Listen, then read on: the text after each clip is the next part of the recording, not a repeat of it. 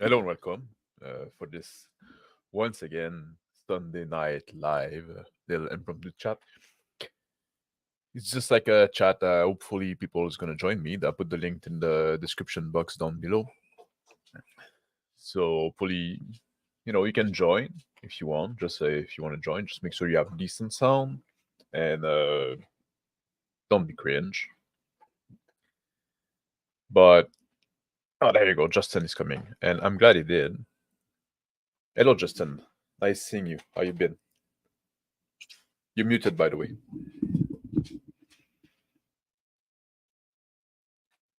Justin, can you hear me? You're muted. Oh, I was muted in the program. I Yeah. thought my mic has a mute button on it, so I was checking that. um, First, what does this need to have decent sound and not be cringe?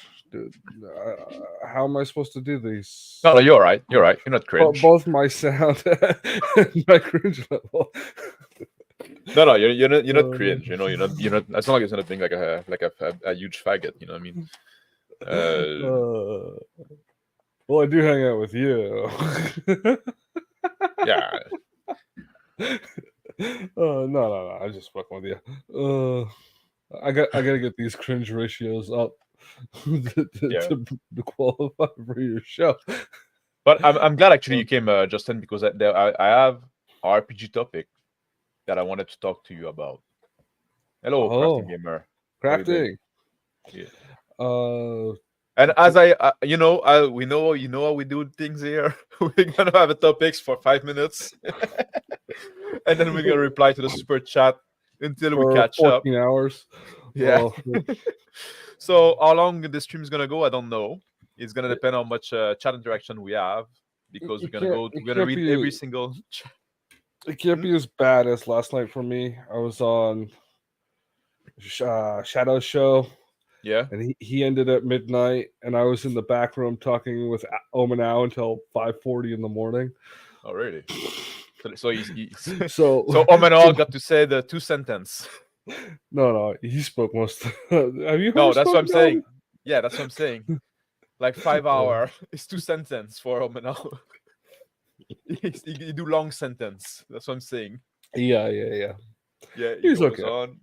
Yeah, he seems like a good guy, but he, Yeah. he does. Yeah, he does talk a lot. But who am I to talk? I fucking ramble, No, ramble. no, no, no, no. There's the candle that is Mr. Max's speaking abilities. Then there's the bonfire that is like an orator's speaking ability. And then there's Yeah, the greater star that is Omanau's speaking ability. On the scale of things, yep. I can be verbose and literate too. Uh, Well, you know some words. I You can know at speak. least one. Hmm. It's Yeah. called cringe. All right, Justin. What I wanted to talk to you about tonight is encumbrance. I wanted to pick your brain about that because I don't know if you remember we talked a little while ago about equipment. I'm doing like character creation, and then at some point I had to put like hold on character creation to Hmm. go do equipment because you gain equipment through character creation, like by creating your character, Yeah, depending on the profession you pick and stuff like that. which is something I told you I'm a fan of. Yeah, I like like I like the reasonable equipment you should have. You already do. yeah, that's what I'm in edging toward now, like following this conversation that we had. Like at first Yeah. I would say like, oh, you would get those things. I think I'm just gonna make a list of like common Are household you, item and just say like pick any number you want. Pick yeah. everything you want from Well, from that list.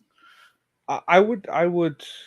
You're doing a life path character Yeah, generation thing, right? So, yeah, so the top end of that would be like born into a wealthy family, yeah. That raised in a there wealthy there's family. you have like your status that Yeah, count for something. Yeah, and the bottom would be like born poor, ended up on the street, was homeless. yeah, That person should start with maybe some rags, yeah.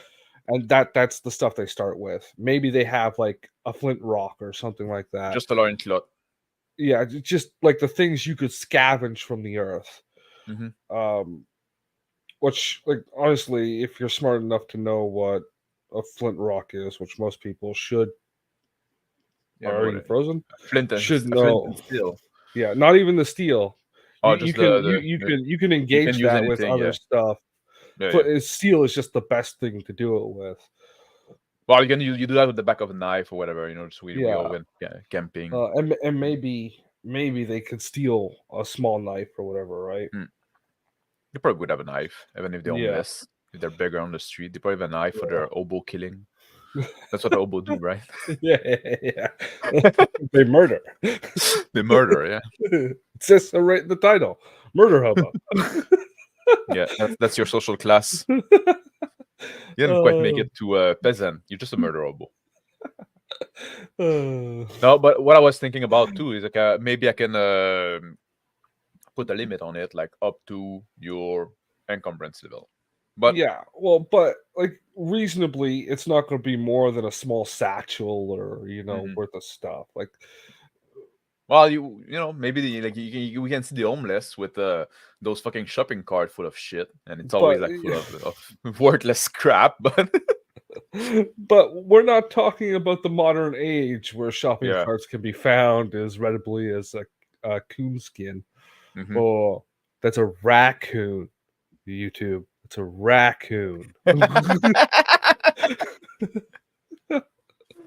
Oh, oh.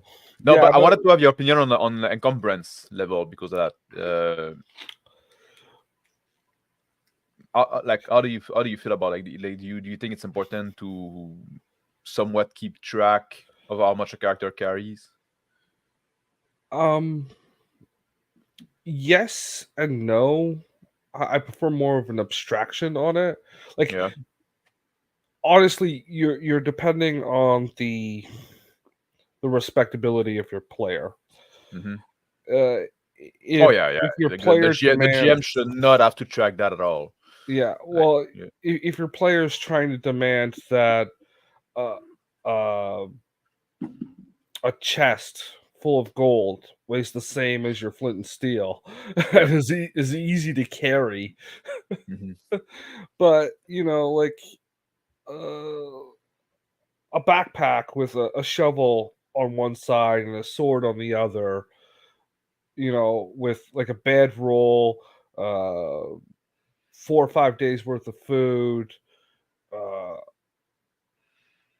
and a couple of like survival tools and maybe like a bundle of rope off one side should be what anyone in this kind of society should be able to obtain with relative ease. Yeah. Like I'm going adventuring, snap my finger, these are the things I'm It's going to it's also, obtain. yeah, because you didn't Yeah, like just sprout out of the soil. You know what I mean? You yeah, did live a life before that. You did have like, and maybe like you just like, oh, I'm yeah, going adventuring. You ask your father, can I have your old shovel? You know what I mean? You got like a yeah, background there. Yeah. yeah. Mm, And like a lot of those stuff you would have if you're mm, not the homeless guy who's in tattered rags with maybe a rock he found on the ground that he can spark. mhm, Um, but yeah, most of those levels should have, and then I would expand the quality of those things more mhm. than the number of things you can carry. Yeah, no, yeah, I see that. What I was thinking, like maybe like some items should be like more specialized, more like like if Yeah, you can get a knife, you can get like yeah, maybe you can get like a shit sword, yeah. or like a one-handed sword and stuff like that. Maybe getting a shield would be a little more complicated. Maybe that's something you need That to would be a acquire. quality of item thing, Yeah, in my opinion. That yeah. If would you want be to get a like, long sword, if you want to get like you won't get like a bec de corbin if you're a peasant. yeah, If you're a knight, if you're a noble, you can. yeah. So Um, I was thinking maybe like making lists of an object or something like that, or like of level of object, just to keep things simple. And then the yeah, class say, and you can pick any number of object, but then yeah. like within reason, that I need to have like this thing about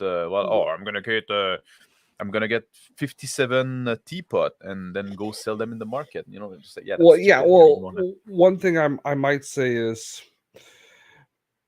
there's the list of stuff you can get, but the higher you are on the quality of things, because I'm assuming your life path system is going to be sort of random in generation. For the moment, I don't have the. I'm probably gonna make a random option later, like Yeah. after that. But for the moment, you pick option. Okay. But the path is kind of limited based on or each option has a cost, Yeah. and the cost depends on previous option that you picked. Yeah. Yeah. Well, what I was thinking, because Mhm. the way I was gonna do that, with the ideas I'm toying with, is the higher you are up on the like the more beneficial your your your class is, the more Yeah. those things just get. You don't need to select it from the list because it just comes with your character. Yeah. So like, But I also don't want like to fill the character all of full of full of random crap they don't care about. well, all that stuff on that initial list should be basic survival and you know, But you don't also need like to worry about a short sword because you've already got a long one or a mace or whatever yeah, but weapon you also choose like to carry. you don't need to worry about like a skillet if you're gonna adventure with a group and like somebody else Yeah. got it. Well, that would be you might want to carry it just in case. Like I would personally carry the basic cooking stuff each player, like one Mhm. skillet, o- one meal's worth of cooking thing or whatever. Not because you're not going to use it, but because it would be stupid not to have it. You're not going to have the stew pot. The cook's going to have the stew pot, but you're probably going to have one small pan for heating like a rabbit on or Yeah, something, or maybe the little well, fold up thing for roasting a rabbit over a fire. or maybe you just like stick your rabbit on a branch. I don't know. Yes, but I'm assuming your noble character would spend the 4 silver on Well, the the noble character also sophisticated. might be used to have servant doing that for him. Yeah, if he's not got all that stuff being carried Yeah, by a Guardian hand. the Rune. Hey, Guardian, if you want to jump Guardian? in, I put the link in the chat there. So everyone in the world goes adventuring. Well, if it's a medieval world, the people would be more familiar with nature. LOL. Yeah, Yeah, people yeah. there's That's some skill that they would have by default that we don't nowadays. But yeah, and yeah, that's the point I was getting at in our previous conversation with yeah, the equipment. Like, if I was playing a modern game, I would have, you know, like bleach if I wanted to make something that needed bleach or whatever. I wouldn't have to go out yeah. and buy that. It would be in the cupboard under my stove or under my stove. Yeah, that's where I keep the bleach, everybody. I'm still Under your alive. stove. Yeah, don't do that at home. Under the sink. Under the sink, yeah, it's more Yeah, reasonable. yeah. Yeah, under your bed. No, no, no, no. It's in the minibar where bleach belongs. Yeah, yeah, you all need a chaser sometime. But Yeah, yeah. fucking people. Anyway, so I agree with you. I think that's a great idea. Just have like just not fuss about with the equipment because say like, well, you had a life before, and maybe like yeah, some class are gonna be more limited. Like some well, Yeah. when I say class, I mean social class because it's a classless game. But some occupation, some social class will be more limited. Well, Uh, like the guy right above the homeless guy, if you yeah, have that class in your game, which I recommend, that would be a yeah, good like he's a laborer. Yeah. yeah. Well, I'd say the guy right above him, he Hmm. doesn't have a sword or a long knife. He's just got that shovel, and he's got to Yeah. fight with it as well Hmm. as doing like odd jobs Yeah. until he can afford to get a sword or whatever, Hmm. which should be like easy to do on one of your first Well, what I was hand thinking make about, classes or whatever. I'm thinking about like giving them like some specific object that are like specific to their Yeah, occupation or whatever. Everything you did, like you like maybe you got like a yeah, specialized tool for some stuff. Like yeah. you're a leather worker, you got like a specialized leather working tool, whatever. Uh, I, that I not just, everybody would have. Then you get some money that you can spend mhm, however you want, and then you pick a bunch of object from a list. from a Yeah, list, yeah. yeah. To Um, make your pack to start. Yeah.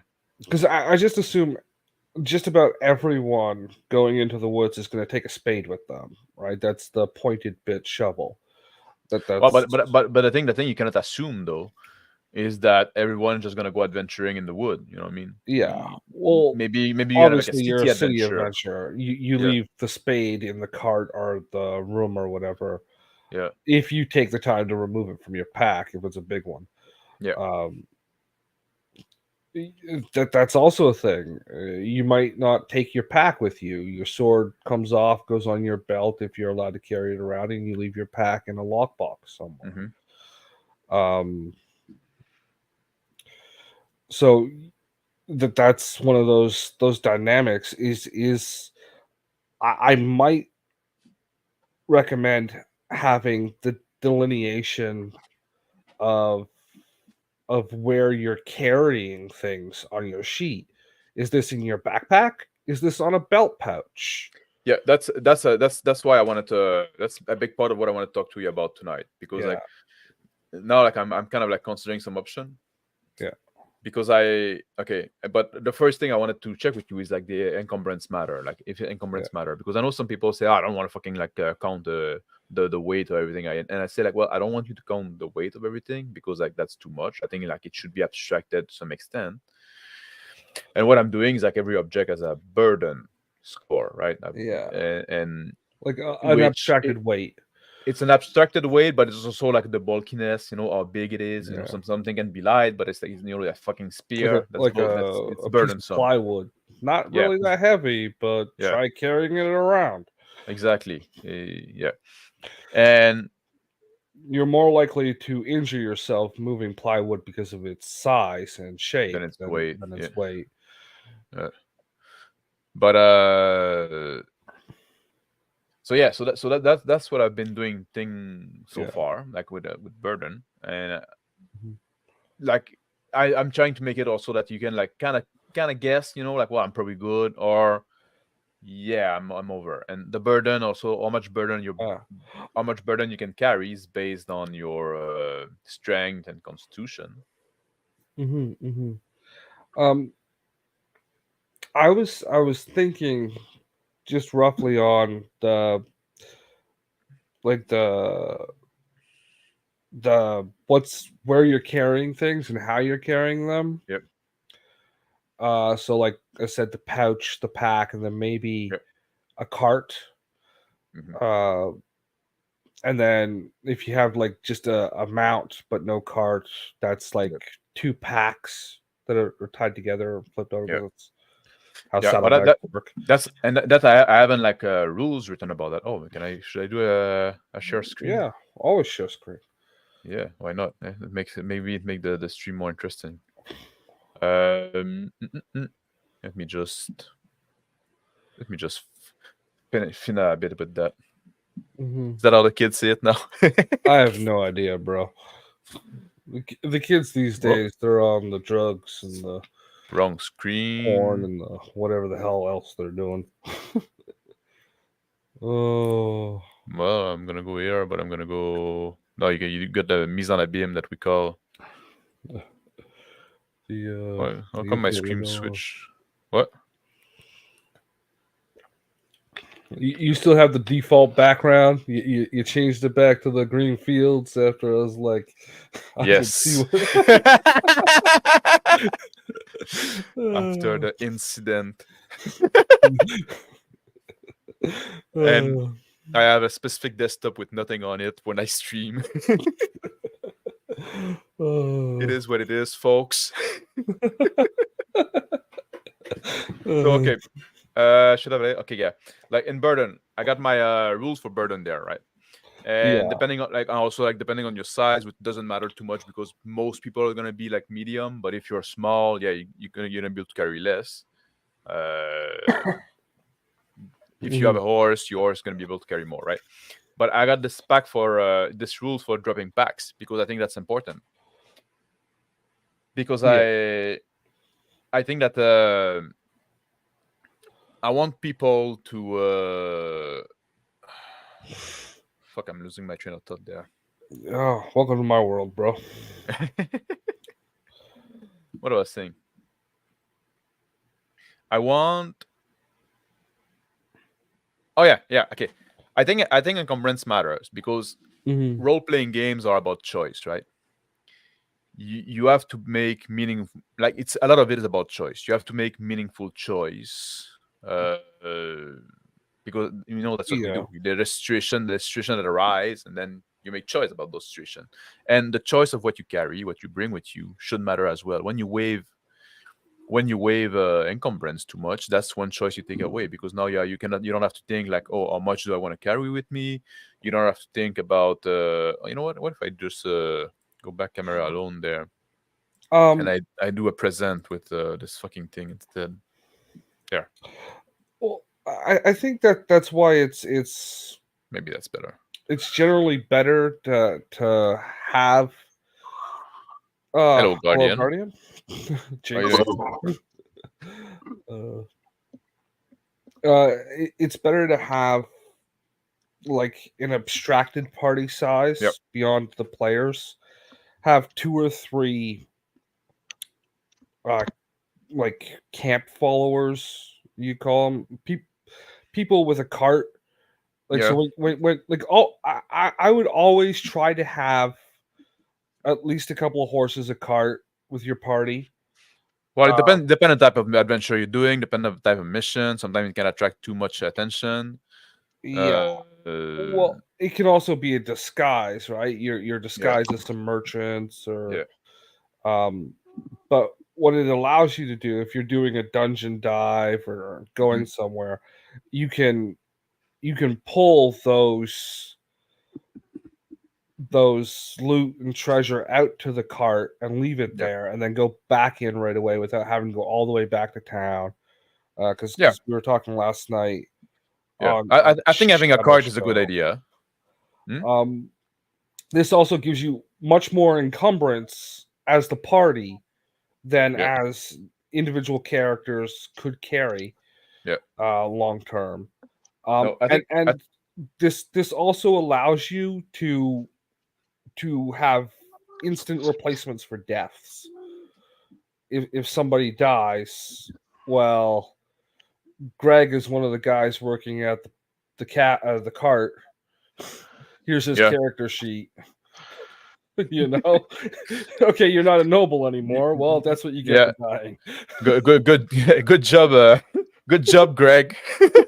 Good job, This Greg. You're adventure, promoted to level 1 fighter. exactly. This adventure just die. So now, why y'all know you don't go in that dungeon? That sounds like a great idea. Who Hello, wants a Dice. slightly higher cut of the loot?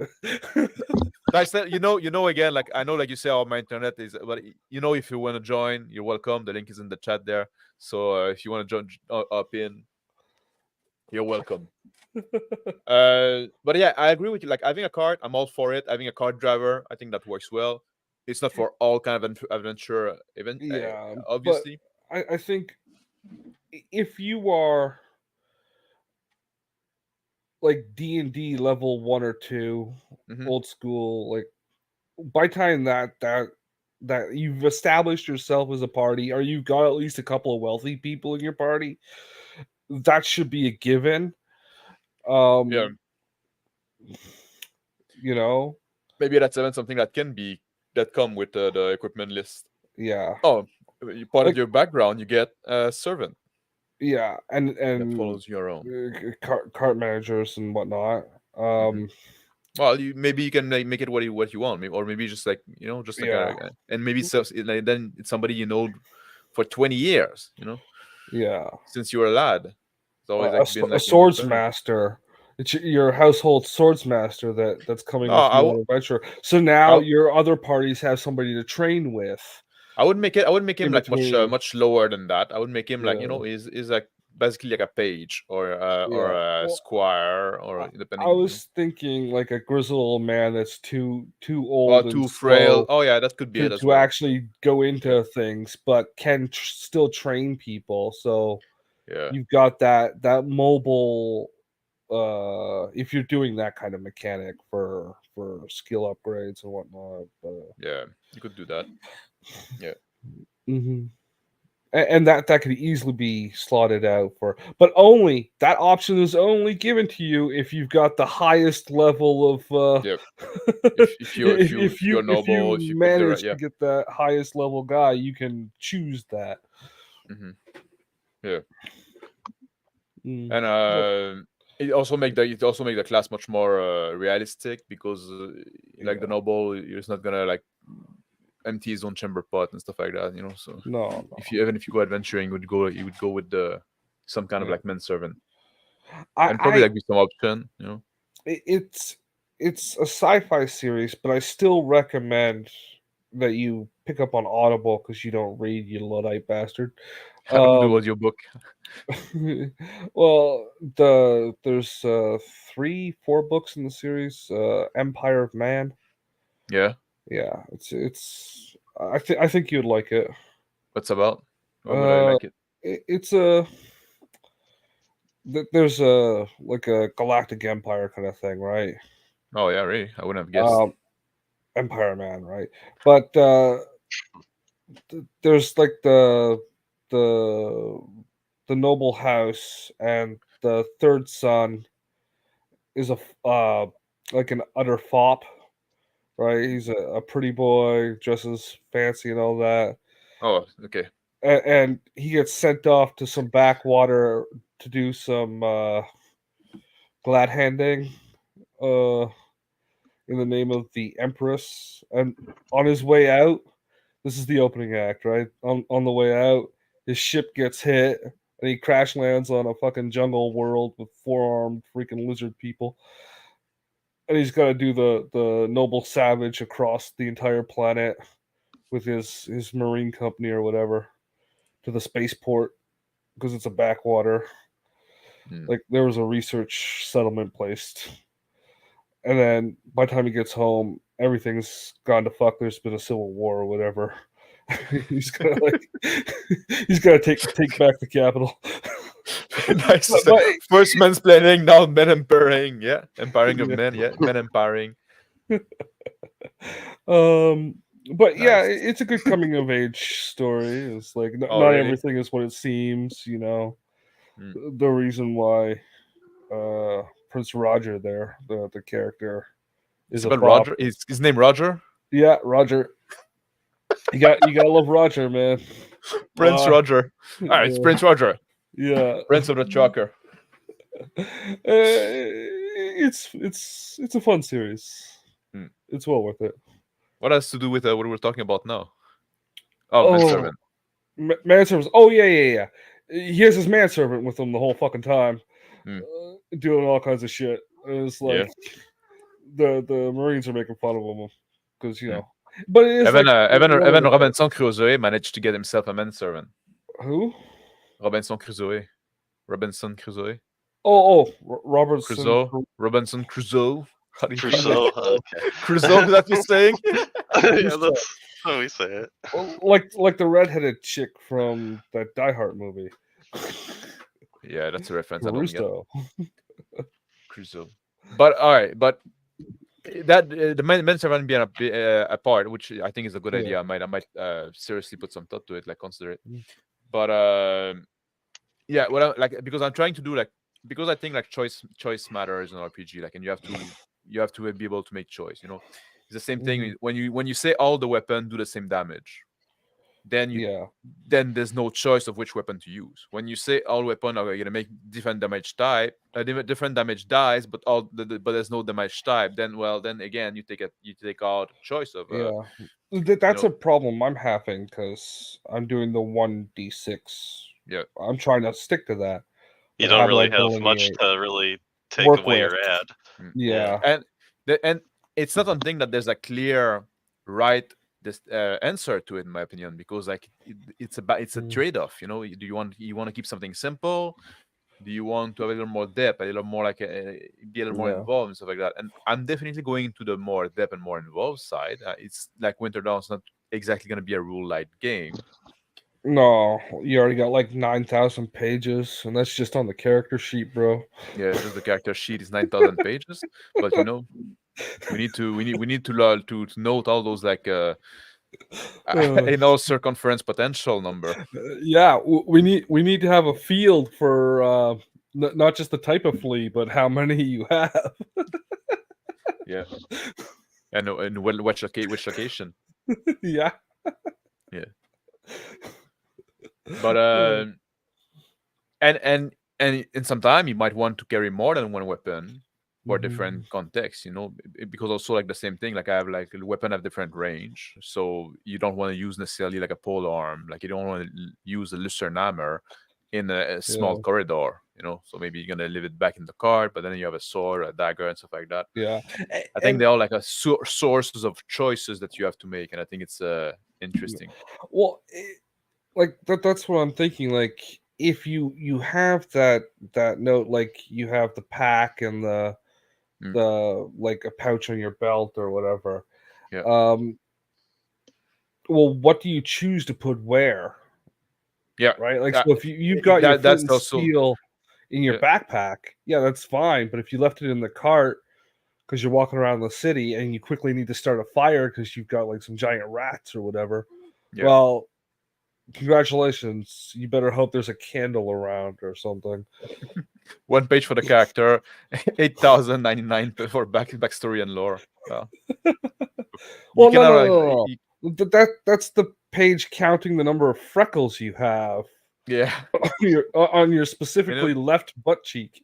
I want a very detailed backstory. So like it's 1 page per day of your life. So if you if you start a journal right now, yeah, you better start a journal right now. Like, and by in a few years we'll be able to start playing when you're done writing your character.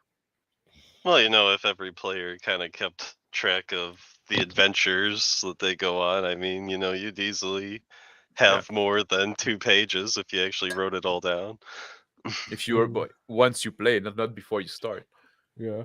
Hey, we got the magics of AI now. Oh yeah, it's true. Yeah, write me a backstory for a character, 1 page per day, from his birth to when he started adventuring. You get like 12 pages. Write the next 12 pages. What's the next 12 pages? Yeah. Oh yeah, he does like by 12 page at a shot. Something stupid like that. Oh really? That's still quite a lot. I did that. I did that to Shadow last night. It was like making fun of one of the people he was talking to because she's afraid of spiders. So we started making up different types of spider creatures. I just started throwing the stats. And I had ChatGPT write up the stats and bio for the spider creature. I was sending them to him. Now that the 1,000-year-old vampire creator said that he doesn't want right-wing people to play this game, like there's a niche opening in the market for all the right-wing people that would want to play a solo journaling game, right?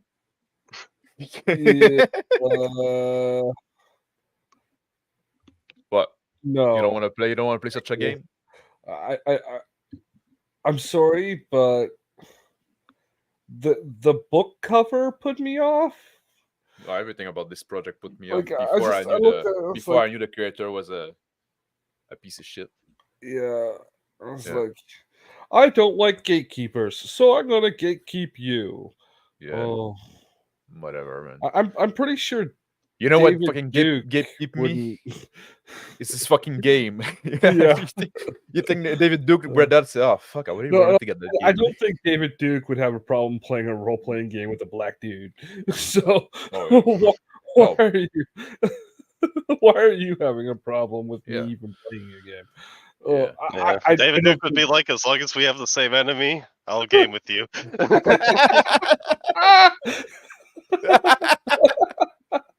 Oh yeah, he's a good guy. So what I was saying is choice matter, and like the choice of weapon you can have, but once you start to waving too much encumbrance, and even the type of armor that you wear, you know what I mean? Like I don't like the thing that you're gonna be limited in your decks because people that know something about armor, they know you can wear fucking full plate armor. You're not gonna be less. You can swim with the fucking shit. Yeah, you can do like somersault and shit like that. Well, but It's really just about like how much fatigue would you get. Yeah, and you get Yeah, used exactly. to it. Usual in game for alt-right, 1,000-year-old clansman, or 1,000-year-old Reichsman Yeah. with a 1,000-year-old Reich. Oh, But so you had a what? great parody of what was that Civil War song? But I don't know. I'll find it later and send it to you. It's a good parody. But so yeah, and like the type of armor that you have would tire you faster. Like but Yeah, that's the way I'm dealing with that. Like now it's and just like you'd if build you want up to wear like a endurance full for plate that. armor, what? You would eventually get used to the weight of Yeah. it.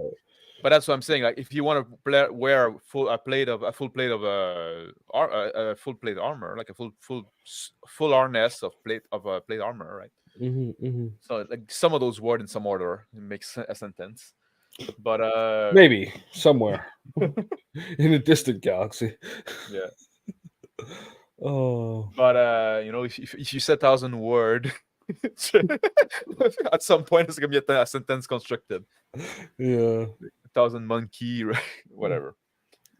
But that's the thing. Like, so the drawback of the full plate armor, the full plate armor is gonna protect you very well, but it's heavy. So if you're tough, if you have like a lot of strength and constitution, you can wear it, but it means you won't be able to carry as much other thing because it's still quite heavy. Yeah. It's not that you can't run from Yeah. the bandits that outnumber you beyond all belief. It's that they will eventually catch you. And there's no exceptions on that. Yeah. And this is what I do for burden, just because now I'm going a little more in the weed. But it's all gonna come back to the question I wanted to ask you later. We'll never get to that. Yeah, probably not. What I'm doing So with it's all burden, multiplayers based off of size. yeah, there's a multiplier based off the size. Most people are gonna be medium. That's like a size for human, whatever. I'm not. That's not the part that I'm going very super innovative. You know what I mean? You see, the game I'm writing, I'm a far more purist than you are. There are only humans. Yeah. Yeah. There are technically elves, but we call them Norwegians. But like a horse is like a large creature. So even that, and then you can know how much the horse would carry, right? Yeah, that means like having a horse would be very valuable. Yeah. I mean, yeah, it's a beast of burden for a reason. Exactly. Yeah. And what I was saying, yeah. So you got like this give you like your encumbrance, your burden limit, right? And you can carry more than that, but every time you carry more than that, you have a penalty on your roll, every roll. So you're gonna lose if you pass it one time, you're gonna lose one success for every roll that you make. Yeah. And if you and not only that, but every time that I talk about the spirit mechanic, right, which is it's a mix of both your moral and your stamina, right? Now every time that you're gonna lose some spirit or spend some spirit, you lose one additional point. If you pass your burden limit twice, then it's gonna be like 3 success malus on every roll and three additional spirit point lost every time you lose spirit point. So you can get so it actually like gets you tired faster, right? That's the idea. And spirit is very important because you can spend spirit to get bonus dice in your dice pool, which represent where I'm putting more effort into that thing. I'm exerting myself a little more. But now doing that, if while burden, well, then it costs you more, right? And the idea is like I wanted to find the right balance where maybe most people are gonna be slightly overburdened, right? So they're gonna go past. They're gonna pass their when they're adventuring, but it's gonna be in pack. It's gonna be in stuff like that.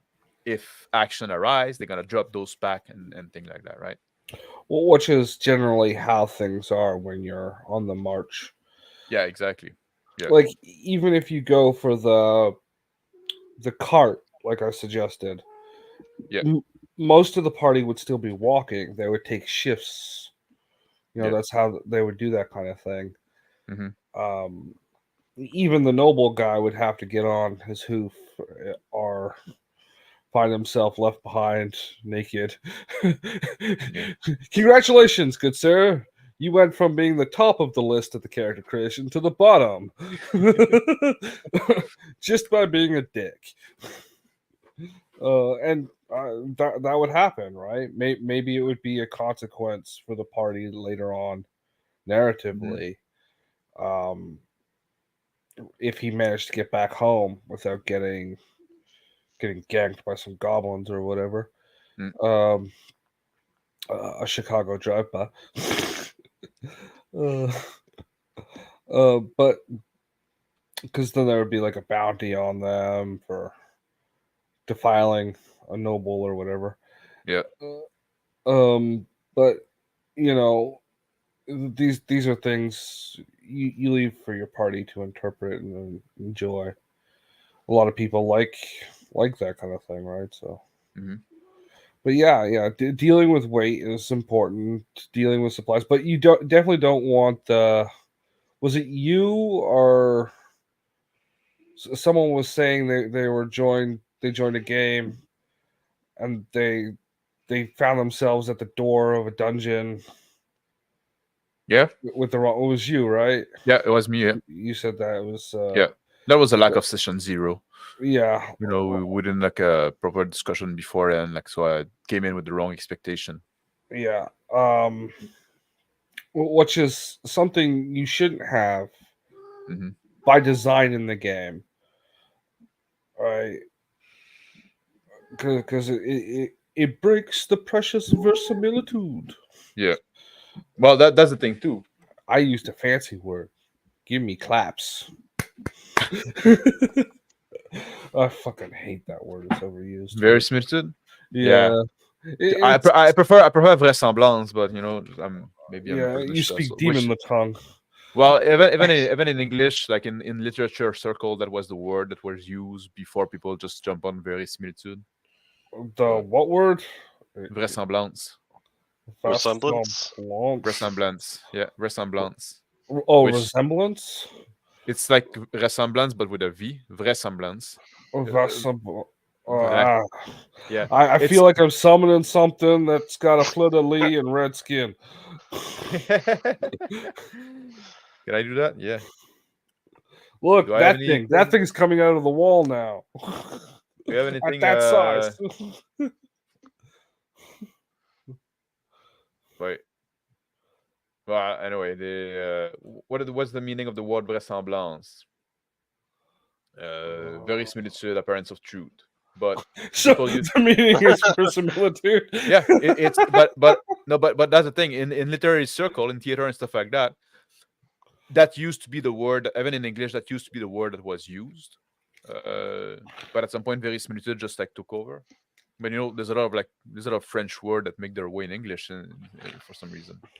And the reason being that we colonialism. The Normans fucking conquered you. Colonialism. His brain grew 3 times that day. Yeah. But a semblant, you heard the word like faux semblant, right? The expression faux semblant. I think so. Maybe. Yeah. You tell me. Faux semblant is to things that look to be alike but are not. We would say resemblance. Resemblance is things that resemble themselves. Okay. And vraisemblance, so semblance is looking like, and vrai is the same thing as very. It's true. Okay. So look like true. Yeah, it just has to have the appearance of truth. Like, you don't have to be like an expert in everything. You just have to make things not break immersion. Yeah, exactly. Things are plausible, Yeah. Plausible. I know plausible. Yeah, vraisemblance. My IQ just went up. Well, that's why we tune in. That's an educational program.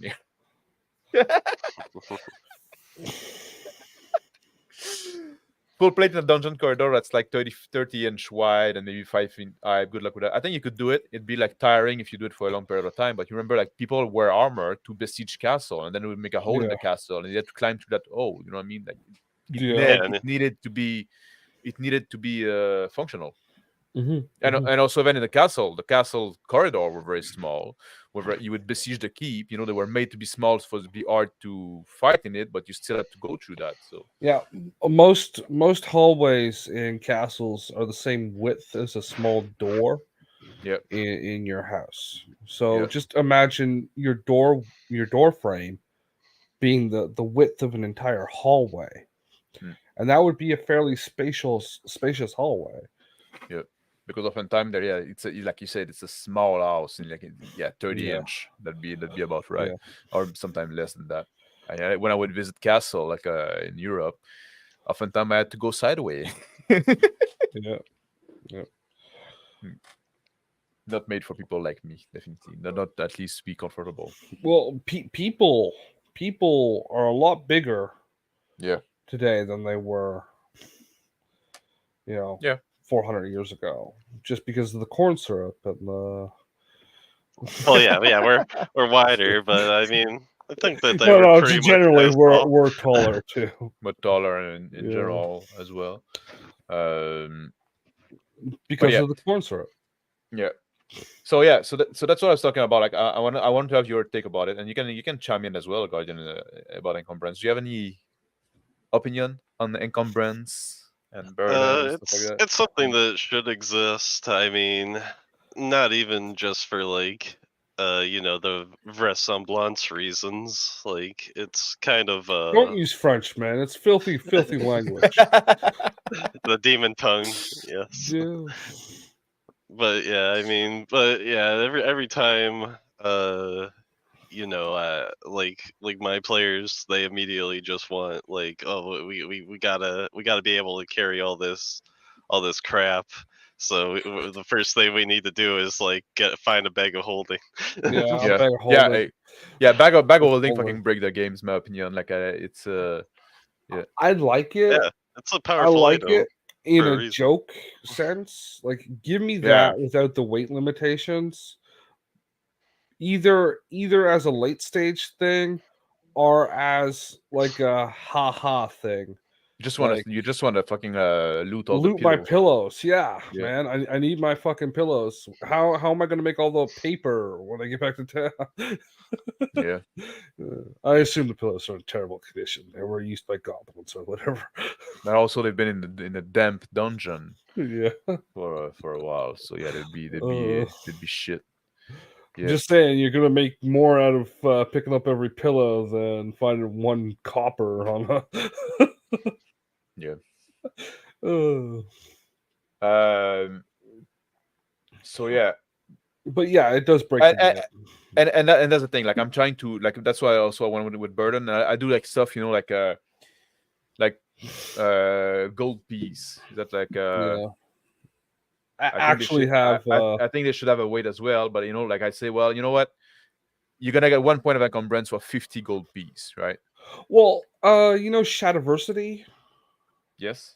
He did a great video Oh yeah, on how much gold. like gold or coins you Yeah, could carry, like he like weighed how Yep. much a single yeah, coin was, and then like, oh yeah, how many could you put in yeah, one bag, and how much encumbrance would that have on Yep. you? yeah. Yeah, he Because did that. the Aussies have a dollar coin as well, Yeah, but like it's we do. bigger and thicker. I think it's like and Also, he wants to kill you because it's Australia.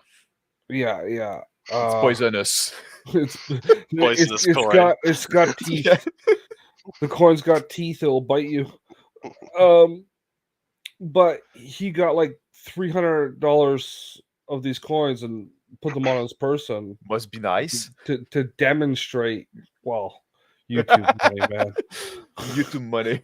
Yeah, I When he don't know. got the million He subscriber. got a bunch of the fucking coins and he Yeah, put them I on think his I person found to I show found his you how. content like it's quite. It's not as quite as good as it used to be. I used to quite like him, Yeah. but now his content is shit lately. It is. Yeah, and since Oz But left is too. Oz left? Yeah, Oz left. Yeah. Yeah, the guy that was kind of like a football hooligan The type fat guy. dude. No, like the guy that was kind of semi-based. Yeah, Oh. yeah. Yeah. Mm. Anyway, I don't know. It doesn't But matter. I saw the video you're talking about. Yeah, he put a bunch Yeah. of coin in his pouches and he see how much they weighed and stuff like that. Yeah. Yeah, how much you can carry around because Yeah. people were doing that very thing you're talking about. Mm. Like the coin is 40 pounds.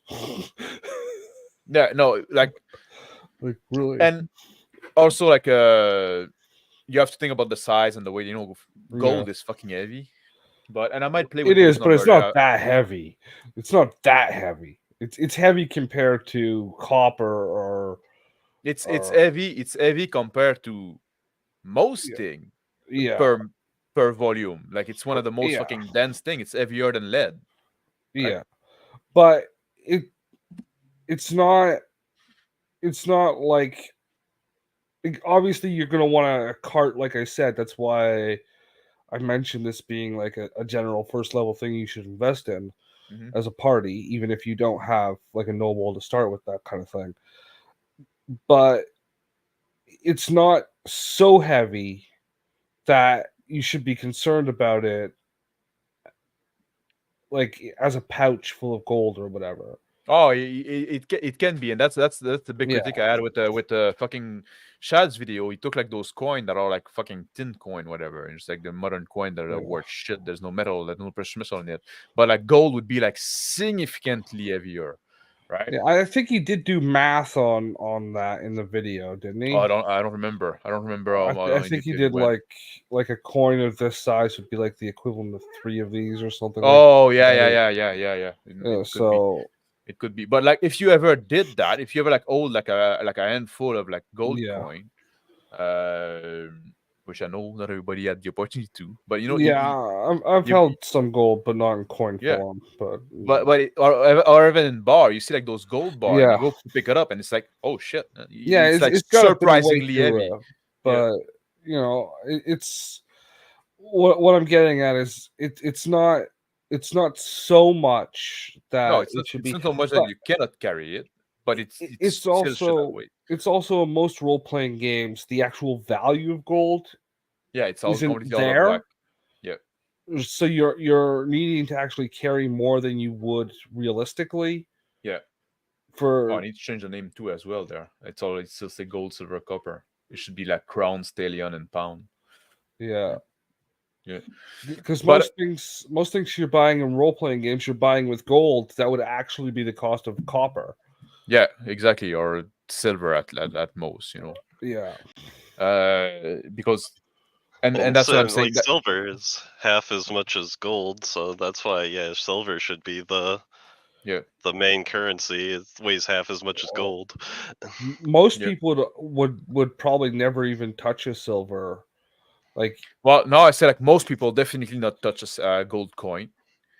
Like I do, like gold is like the money of noble, but yeah, use it for like to buy for like land, to build land or hire castle. Yeah, mercenaries or exactly, to do like you know, trade. Yeah, exactly. Like it's you like a merchant should never be dealing in gold for the most yeah, part, unless they're a and I say gems merchant. silver is the money of merchant, Yeah, and copper is the money of like the peasant and stuff like that. yeah, Which, but they mostly do barter still. But you know, most things yeah. are priced in copper. If you go to my Mhm. if I could go to my equipment, you see like there. And It's like like, well, the weapon. honestly, Okay, so that's those are the wage. Weapons are a bit more pricey, but you know, like a light spear, yeah, it's £3, 3 to 5 pound. You know, mhm, so accessible to anybody. yeah. Uh, And what is the pound in your? Is that the a silver? Or pound, a pound, oh, the weight, WN. the weight. No, it's the name of the copper piece. It's called a Oh, pound. okay, yeah, Yeah, okay. So it's the copper piece. PAWNS, and yeah, it's a copper piece. Yeah. Yeah, So, oh, I didn't update my document, so I don't know my most recent there. Like obviously a pistol, that's much more pricey. You know, it's gonna be like a yeah. Oh, cheap so one's you're gonna be doing 17 silver. Yeah, firearms. that's gun. Yeah. What did I put oh, it's melee weapon. Gay. What's gay because I have guns? Yeah. You don't like guns? Oh, I like guns. It's a fantasy setting. You got guns in a fantasy setting. That's what they do in New Oh yeah, D&D, man. I said it like it's a little later You know, it's Okay, like okay. late medieval. But I know, like people always complain about guns, right? Guns have been around longer than rapier. Nobody fucking complain Yeah. about rapier. Guns have been around longer Well, than greatsword. rapier's a variation of a sword, right? You know. Oh, you Yeah, got a variation of a sword, whatever. Yeah, yeah, I but mean, you could it's also even. you need it. Yeah, go ahead, Guardian. I was like gonna say like yeah, I mean you could even say like some kind of gun like if maybe like early medieval or whatever we would consider Yeah, like a dark age. Hmm.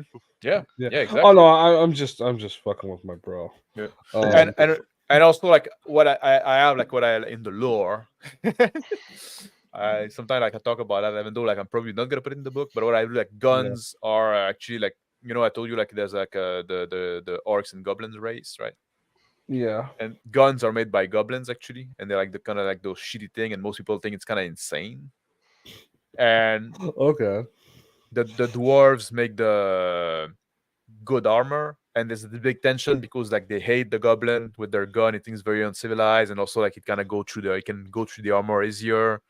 So they're very pissed off about that. yeah, But now humans still like start like using gun and trying to produce their own. But it's kind of like it's still like it's still kind of new in the world because of that. okay, But it seems like there's this tension between like, well, no, we do the good craftsmanship and we do nice plate, and it's no, guns are uncivilized and they're yeah. a savage weapon because anyway. Do you have a catastrophic like the barrel blew up, you lost your arm? I need to I need that's something I still need to work on. Yeah, I have thing like if you use a gun like inside, you're gonna be stunned, because of the yeah. noise. That makes But I sense. yeah Every third, fourth shot, someone dies on your own side. yeah Yeah, you can use guns. yeah, and also like it's only like muzzle loader. Yeah, so it's like So a you three turn for one shot or something stupid like that. well, it's like you have to roll, so you can actually get better at reloading your gun. It's like everything's a Okay. skill. So there's that. But oftentimes, like most people, it's going to be like, well, you're gonna have a one shot, Well, I'm just and saying, then you go in melee. you basically gave everybody in your campaign world or your setting world or your game world the ability to have fireball. Yeah, Yeah, you yeah. fucking filthy magic user, You can have giving everybody grenade. fireball. Yeah, yeah. Well, Like, it's not All magic. all I wanted was my simple like caveman D&D. all I wanted was a club and a loincloth, Yeah, and you gave me all this other stuff. but that's the thing. Also, I find like it's always easier to take it out if you want to say, well, we're gonna, if we want to have human only campaign, which I say you should, you probably should. It's easy to say, well, we're not going to use those arrays, and then there you go, the rest still function. Then, if you want to say, I want to have like a more traditional fantasy, adding them is a little difficult, a little harder. So I say like I'm going to provide the option, but Mhm, mhm. yeah. By the way, all that to say, so yeah, I think like and like if you have like 49 gold coin, like, well, congratulations, they don't weight anything, because I don't want you to calculate everything. Like, oh, that's one, Yeah, you're not gonna do like fucking fraction. Like when you pass 50, well, there you go. Or actually, I it's a say that full pouch or whatever, and a full pouch actually, glaze. I think I'm gonna say that the first, like, the first 49 weight 1, you can go up to 50. Once you pass 50, and then another weight 2, so you got like 51. Yeah. Yeah, Yeah, or something like that. I don't know, I might feel a bit with it. Maybe I'm gonna say if you pass the half, you get the weight.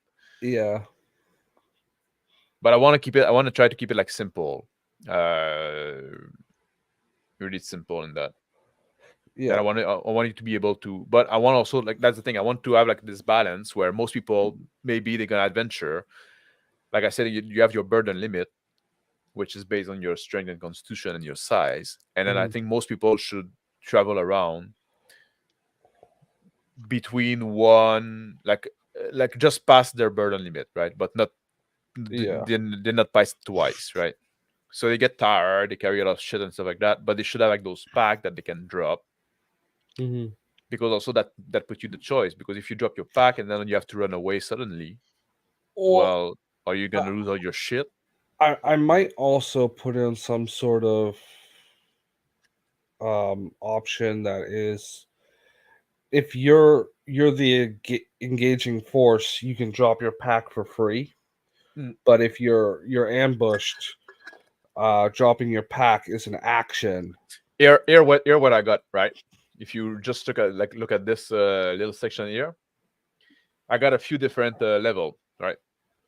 If it's something you hold in your hand, you can drop it for free as an Yeah. action or a reaction. There's no roll needed, right? Hmm. So you got a staff or a spear in your hand, so that you want to drop it. Well, that's fine. Yeah. Just drop it. If you have something like a bag or a sack over one shoulder that you carry, just like you can drop it as a free action. Doesn't cost you any action. Doesn't You don't need a roll, but you cannot drop it as a reaction. So if you get ambushed, well, now you're stuck with your Okay. Okay. Yeah. I see. That's the with third what line. you should. Yeah, exactly. Backpack or versac slung across the torso. So if you have something like that, is one strap like that, the other one you is strapped like that, then you actually need to spend an action to take it off. It's Yeah. very easy, and you can do more than one action in turn. You just need to split your dice pool, and now you need one success on a slate of hand, which is like basically dexterity roll, Yeah. like for a small thing. If you have like a belt with pouch that you want to take off, that take you three action to three Hmm. success on a slate of hand roll again as an action, so you Sh- cannot do as a reaction. I should have actually looked at what was on the screen. Yeah, yeah. So I Uh, have those different levels and stuff like that. So now, like considering how you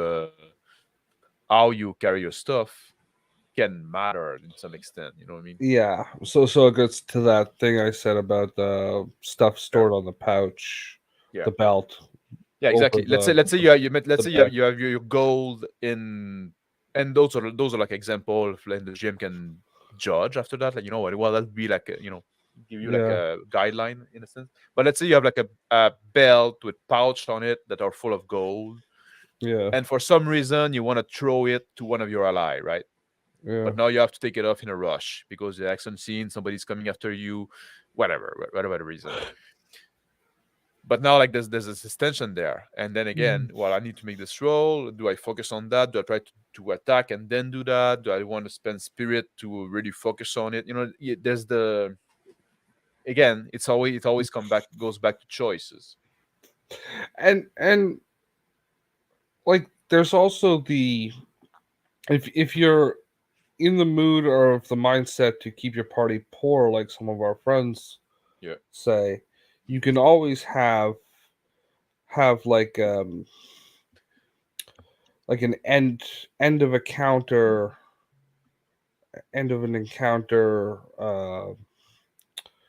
penalty that if they didn't kill all of the attackers, they let them flee, maybe one of the fleeing attackers grabbed a pouch that was a backpack that was dropped on their way out, or yeah, strip resources from the party that way.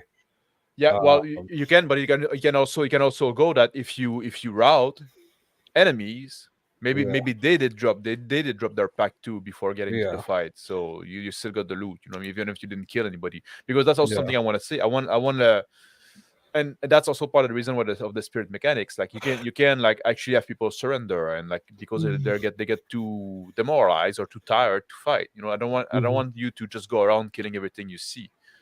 Well, I've told you before. I played an orc in Yeah. a game, and that's how I got that character.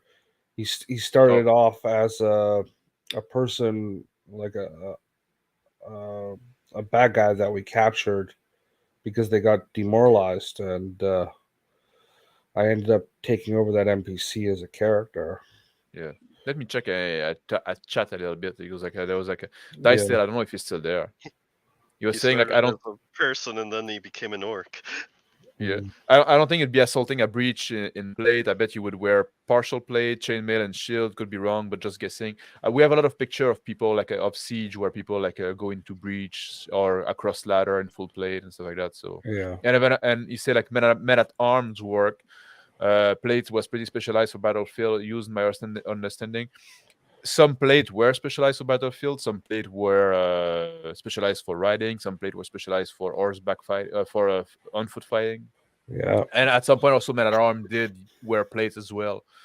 Later on in the period, much like unaccompanied tanks avoid urban area. Yeah, that's true. A tanks by itself is very vulnerable.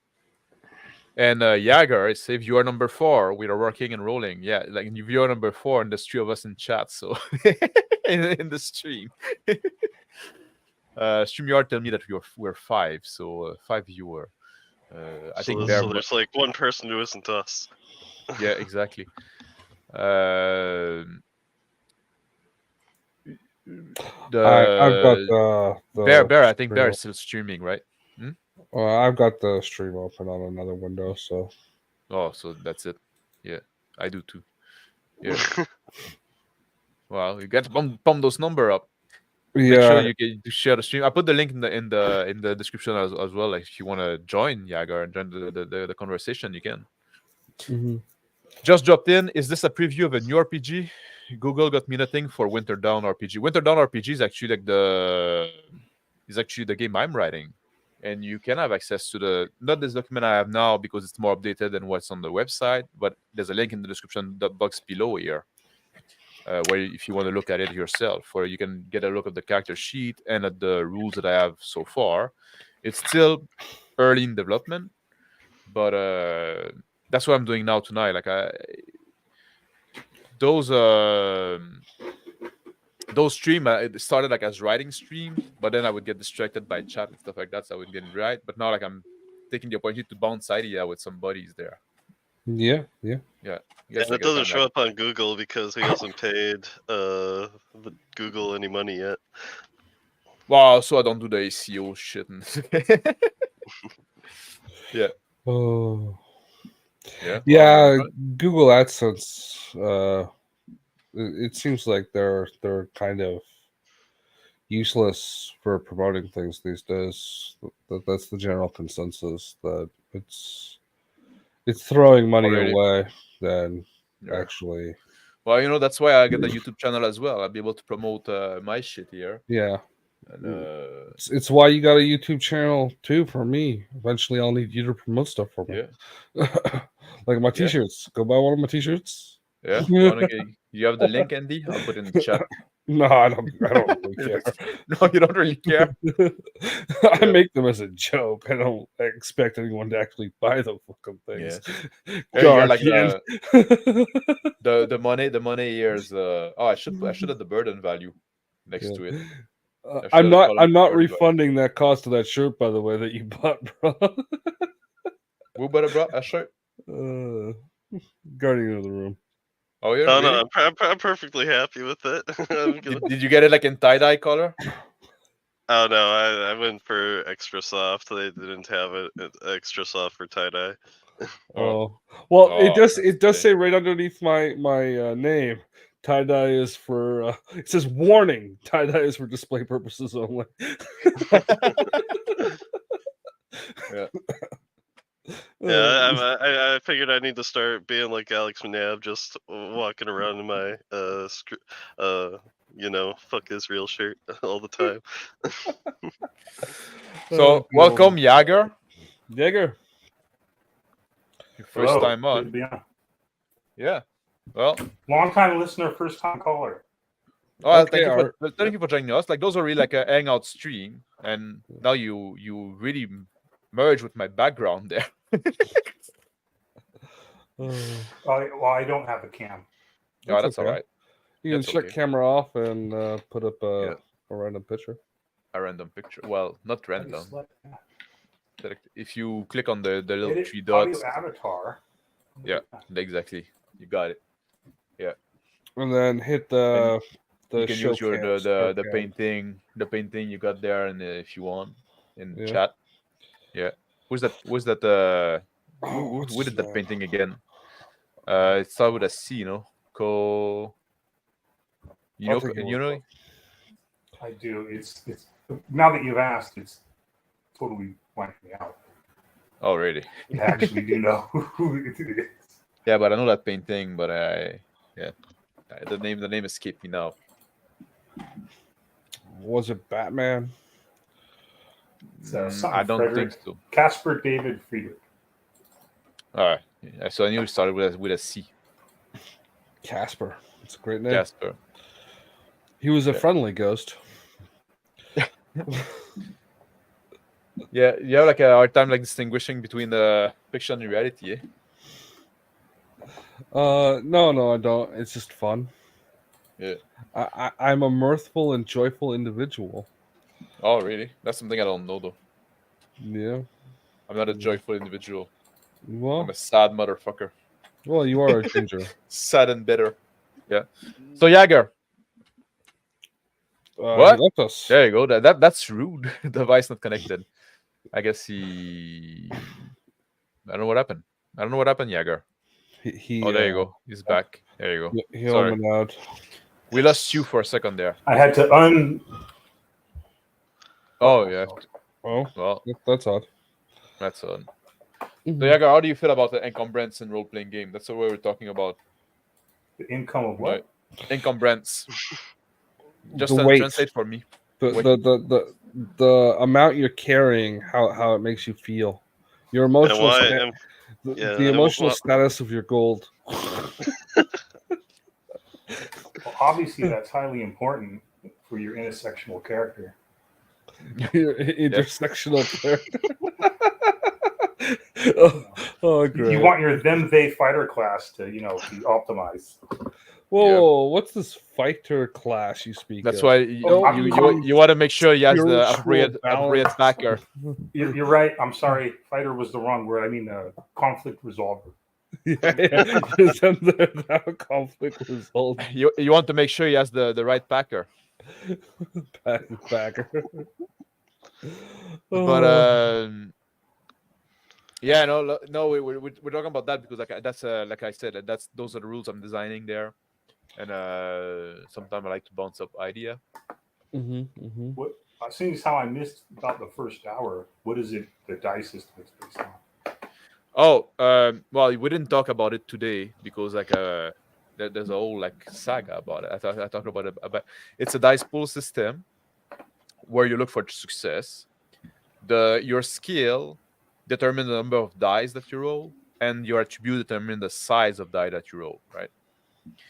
And basically, you get a number of success equal to the multiple of 4. So, like 4 to 7 give you 1 success, 8 to 11 give you 2 success, 12 give you 3 success. You're rarely gonna roll something above like a 12-sided dice. Could be possible, but okay, so you're like a dice step system, but you use the dice step as an indicator for how many of a particular die you roll. Because most stuff like Cortex is like skills D8, attributes D12, roll a D8 and do 12 over target number X. No, exactly.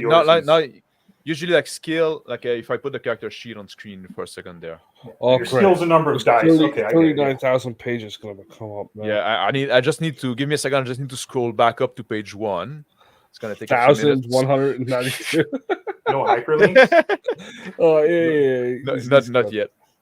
No, I got it out. No, it's like I said, it's still like in development, in active development. So not everything is like and there's still like stuff that change on that sheet. So it's not all up to date. I don't have all the version all the time. I see your skill list of having Witcher RPG flashbacks. My skill list of Witcher RPG vibe? Flashback. Oh yeah, just a big list. Yeah.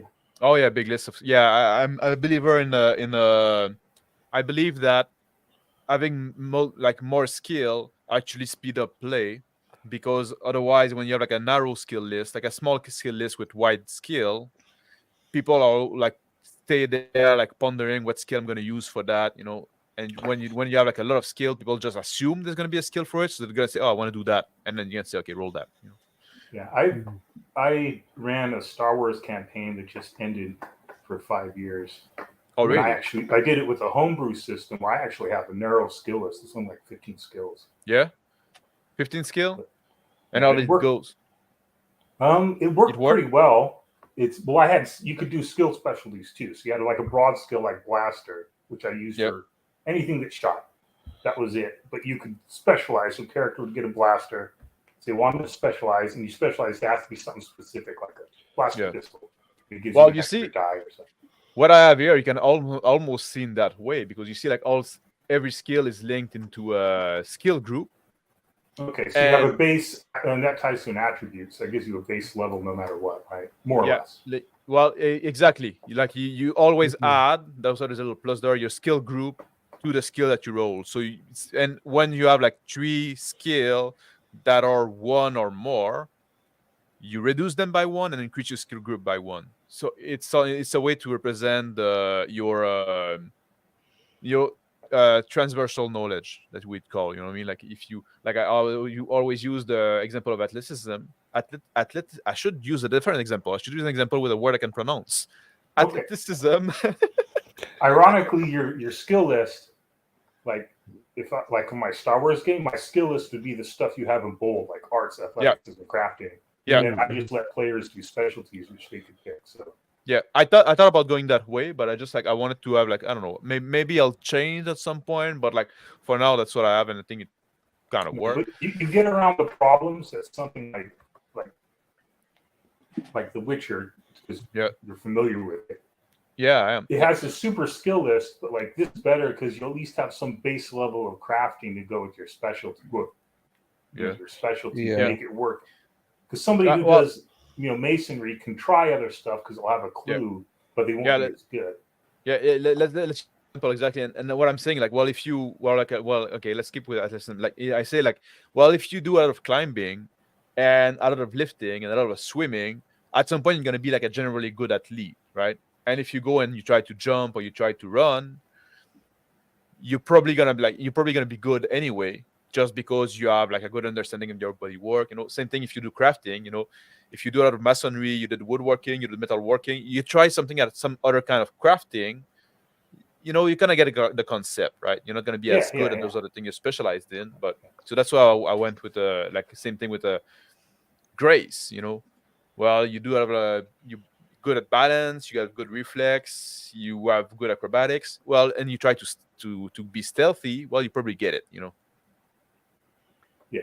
So that actually follows. I mean, it's not what most games do, but it's like the reverse of what I did with my Star Wars game, but it works similarly. Yeah, but the reason also I did it in this way is because you gain experience per skill every time the tempo change. And now, like, this is gonna be old because I talk about that often. Like, it's gonna for those guys that been there before. But every time, like, if you go like from you have a scene initiative, then a combat, whatever the combat end, you can add 1 experience point in 1 skill that you use, right? Mm-hmm.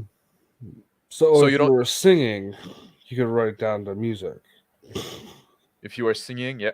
I'm just looking at music on the chart. It's like, why? Why music? Music? Oh, well, why I have music? It's very important, actually. Yeah, it's very important for if you want to play up. No, there's actually a point for having a bard because, like I said, like the spirit mechanic is very important in that game. It's central to the game. Yeah, it's just, your moral and your stamina. I think of the tropes. Like no. No, but it's the kind of thing, like I mean, like if you oh, look at that.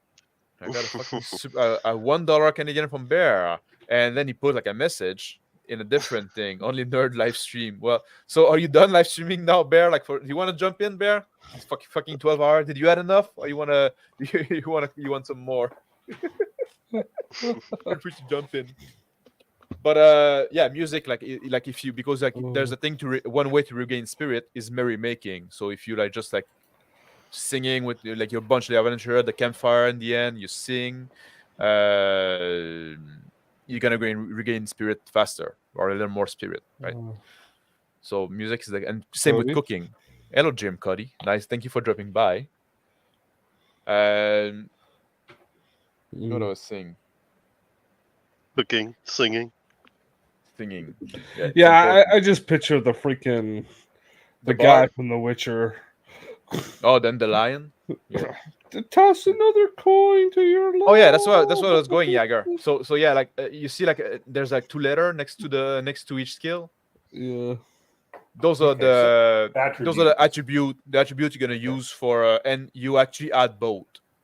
So let's say you want to run, it's gonna be constitution and strength. If you have like a 3 in each, then you can roll d6s. Yeah. 3 in each. Yeah. Oh, look at that! Everybody's the whole gang. Hello, Surgeon Dan. Yes, this is the game I'm working on. Mm-hmm.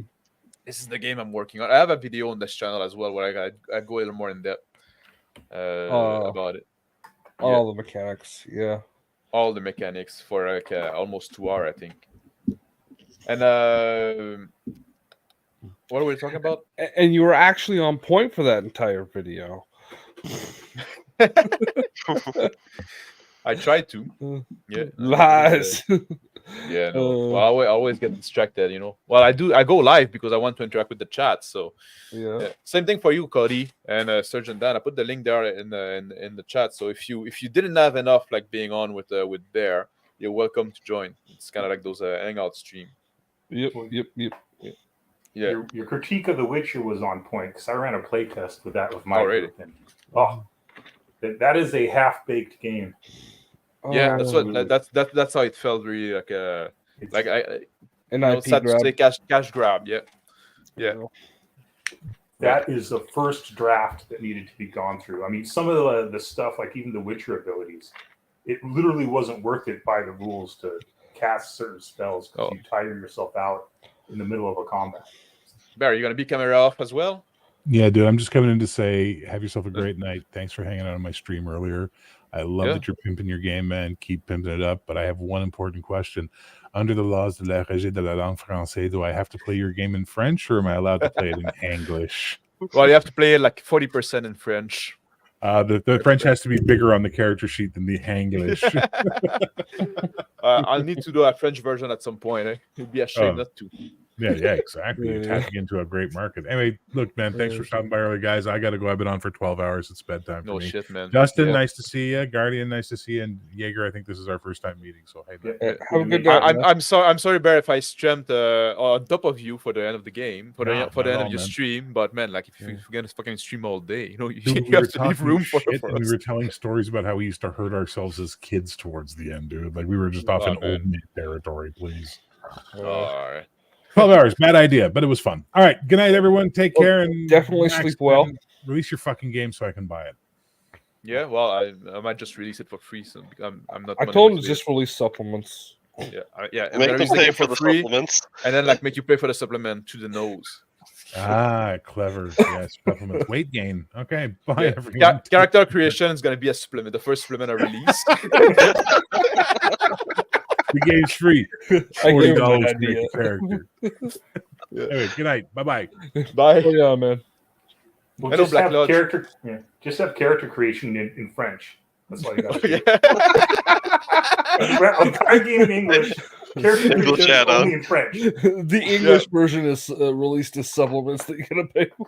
Yeah. And then when you release it in France, do the reverse. Yeah. Oh yeah. Just find your local Frenchman if you want to create character. Microtransaction game, exactly. Well, I did work in the video game industry for a long time. So.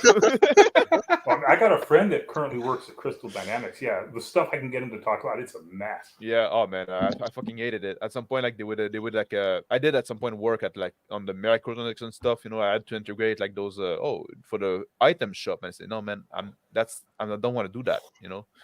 Go send me fucking do something useful. Also, like it was like way below my skill level, and like without like I'm an expert in some stuff, and say, well, but we don't kind of need you there on that project.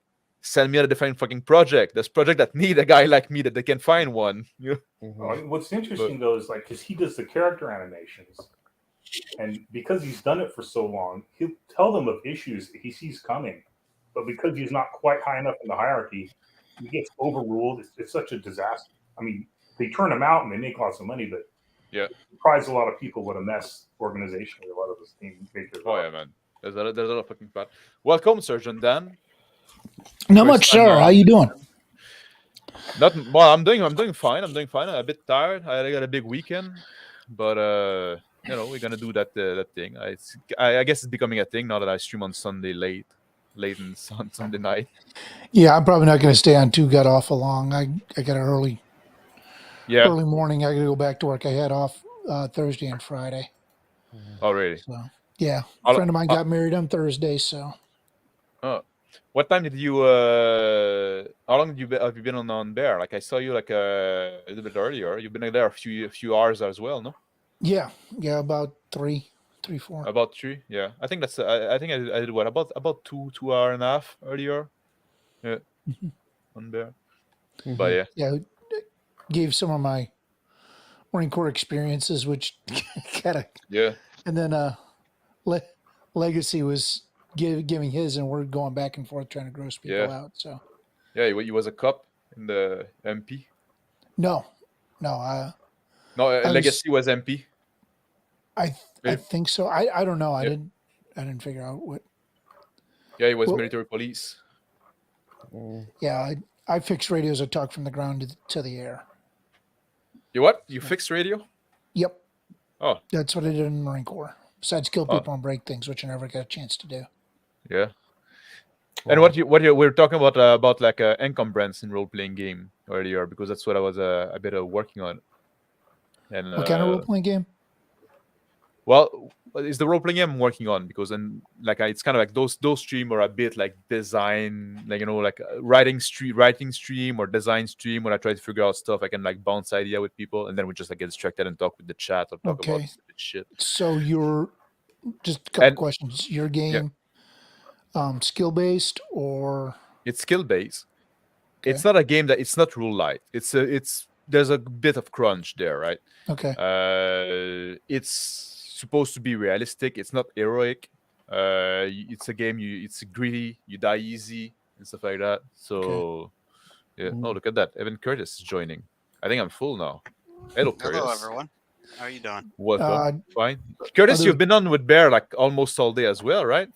Yeah, and then I had an event to go to, and then I just got back. So. Oh, I see. Yeah. So go ahead, Sergeant Dan.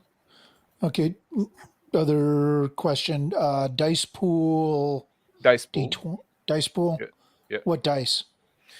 Your level of skill determine the number of dice you roll, and your attributes determine the type of dice you roll. And you look for success. So it's multiple dice. Yeah. Going into dice pool. Yeah. Target numbers. Success. You look for success. Okay. Count number of successes. Does, like in Shadowrun, 5s and 6s are successes and D6s. There's 4 and up is 1 success, 8 and up is 2 success, 12 is 3 success. Okay. Successes. Yeah. D12 max you can go. Well, you could go D20, but it's kind of like very exceptional. Like usually it's going to be D12 max. Yeah. Oh, that's interesting though. Thank you. No.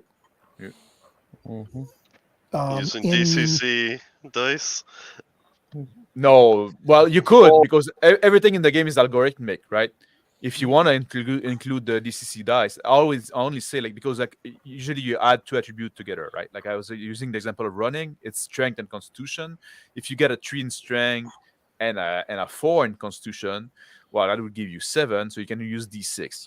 You can have more phase than the total of the 2 attribute. Mr. Max, if you add D7, I guess you could, yeah. You need to have proprietary dice. They need to be in French. It's like the numbers spelled out. It's like on every face. I actually have a set of D&D dice set. It's Japanese. It has a little Japanese symbols on it. Yeah, no numbers, just the symbol for the number. Like 1 is 1 line, and 2 is 2 line, and 3 is 3 line, and then it goes to after that. I bought a Firefly Yahtzee set, and the dice had the Chinese characters on them. Oh, with the Arabic numeral next to it, really small, so that way you don't have to know Chinese. Oh, that's kind of interesting. One thing I thought about doing, if I were to do like a Kickstarter and I want to have like a custom made dice, I would make them like with the number, but with dot under them for the number of success. So 1 dot, 2 dot, 3 dot. So then you can just count the dot, so make it easy for people that get confused by multiple of 4. So me. Yeah. Black Lodge say like I got to. Oh, he said like it's Dice Tale was saying like games microtransaction. I really like Shoe Guy. Like yeah, I gotta secure the bag. Yeah, exactly. We all are in this industry to get rich. It's the RPG or definitely the get rich. Stacks RPG cash. Exactly. That never exist. No.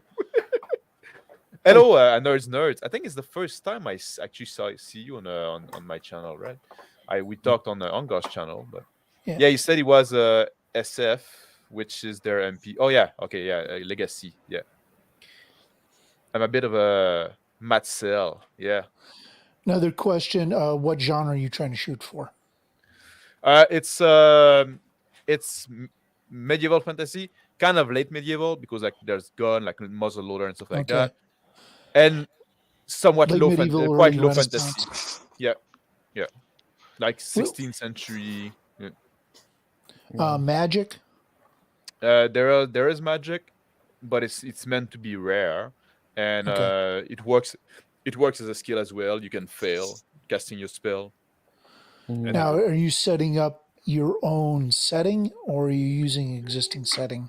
No, I have my own setting, which I want to keep fairly generic, and I might be very vague in the book in itself because like I'm trying to push a system that is kind of new and novel, and I don't want to overwhelm I think it's new and novel anyway, and I don't want to overwhelm the player, so I'm trying to keep the trope fairly simple and stuff like that, so they can I'm asking you to learn a new system. I'm not gonna ask you to learn like all kind of new thing for setting, right? Wait. I understood your setting to be 16th century Detroit, but in an ice age. Yeah, that's pretty much it. That would be a simple way to put it.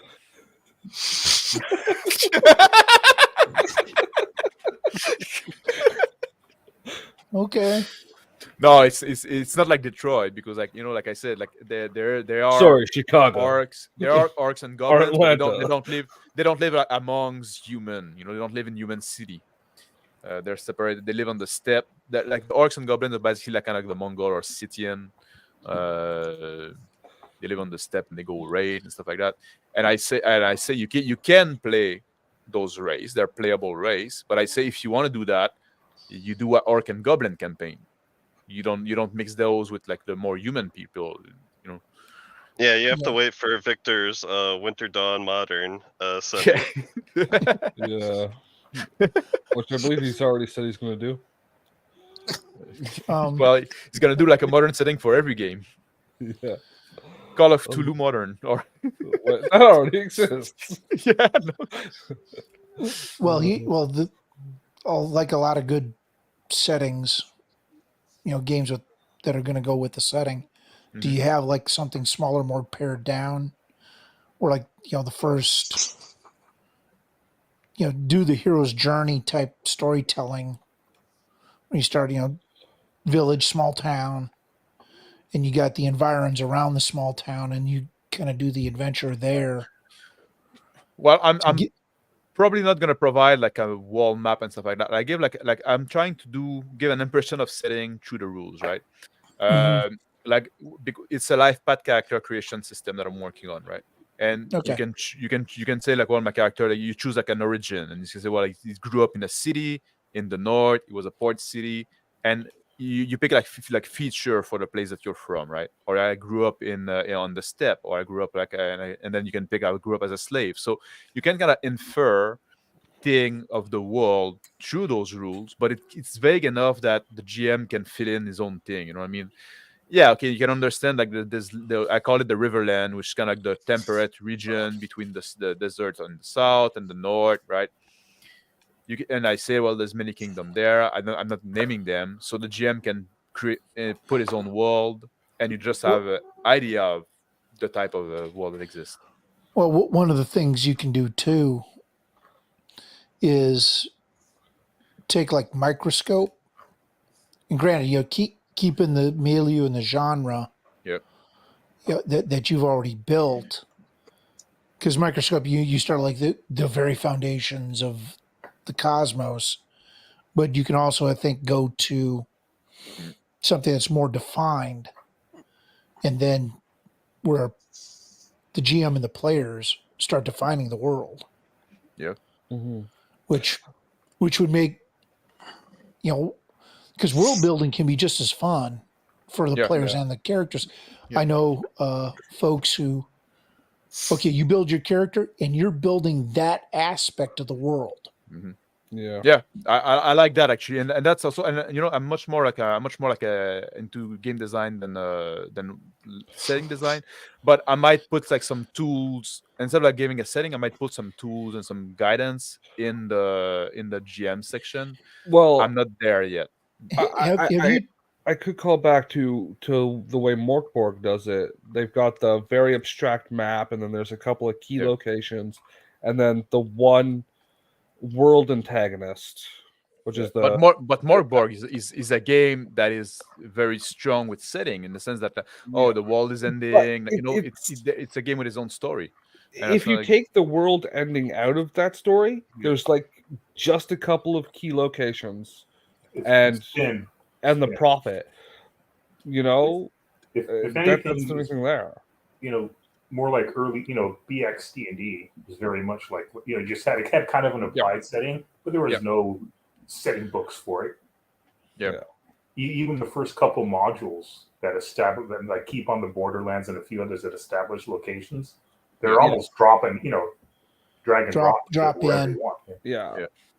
I mean, that's the RPG industry was basically made on an implied setting, but nothing fixed. It was only until until the player like interact. It's like in a movie, when you watch a movie and stuff like that. Of the world like around. You assume there's a bigger world that exists, and if a good movie is gonna give you that impression, but you only know of the world around the character, and when the character goes somewhere else, you learn about this new place. And that's the thing with Morkborg, that people say there's a lot of world there, but it's only through impression. Like if you actually read the 80 pages of the book, there isn't a lot there. It's just like this is an object, this is like another object, and then it's got like a detailed description of that, but its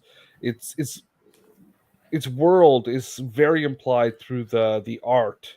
To the art, it's a visual storytelling in a sense. Which is not bad if done properly, and it's done properly in that book. Should have made a Morkborg into a board book. Yeah. There's a reason why I won like 20 Emmys in what? Ennies, the Ennie Awards. Oh man, you can talk about that at some point. Like you tell me like Morkborg weren't Ennies. Like, are you trying to sell me on that, or are you trying to tell me to avoid it? I don't know, man. It's like it broke through the framework of ideology they have there. Yeah, because fucking Ennies. I mean, I for wanted everyone something that hates the Morkborg, like book and like the setting or whatever. I mean, like the page, they have the pages, the rules on their website, and it's like it's just one page. It's just one page, though. It's just one page. Just the actual rules. I actually have it. It's not. Yeah, it won because it looks flash, but it's like half a game, really. It's very playable. It's very playable. Well, yeah, but it's playable in the same way that story games are. Yeah, if you're willing to go. Well, it's role. It's very like rulings over rules, right? Yeah, it doesn't. It's not what I would use for long-term campaign play. I mean, we're talking about that. We're talking about that with my Chris the other day. Like I love the rules light games are only rules light when you start, because at some point when you have to make a ruling, well, the ruling becomes the new rules. And oftentimes, like there's games that miss, like some games like they don't have any rules for like climbing or going to stealth, like stealthing around, stuff like that. And those are things that are you're expected to do at some point in a role-playing game. They're not like it's not like, well, if you don't give me rules to how to make a cake, that's no big deal.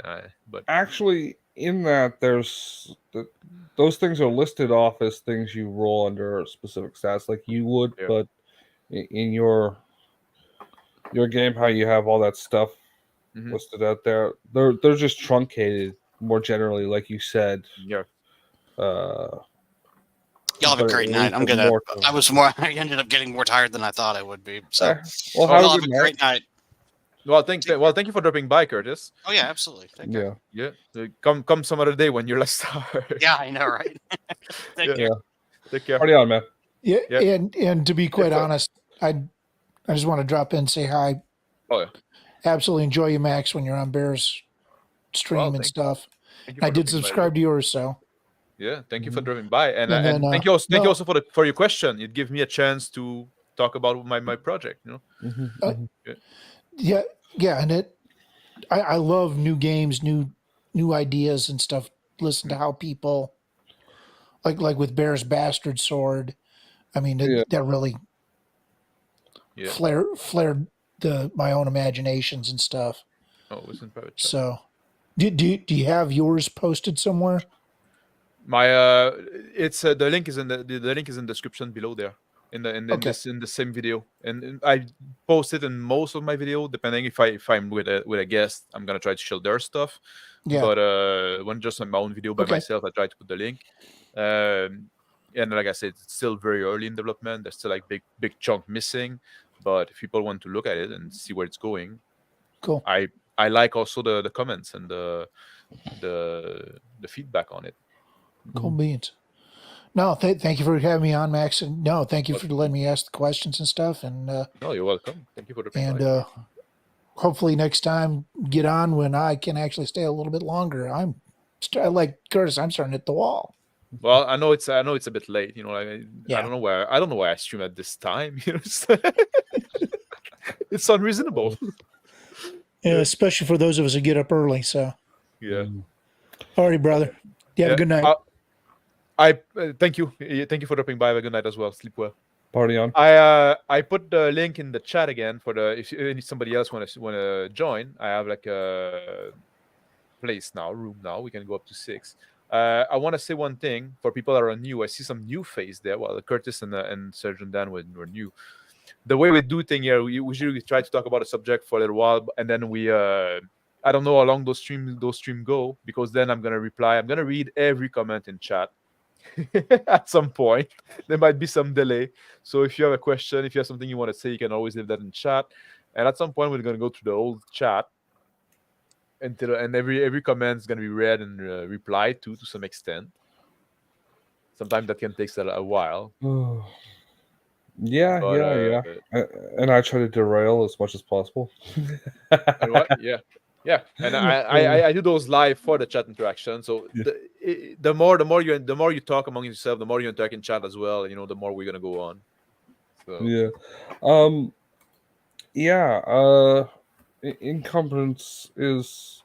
So I think you're on a good track with the encumbrance of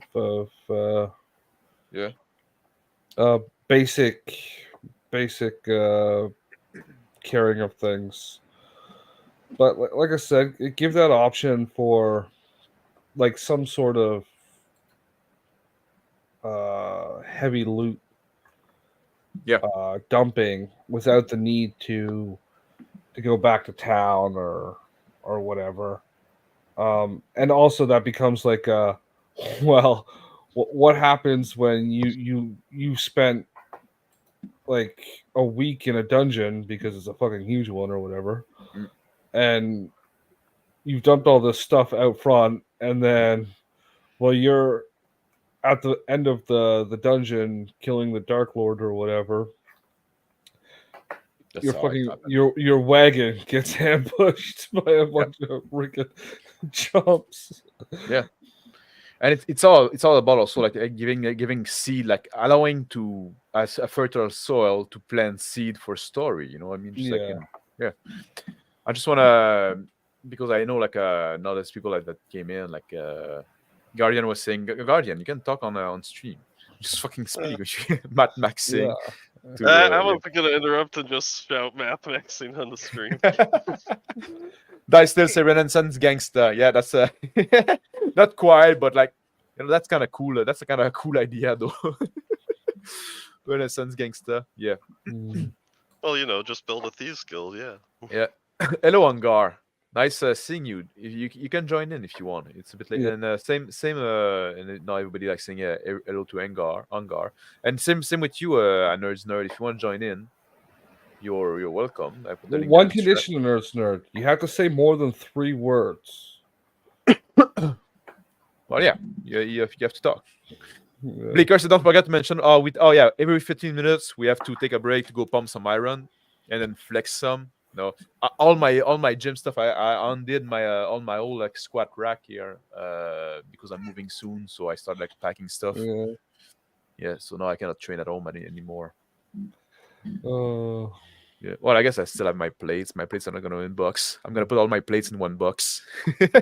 Look at the mover. Come on, man. What's the topic in here? We were talking earlier about encumbrance and trying to figure out, because I know like a lot of people like want to end wave encumbrance because they don't want to. What do you think about that? People that like games like people that want to end wave encumbrance. Do you think it's because like it's poorly done, because there's not a good mechanic for it? Yeah, like this is my thing. It's easier to hand wave something that's complicated, and that's why I don't like complicated systems, because they just end up getting ignored. Mm-hmm. That's the same. Like people are like, well, civilization is being getting unwaved. Simulationist games went out of fashion because they were too complex, but they were too complex because people wrote them to fill pages and not to simulate things. Like if you look at a lot of the simulationist games, when they started to go out of favor, they were books that were excuses to print pages and not well-written games, Yeah. Well, I also spend more time trying to make things as brief and easy to understand than visually complex, Especially for games like D&D, even 5th edition. The reason why they hand wave encumbrance is because it's badly designed. There's no payoff for the additional complexity in play. Mm-hmm. Yeah. I mean, part of the problem with these, especially D&D, because it's the big elephant in the room, is they don't pay attention to it. So it's one of the first things almost everybody yeets from the game. But if you actually look at the encumbrance rules in 5e, they're outrageously generous. I mean, there's no reason not to load your character up. And so, if it's badly designed or there's no payoff for the complexity, of course, people are going to throw it out.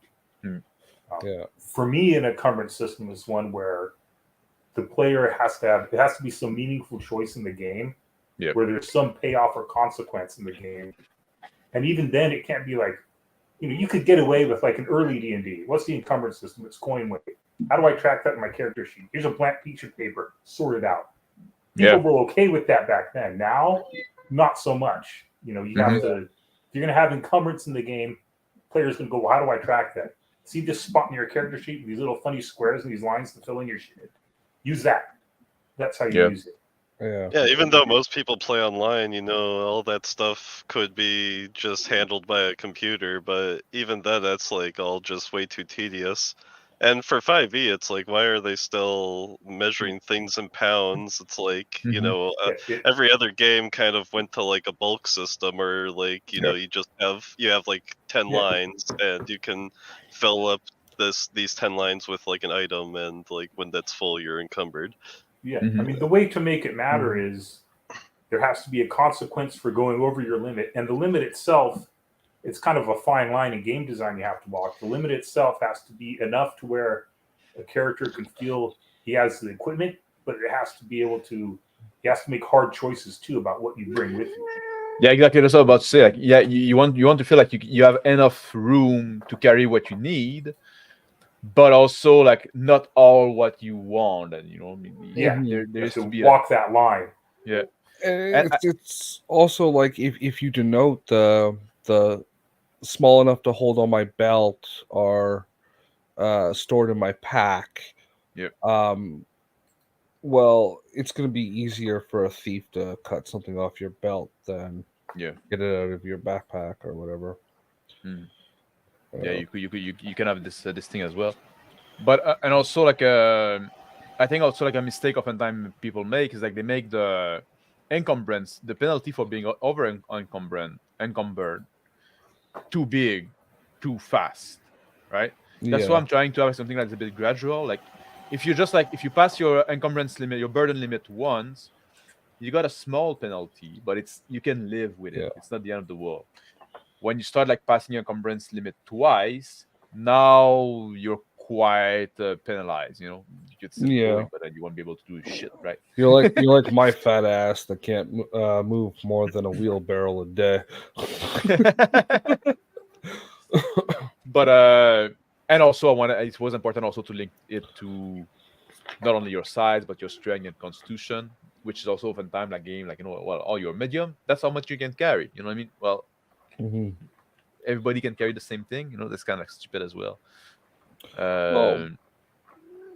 If you're the kind of person doing this kind of thing for a living, right, you're probably going to be able to carry a decent amount, but you're not walking around with a fucking steamer trunk between your arms and still fighting a fucking sword fight. Like, and that's like most characters, when you read what they're carrying or you see how much carrying capacity they have, it's the equivalent of a cartoon Sherpa. In backpacks. And it's like a Sherpa is doing exactly one thing. They're not expected to be scouting or whatever. They're or fighting. And that's the thing too. Like anybody that went in the military, like they know like the burden that you have to carry and how much it adds up.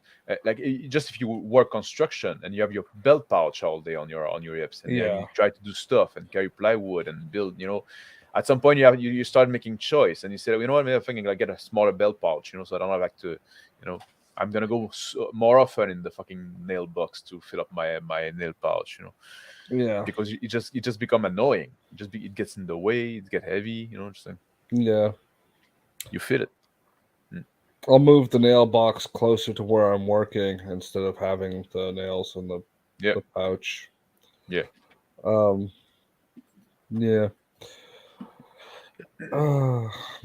is true. Blicker say, I also find it an asshole how a small size PC can only carry about 30 pounds on average before being encumbered, yet its armor is like 25 pounds. Yeah, that's something I need to consider as well. Like armor for smaller character would be less burdensome. Well, I think armor would be burdensome proportionally to the size, but there's a difference between armor you wear and armor having to carry it too. It's one of those conceits in role-playing games of people wandering around in their chainmail all the time. It doesn't really happen. You enter a town, you're going to be expected to take that off. Well, actually, like mail stuff like is not one of those things. You go. I would say, chainmail and plate armor can be like easier to carry when you wear it than when you, because it takes a lot of place if you pack it.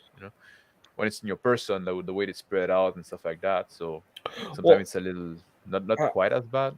I was going to mention that mail, chainmail, as we're apt to call it these days, is a lot easier to conceal wearing. Than plate armor, right? Like, because you can layer it between fabrics, and then it's like you don't hear it. Like, people claim it's loud, but it's not. It's like I could grab a piece right now and shake it. It's not going to make any noise worth noting, even without being layered between. But it can be quite heavy while worn. If you don't wear a belt. If you don't wear a belt. Who's not gonna fucking wear a belt though? And also like and putting that in a bag or in a box, that doesn't that also doesn't it's easier to carry when not worn than plate because it's flexible, but Yeah. You know, and I have like in my equipment list, I do have for armor. And again, well, what is StreamYard now? If I do present again and share screen window. And you gotta also understand that D&D has no actual understanding of how any of these things functionally work. Like I have like 2 value for burden, and 1 is for the regular value, and in parentheses I put like when it's worn. So like plate harness, yeah, if you just carry it in box, that's 30. Like most people cannot carry that.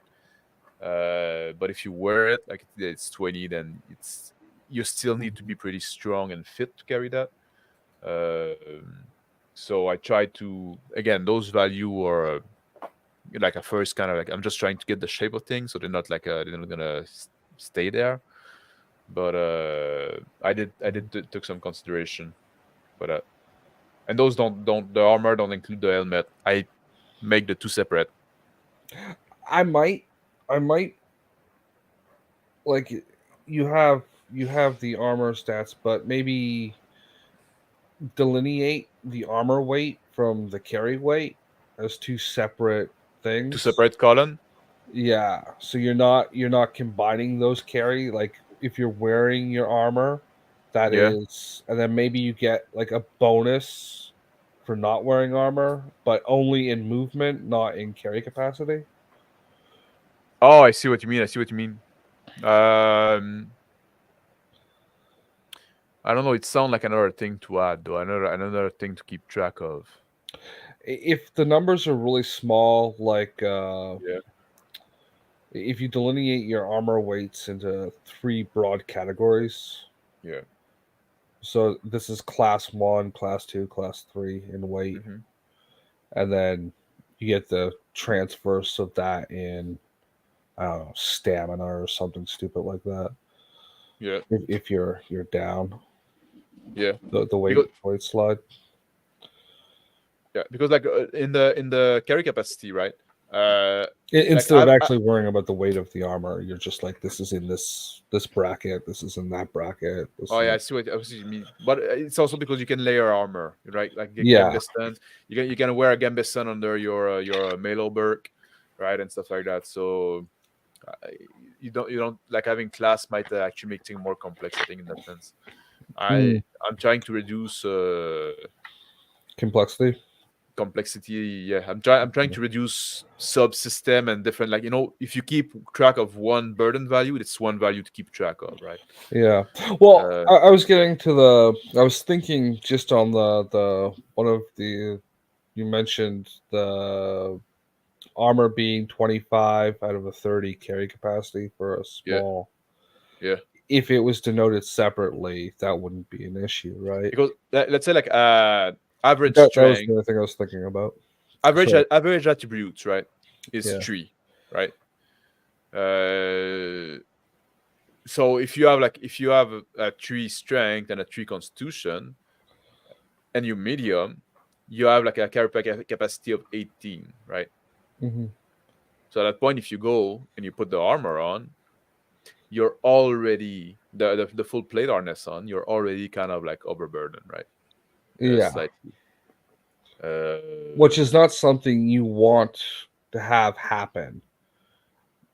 Either your armors are too heavy, or your capacity, and it's like you basically like, well, you're not quite strong enough for this type of armor. I'm not telling you there's no limitation. You can go ahead if you want. If you want to wear that armor, you can. Yeah, you're just walking slowly. But yeah, it's gonna drain you. It's gonna drain you a lot. You're gonna because you're not, and you're gonna have a struggle like doing what you need to do because you're not quite strong enough. If you have like a strength and constitution of 4 each, well, then all of a sudden your carry capacity is 24, so it's much more reasonable. You would expect a knight to be able to get a 5 in at least one of those. So now you got a 27, But then again, I want, and like I said, those numbers I will need to play with a lot. But I want it that if you wear the full plate harness and you have your weapons, that should be pretty much what you can carry, right? You're not gonna walk around in full plate with like a polehammer and a sword and a dagger and your helmet and then a big backpack full of shit. Guys, maybe not full plate, but you probably have a horse with some saddlebags if you're. But that's on your horse, exactly. That's not something on your burden value. Or you have a servant, like when you start like having plate mail and stuff like that, you have like people to carry your shit. There were guys back in the day who would be in full plate with a sword and a hammer, and maybe another weapon. Yeah, and that's what I want to aim at for how much you can carry, right? But I don't know personally. I think an adventurer, like if you're doing the full-on adventure thing, you should be avoiding full plate. And that's also a big part of what I wanted. Like, it's an option. You can go that route, but and that's why I try to fiddle with this burden thing a lot. Is like I don't want to tell you it's not a good idea. I want you to be able to say, yeah, you know what, that gave a lot of protection, but I cannot carry anything else. So maybe I'm not gonna go with this option. Maybe I'm just gonna take just a breastplate and a gambeson. Maybe I'm just gonna go in chainmail. Yeah. Well, it's like a nerd's nerd says in chat, it's like, does the heavy armor come with paid service? Hey. Don't go ahead and chat. It works. You've been here before. There are rules. Everybody has to wait their turn, but I'm gonna go do some chat now. We can't read. It's the only time Mr. Max gets that option. He needs to exercise that skill. Yeah. I also find it. Hey man, that's how I read. Yeah. I also find it asshole. Did I read that one? All small PC can only care about. Yeah, that's how we got on this topic. Yeah. Yeah, I guess that's what we're replying there. Yeah. But that's the thing. Like I want there's a point like that. Some choice of armor is that's pretty much as much as you can carry. And in battle, that's what you would do. Actually, that's what people would do. You would make your armor as thick as you can, as heavy as you can, without it encumbering you.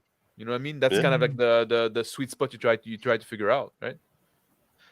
Yeah, and it does make sense. Yeah, like you would only wear the plate armor if you knew you were actually just about to go into like a battle. Yep. So battlefield. You're not going to carry around a halberd everywhere. You have anything to add, Jager? I think I already said it. Yeah. Well, I mean, if possible, stuff for like armor, weapons, try to keep it in like low double digits just to make people's mental math easier. Yeah, that's what I'm trying to do. If possible, I can, numbers that's easy to divide by like 3 or 2 or whatever. Divide by 2 or 2? Well, like if you have like, say chainmail, banded mail, 12 and 15. Yeah. Because those are easily divisibly mental numbers rather than 13 or 14. What do you think that divisibility had? It's just people are like me. I'm bad at math stuff. That's just easier to do quickly in your head. Keep the math as single digit as possible. Simpler math to just double or triple things, or divide by 3 or divide by 2. Like I said, like the full plate harness is on one thumb. It's too complicated. On one thumb. The plate harness is the heaviest thing there is.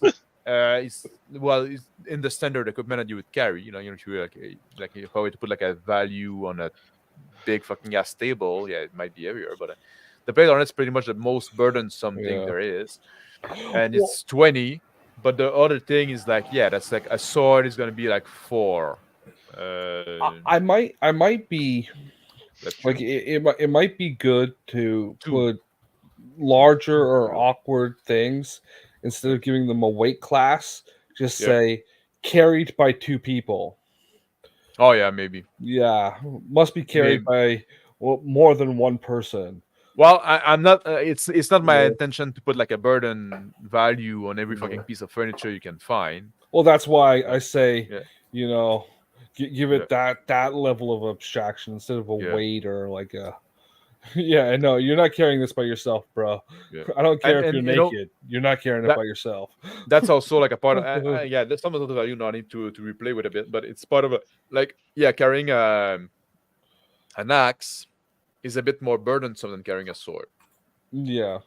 Just because of the shape and stuff like that, and the weight distribution, and that's a big part of the reason why people chose to carry sword over axe a lot of the time. But an axe would do more damage used. Like it had a slower swing speed and all that, but when it hit you, you know.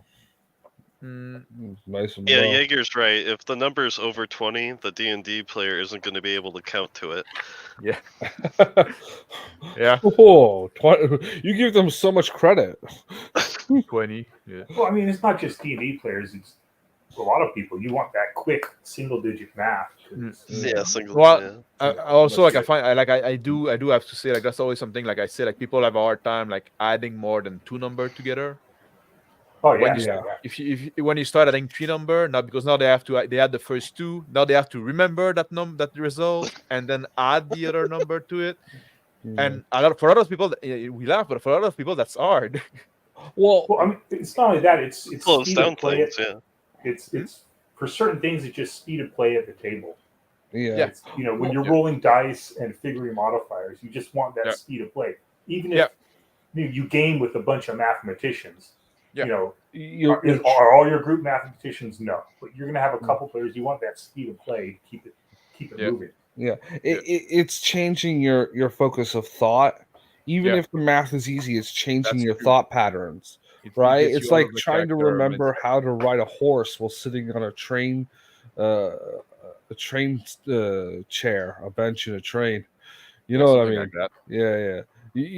They're two different thought patterns there, Mr. Max. And no matter how much you hate trains, no, I know. Pretending it's a horse. You're right.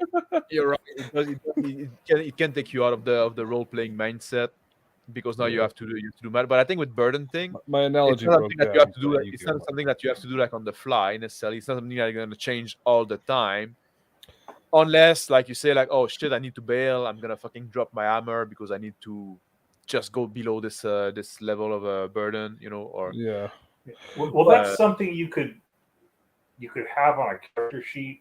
I don't know. The way I tracked it in my game is different, but something where you can just cross out the line of what you're carrying and you can see at a glance your value.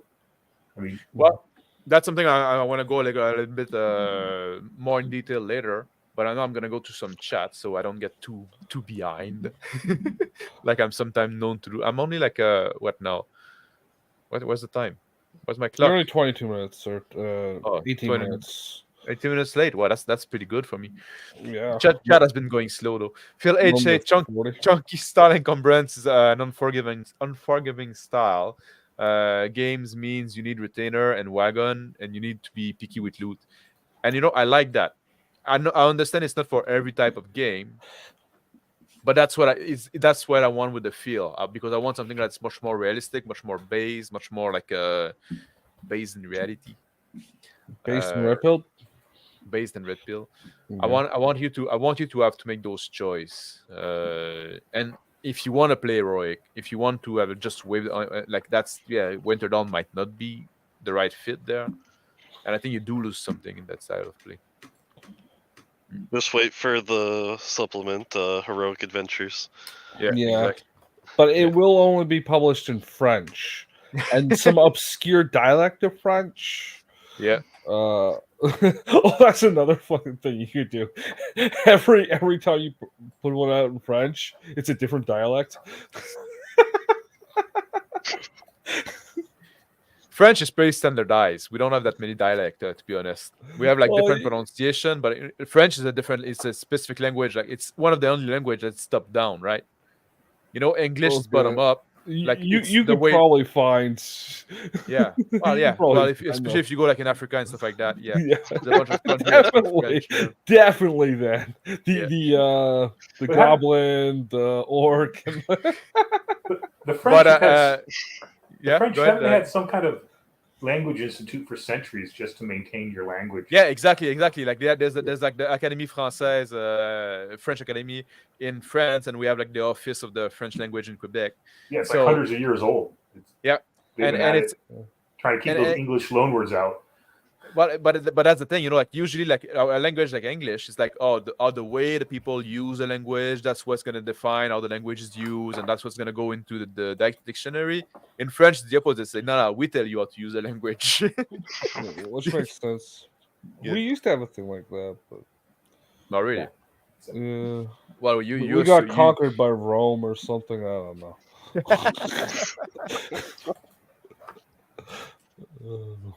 And Village, you can just fight well with a giant bag on, and that's something we discussed a bit earlier as well, like about like having bag and defining where you keep your stuff.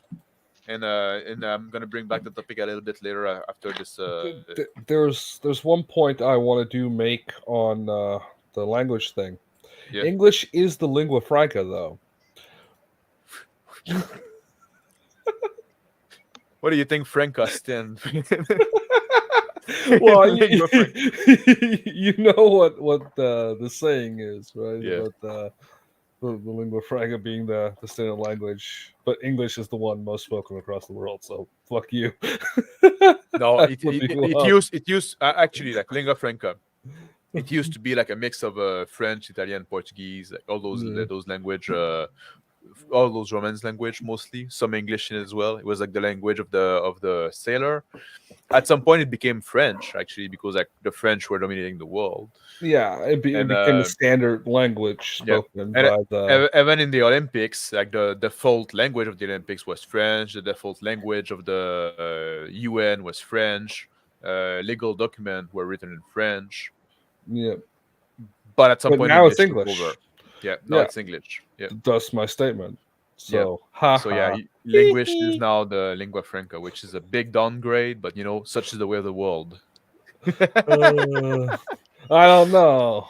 There's a reason why I do those stream in English, right? I would rather be gutter trash than literally demonic spawn.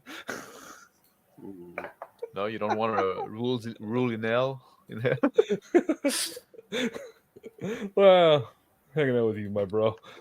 Yeah, but there's a reason why I do those stream in English, right? And I write WinterDarn in English. I'm not like kidding myself. I know we're defeated. We lost this battle.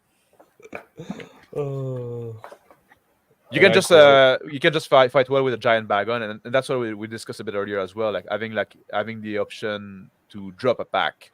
And this, I showed that I have rules for that and stuff like that.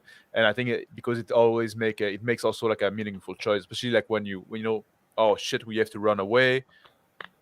Do you take time to pick up your pack to go? Do you just fuck my booze and my ration?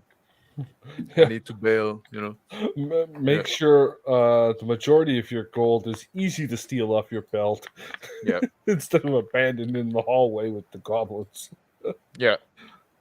But like I said, you could fight with your bag on, but again, you're probably gonna be over encumbered, and you're gonna have some penalty with it. So it's a choice you have to make. It's always about choice. I think proficiency should take armor and weapon carried away from calculating encumbrance for combat purposes. To make light armor better, you should get some kind of a perk or to movement or strike. I might have some trait that allow you to reduce, but like I'm not like what. This is kind of what I was hitting at, but I didn't read. But it's also like I don't really have like the proficiency thing. I'm trying to keep it like everything is a skill. Everything. So you're just like good or not at something. Because it's classless. I have some trait, but usually the trait is gonna work with skill. Yeah, I think unless you're going like quasi D&D based, I just kind of skip the proficiencies because that's either make it somebody everybody can use with the appropriate penalties or not. Because the second you put something in like, if I take this proficiency or feat or character ability, whatever you call it, and suddenly my armor doesn't work, I get or X bonus to carry armor. Well, now it's something everybody's going to want to have. Yeah. So it's And especially like like I said, everything is a skill. I try to make everything a skill. Everything is a skill roll. Everything works in the same way. And you I don't know, like weapon proficiency. You just like everybody can use a sword. You might not just be bad at it, but if you're bad at it and you use it, at some point you're gonna get better at it. If you spent more time learning how to cast fireball, obviously you're not going to be as good as a sword, but you can still hold the thing and swing it. That's what you did with your skill groups. You have that value that gives you some base competency. Yeah. Oh, look at that for the group. La grande visite. Hey man, now I need to go this layer. That's Hungar. Hey, how you doing? He's even wearing that shirt. Yeah. Yeah, I was on bed. You cut off. Yeah, you cut off, Hungar. What's happening? I was in bed. Hello? Hello? Yep. We can hear you now. You just cut off for a second there. I was in bed. Couldn't sleep? Well, welcome. You're welcome to hang out with us. I don't know how long we're going to go. I just popped in to say hi. Oh, you just popped in to say hi? Oh, you can hang out. Yeah. It's rare that I have you on. It's rare that I have you on, man. You don't like me, I think. You don't come on my channel anymore. Oh. Yeah. He expects you to call him. Yeah. Max, are you wearing a blanket? Yes, I'm in a blanket. I'm wearing a blanket. That's what I do because it's cold. Yeah. Why not? Blankets are cheaper than heating bills. Yeah. Do I have central heating, man? Do I have central heating in France? I'm in Canada, so no. Oh. It melts our igloo, so we have to limit the heating. Yeah, didn't you hear the other day I lost my living room? We had a heat wave. Sweaters are cheaper than heat. Sweaters cost a lot less than central heat. Yeah. You're breaking up bad. Yeah, you're breaking up bad, man. I'm using my stupid headphones. No. Yeah. Glad that happened to you, or sad that it did. It's interesting. You go to different places. I traveled in Germany a few months ago, and they don't know what air conditioning is. Yeah. Well, it's not the same. I'm used to walking from my 70-degree house to my 70-degree grocery store, or whatever store. In Germany, it doesn't work that way. I'm a weird guy. I'm very Spartan. So I try not to overuse the AC. I think you can be a bit uncomfortable. If it's hot in the summer, just like fucking go shirtless or whatever, or wear a tank top. You can sweat a bit. It's no big deal. In the winter, just dress warmer. You know what I mean? I like to keep my place just warm enough so my pipe don't freeze. But I know that's the difference is I grew up with all the conveniences. It's different in other places for different people. Yeah, but I have rough, but I have this saying that I have this. Well, I think it's good to get used to it as well. Now, it's the winter coming, and you get used to the cold. So at some point, but you have to get used to the cold every season, basically every change of season. That's why, you see in Canada, people go outside when it's now it's 7 degrees Celsius, so just a little bit above freezing, I guess. And people go outside with their big winter jacket, but then you would see the same weather in March, and they'd be outside in t-shirt, right?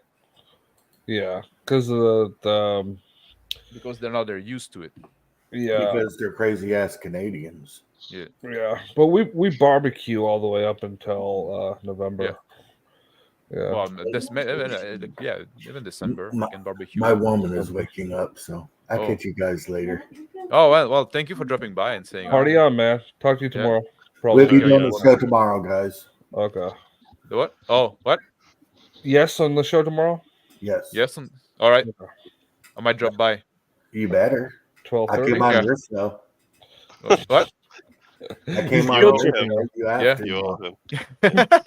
Well, I went on yours more than you came on mine. You still owe me some. But it's new that I do those panel thing.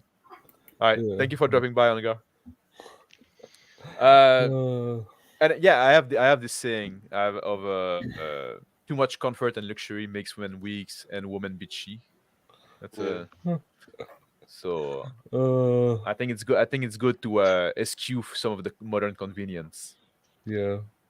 Yeah, I find it odd that Germany doesn't have air conditioning. I mean, it's like I thought that they invented air conditioning so that the Führer could be comfortable. Well, they technically do have it. It's not the same. It gets above 80. They just don't build them the same way they do here.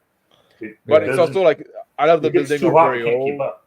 I love the building are very old as well, not very well insulated. They don't So it'd be retrofit like exactly, it'd be like too much work because you have to have some level of insulation if you want to. Like I spent some time in Brazil, right?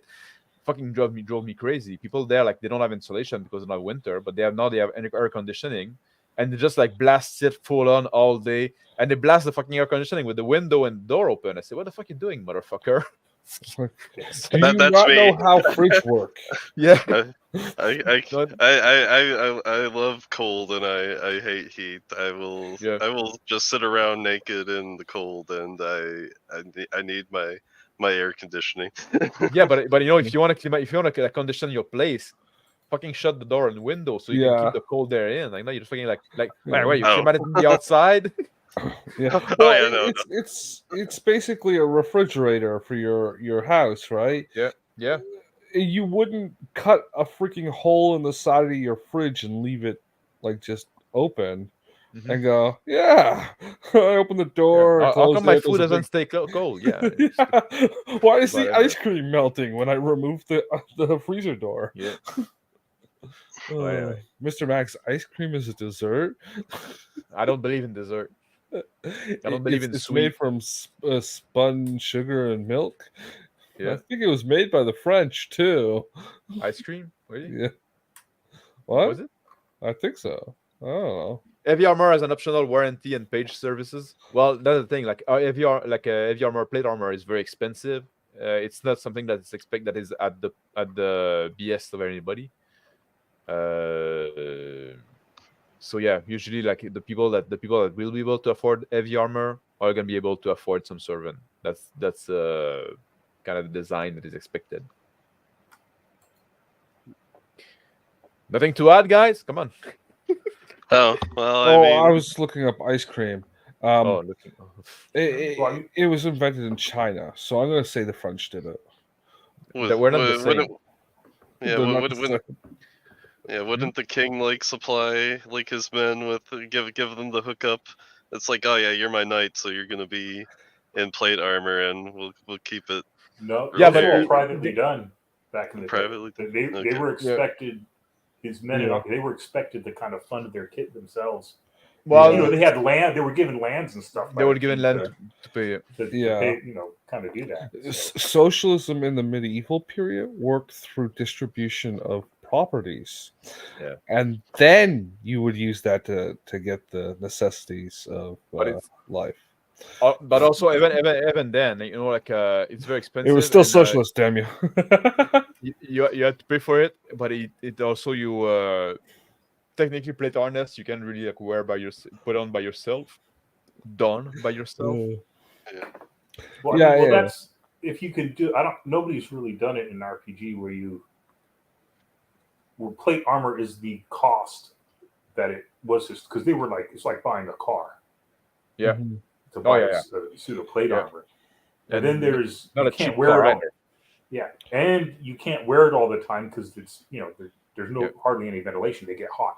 Even though you can move in it, you're not gonna be able to move in it as long as somebody in chainmail, even though you'll be protected better. It was very much a battlefield thing, and that's hard to simulate without getting overcomplicated in an RPG. Yeah, and I tried to be clever with that. That's what I'm trying to do, but like you said the right word, trying to be clever with that, and I might not be well equipped for that. Maybe you can't be any people who say, oh well, RPG design it's very hard. Look at the guys who made D&D, the so-called professionals, and then you compare them to what somebody like Alexander McCrease did, who's a one-man shop. Yeah. But these 5e guys are very smart men. Yeah, but all these 5e guys, they should be embarrassed. Yeah. He's not me, so you can't say smart. What? Yeah, a team of 20 designers. Can't beat but man. like Crawford and Perkins, they're not very clever guy. And the worst They've been part working is there that how they long, think though? they are. Yeah. See, but that's what's interesting. It's the flagship game of the industry. Yep. Well, it's dependent on brand recognition only. Yeah. Well, yeah, but also like even designed by then, committee. Yeah, but even then, you have Magic money funding the whole operation, so it's not like they lack for resources. But still, designed by committee is not a great thing either, because like you're not gonna rise to the level of the smartest guy in the room. You're gonna fucking fall to the level of the dumbest one. Yeah. Well, even like if you pay attention to like when Mike Merles, there's some old videos of him talking about the design process. Yeah, I think Mike Merle was probably the smartest guy in that group. Yeah. But even then, reading between the lines, he was at odds with some of his design team over issues. And you can feel it. You can feel it in and actually when you read the D&D 5e, I said that. I said like that really feel like a game that is designed by committee, because like you look at the optional rule, you said there's good structure then, but then they added this fucking shit. And then you look at the optional rule and say, yeah, if you use those optional rules, the game is like twice as good. You know what I mean? It's like, but somehow that have been pushed back, and you can tell like there's probably like some kind of idiot there that insisted to add his idea, and they say, okay, we're gonna compromise, but I'm gonna keep that as an optional rule. You can tell, you can feel like the different hands in the. There's still some videos on YouTube where they talk about the big survey they did leading up to 5e. Yeah. And what they said, what players like, what they don't like. And even in that video, it's like 7 parts. I don't have a link to it, but he goes through what the survey said and what they designed the game to do. Yeah. It was interesting. If you pay attention, you can spot at least 2 instances where they went against what the own big survey they paid for told them to do, because the designers wanted to do something else. Yeah, but that's not necessarily like bad advice, because often people that are not game designers, they don't know what to talk about. If you ask people like, oh, what do you want of the movie, you get fucking Snake on the plane. You know what I mean? Yeah, but it was specific stuff. It was like the bonus action in 5e that was added against what. Damn snake on the plane. Get these motherfucking snakes. Get this motherfucking snake on. Yeah. But that was the movie was made by survey. Was it? Yeah. They asked a bunch of people like, oh, who's an actor you like? And then like the top answer was like, oh, Samuel L. Jackson. What a good environment for a movie, a plane. What would be a good enemy for a movie? Snakes. And then like they are like multiple choice, and then they say, okay, we'll just make that movie. And that's what happened. Oh, yeah, worth it. I never saw it, to be honest, so I can laugh at it, but don't watch it. It's worth that it exists. It's not worth that you have to see it.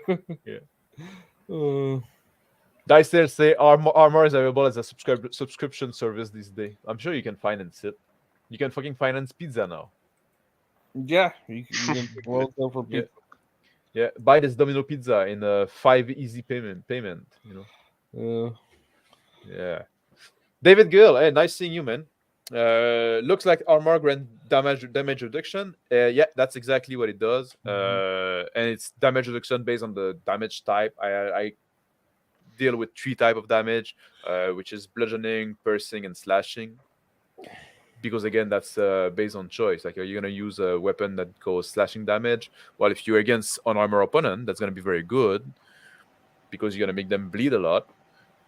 But armor tend to be better at stopping slashing damage than the other types. So again, then you have this choice to make, and maybe some trying to think about what kind of enemy we're gonna face. So, but yeah, it is damage reduction. Damage reduction. And damage roll. Do different weapons have different? Like, do you separate at attack and you have a rolled defense, right? Roll for defense, yeah. Well, it's when most attack are expected to be opposed, right? You can attack somebody that is not gonna defend himself, and then you're just gonna fucking wreck him. but yeah, so do different weapons have a different a value for their parrying that affects how they defend with that? No, I didn't go that far, because I say that's that's kind of included in your skill with the weapon. You know what I mean? Like there's some point I had to draw a line. Like I have some maneuver you can make and stuff like that. I didn't want to make a feint maneuver because it's expected that when you fight you're gonna do feint. You're gonna stuff like that. And then the same thing with parry. It's not a maneuver and you don't have like a parry value, but because actually when you defend yourself, it's not really a defense role. You oppose the attack. But if you win, then you can cause damage to the guy. Basically what it is, if somebody attack you and you decide to reply to the attack, you're kind of like taking your turn now. So oftentimes you're gonna take your turn outside of initiative. So initiative it's meant like initiative, it makes the combat very dynamic. You always have to pay attention because even though your initiative like is 5 number down the line, right, or whatever, you don't know if that's when you're gonna act. You can be, oh, somebody's fucking coming onto me. Okay, I'm taking my turn now. I'm defending out this motherfucker. And that's what I'm doing. So now, like in one resolution, you got 2 characters that took their turn. So also it speed up combat in that sense. Yeah. Does that make sense? Sort of. Okay, so if you attack, I defend. If I successfully defend, that triggers basically kind of an attack on my side, but it uses up my action for the round. Yeah, it doesn't. Well, it's like because it's a dice pool system, right? Your skill gives you a number of dice that you can use, but you can use less than the dice that the dice pool give you, and then you can do another action with the remaining dice that you have, right? Mm-hmm. So you don't even have to attack with all your dice. You don't have to attack with all your dice. So if there were like 2, if you were like 2 against 1, you could decide to say, well, you know what, I'm gonna my sword skill give me 5 dice. I'm only gonna use 2 against that guy, right? And then if the other guy attack me, I'm gonna have like 3 dice left to defend against this other guy, right? So hopefully you're a better fighter than him. But that's also a thing that being outnumbered is a big fucking deal in that game. And that's also something I wanted to. But if you win the exchange, if you manage to score more success than he does, the difference in success are called hits, and you can spend those hits to gain damage dice or to impose some what I call control effect. You can close in the distance. You can so if you have like a shorter weapon, for example, you can like move in closer. You can push the enemy back. If you have a longer weapon, that might be something you want to do. Or if there's a cliff nearby, you can try to push him off the cliff, stuff like that. You can grapple him. And if you, because like if you react to an attack, if you oppose an attack, you're in reaction. If you're in reaction, you want to buy a damage dice, it's gonna cost you. It costs you 3 hits. If you're the one acting, it costs you 1 hit. So basically, you want to have the initiative. But one thing you can do in the control effect is lower the initiative of the target. So not only oftentimes you're gonna act out of turn, but you can actually, like I call it a stagger. You can stagger the opponent and you lower his initiative. That gives your friend or somebody a chance to attack them earlier. You can do that as well, but you can lower the opponent initiative lower than your own, and then in the next round, well, you're the one that's on the offensive. You're the one that that now is acting first and is the one that is on the defensive. Okay. So there's a big advantage there. That actually makes a lot of sense. So, and your 3 for like defense, having that 3-point cost, that just keeps people from spamming damage all the time. Yeah, exactly. Because it's not as optimal to, I want to do something, And because that's the problem with D&D. You score a critical in D&D. Yeah. Theoretically, they could add all these things you could do, but everybody's just going to want to do maximum damage. Yeah. And one thing that I wanted, one thing, because you can die fairly quick. Like a good hit might kill you, right, or put you out of combat pretty fast. But because armor does damage reduction, we're still answering your question, David. Because armor causes damage reduction, armor is very efficient. It's going to protect you a lot. And at some point, you're going to get tired. I mentioned like the spirit mechanic, which is a mix between your stamina and your moral. And at some point, you can never roll more dice than you have spirit, than you currently have spirit. So at some point you get like too tired and then you get affected, So maybe your dice pool will give you like 6 dice, but you only have like 5 spirit points left, while you can only roll 5 dice, right?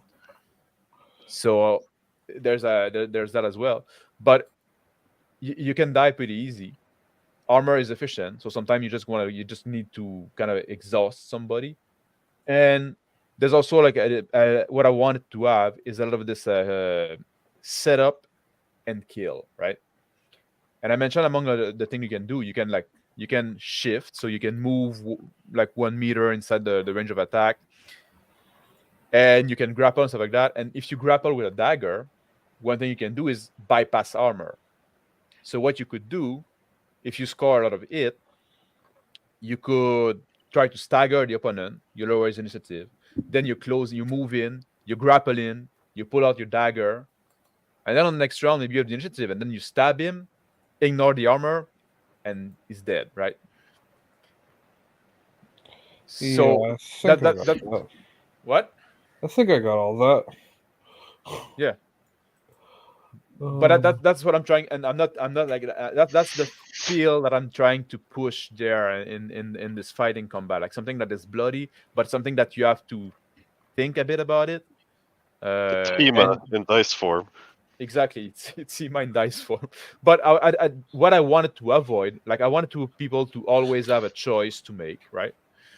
And I wanted people to, and I don't want people just to stand there motionless and say every round after round after round while I attack. Okay, you hit, roll for your damage. Okay, I want people to I have to try different thing and try to move in different way. And did you say like that like you just have like the one dice pool, so like the damn it, that dice pool like carries over between attack and defense in the round? Like if you defend with all of your dice, then you aren't going to be able to attack. Exactly. That's your round down. Your round done. Yeah. And that's why, like, if you're outnumbered, and that's also something I was like, oftentimes like people are gonna say like, oh, you're just gonna focus on one enemy, and then we kill it, and then we focus on the next one because you have a static armor class in D&D, right? So it doesn't matter if you're not fighting against an enemy. It's not harder or easier for them to hit you. Well, in WinterDarn it is. So in it changes. Like now we're not focusing fire on one enemy. Where it's better if we just each take care of one enemy one-on-one. So it's more like a series of duel, which you try to keep people busy, because if you're 2-on-1, you're in a very bad spot. If you're 3-on-1, you pretty much it's like, unless you're vastly more skilled than they are, you're in a bad spot, right? There's something you can do, but again, that's kind of like a feel I was trying to go. Like I'm not going for the heroic feel. I'm going for a more greedy feel, realistic feel. Make sense? I think so. Maybe when you've got time, knock up a few, like a character sheet. Yeah, and do some fight and do some on-screen dice rolling. Yeah. Well, I personally work better when I visualize than explain. Yeah, at some point I'll do that with you, man. On one of those streams, that's what we're gonna do. We're gonna do like a mock, like a little combat or whatever, or some shit like that, so people can see the mechanics, in action, in function. Yeah, and you get the vibe for it. I don't know how many games have used this kind of dice system, but I do know. I mean, I've heard it frequently from like the probably the more historical, like probably HEMA enthusiast people, that they want like the role-playing game they want to be able to like have that balance between attack and defense, and for there to be costs associated with it. Well, I mean, it's your dice system in some ways is very close to a game I played in college called Riddle of Steel, where you had a die pool. I mean, you're familiar with it. And I'm familiar with mostly with the spiritual successor, Blade of the Iron Throne. Yeah, but Riddle of Steel was like the only game backed by Arma or whatever. Yeah. Well, I mean, the guy who wrote it, Jake, I actually was at college at the same time he was, and got to played it with him in a group. But it was a game. You divide your die pool, some attack, some defense. Yeah. And depending how many as the rules went through. It had a bunch of charts for when you hit, but it played very quickly once you're familiar with it. Yeah. I mean, now the magic system was totally broken, and it's one of those games where if it had a second edition, it could have done something, but yeah. It's a shame that it kind of been abandoned, because like I think there was a lot of very interesting thing in it. There was some the combat was very clever, very cleverly done. And from what I've seen, like I did because I never look at the game itself, but like I heard about it, and I read like a summary. I could never get my hand on the game, but it said like, you know what, it's a good idea, and I kind of get my own interpretation of that in some way. Blade of the Iron Throne, right? Yep. It's on drive-through. I have Blade of the Iron Throne here. It's awfully written. So just like reading the book, like the book is very big. It's awfully written. So like there's getting another through it. Spiritual successor. Let's see if I find it in my files here. What was the other one you said? There was Sword and Scoundrel is another spiritual successor. Oh really? I never heard of this one. Yeah, it's Sword and Scoundrel beta. The first one you mentioned was the Riddle of Steel. The Riddle of Steel? Yeah. Song of Swords is another. Song of Sword is the one that just got kickstarted. Like, well, no, that's not true. It fucking got kickstarted 5 years ago. They just like delivered the book now. I have it.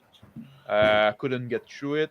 I'm probably gonna get back to it, but not like all my books are in boxes now. So I just have the free beta in a PDF. Yeah. I didn't like the 5 years late. No. They were 5 years behind. That's the delivery date. That tells you they had some serious mechanical issues. Or they didn't have. I only back stuff like Alexander Mattress or the Basic Expert, but they have it written. It's written. It's done. We're cruising for art and layout. If you're not saying art and layout, I'm out. I'm not gonna back that. Yeah, and they had a bunch of problem, and at some point also like we didn't have update or anything and stuff like that, and people were upset, and they fucking called their company Opac Industry and say, man, don't call your fucking company Opac Industry, and don't give update on your product. Try to be a little transparent. I think you can still download the beta on their website for free. Maybe.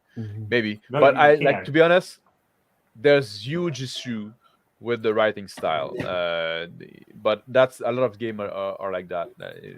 They don't make their game easy to learn.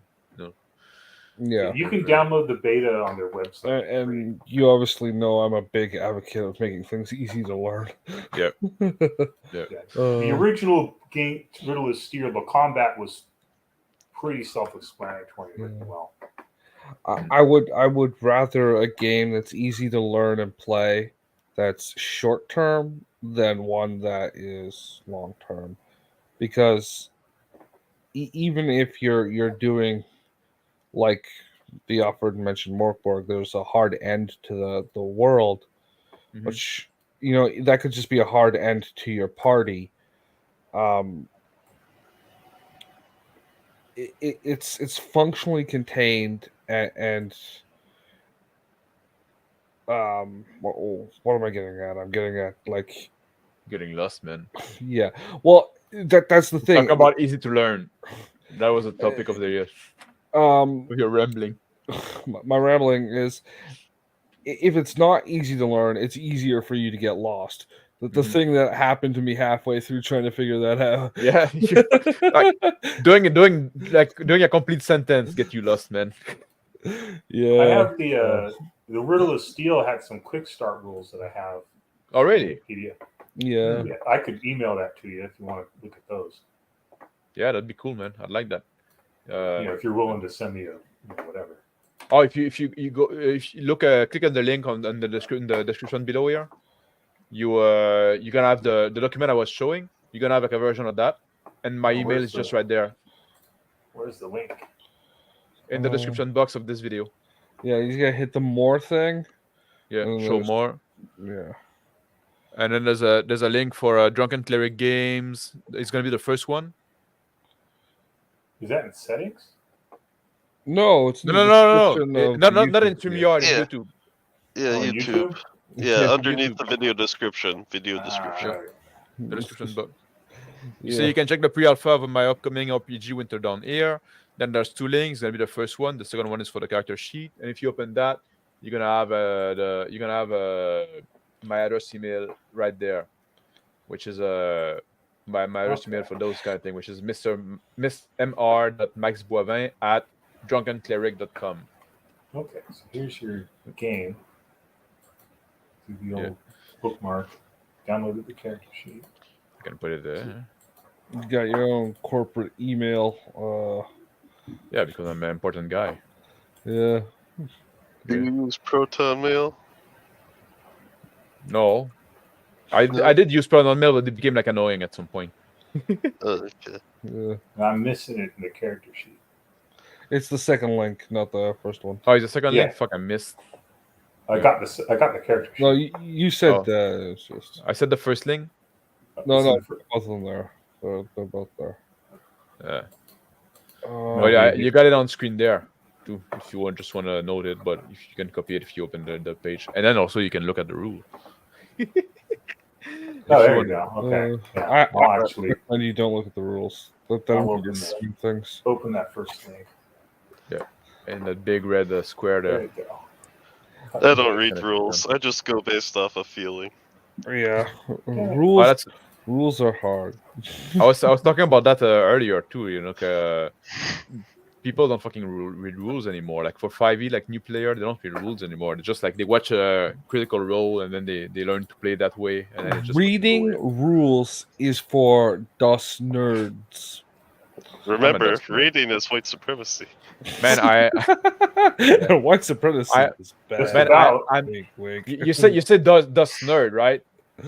I'm on fucking Arch Linux. DOS nerd got nothing on me. Oh, DOS nerd. Yeah. So I hope this answers your question, David. No, is it in orange or green? What? Your DOS. No. In orange or green? No. I had the white one still, but green was a nice look. But no, we had the orange. We had the orange. Yeah, I always like a terminal window open too. I do a lot of stuff in terminal. It's faster. It's faster than clicking on button. I can just type. Yeah, nerd. I'm that kind of guy. Yeah. Surely armor can be a skill. It could be. I didn't go that way. I'm not saying it's a bad way. I just didn't go that way. And I would need to think if there's like a very benefit for it. Because I want you because that's the thing. Like everything is a skill roll, and I often say that, right? And you don't make an armor roll, right? There's no roll associated with it. If there's no roll associated with it, there's no skill associated with it. And when I say everything's a skill roll, damage is not a skill roll. I could go for a roll right now. Really? Some butter, maybe a little gravy. A butter roll? I don't eat much bread, so it doesn't really trigger me. But the damage, I was talking about damage earlier, right? Yeah. When you do a damage roll, now the number of dice that you're gonna roll is determined by how well you did with your attack, how many damage die you purchase on your attack, right? Mm-hmm. And the type of dice for most melee weapon is going to be based on your strength and the weapon that you use. So let's say you have a weapon that do like a +5 damage. Oh, I could have done that too. I could have fucking put Jaeger. I could have just fucking put the email there. I don't know why I didn't do that. I'm fucking savage. Yeah. That would be easy. And the combat is a simplified version of full OG the Riddle of Steel game. Oh yeah, I'm bad at checking the private chat. What I was saying. So yeah, so the weapon, like let's say you have a sword that do like strength +5, right? And your strength is 3, then you can roll D8 for damage. Mm-hmm. And then the number of dice. So and it's the same thing. You look for success. So the roll is made in the same way as your skill roll. Yeah. So you want me to email you with just like the message, you're a nerd, stop being gay, like every 4 hours or so? Yeah, do that. I'm too lazy to do that, man. That's true. I could do it because I can script it. I could just make a script for it. Miss Max, can you write a script for me? No. Let me just get in here and adjust the time scale every 20 minutes. You don't want to piss up your local Linux nerd. Yeah. Oh, Arman, hello, nice seeing you. You say I have considered the encumbrance of armor is what it weighs if you are carrying it, but it's half the encumbrance if you're wearing it. Yeah, I did like that's why I did like different value for encumbrance when worn and when carried, and I didn't go like straight for half because like I said like well some armor are less encumbering when carried, some of them are more, and some of them are just the same, like. Or I could play with it more if I just didn't give like our number. So I just give like well it's 8 encumbrance when worn, 10 when carried. There you go. Those are random number. Normal. Oh, hello, Ryan Effelfinger. I haven't seen you around much, so it's nice for you dropping by. I hope you're still around. Again, for those that are new here, that's how we do things. I'm gonna read every chat message and I'm gonna reply to some extent. But I'm 35 minutes behind. That's not too bad for this channel. Sometimes I'm an hour behind. Sometimes too. But sometimes like those questions or those comments take time to reply. And I say, I appreciate all your message in chat, and they all deserve a reply of some extent. So, but that means that sometimes we're gonna get long. Eventually, you're gonna either have to give up YouTube or stop doing that. Or change my model. Yeah. Maybe I'm gonna go to the Mr. Max, are you Canadians enjoying the World Series? I assume that's the World Series of baseball, but I'm not even sure, so I guess that should be an answer in itself. No, I'm not. Once Mr. Max becomes a big time lewd streamer, he'll be able to only message the pay piggies. Yeah, exactly. Yeah, I'm gonna do the NPC stream. Gang. Ice cream, so good. I'll be good at that, no? Yes. I don't think you'd want to meet your clientele if you made money. No. This is true. Yeah. So yeah, is that baseball? Are you guys following baseball? Baseball's for weirdos. I only follow motor racing, Formula One, IndyCar. Already. What about you, Guardian? Are you into sports at all? Nah, I was into wrestling. Really? When I was younger. Well, WWE and AF and all that stuff. Yeah. I used to watch a lot of MMA, but they put it behind the ESPN Plus paywall. Now it's, I don't like it that much.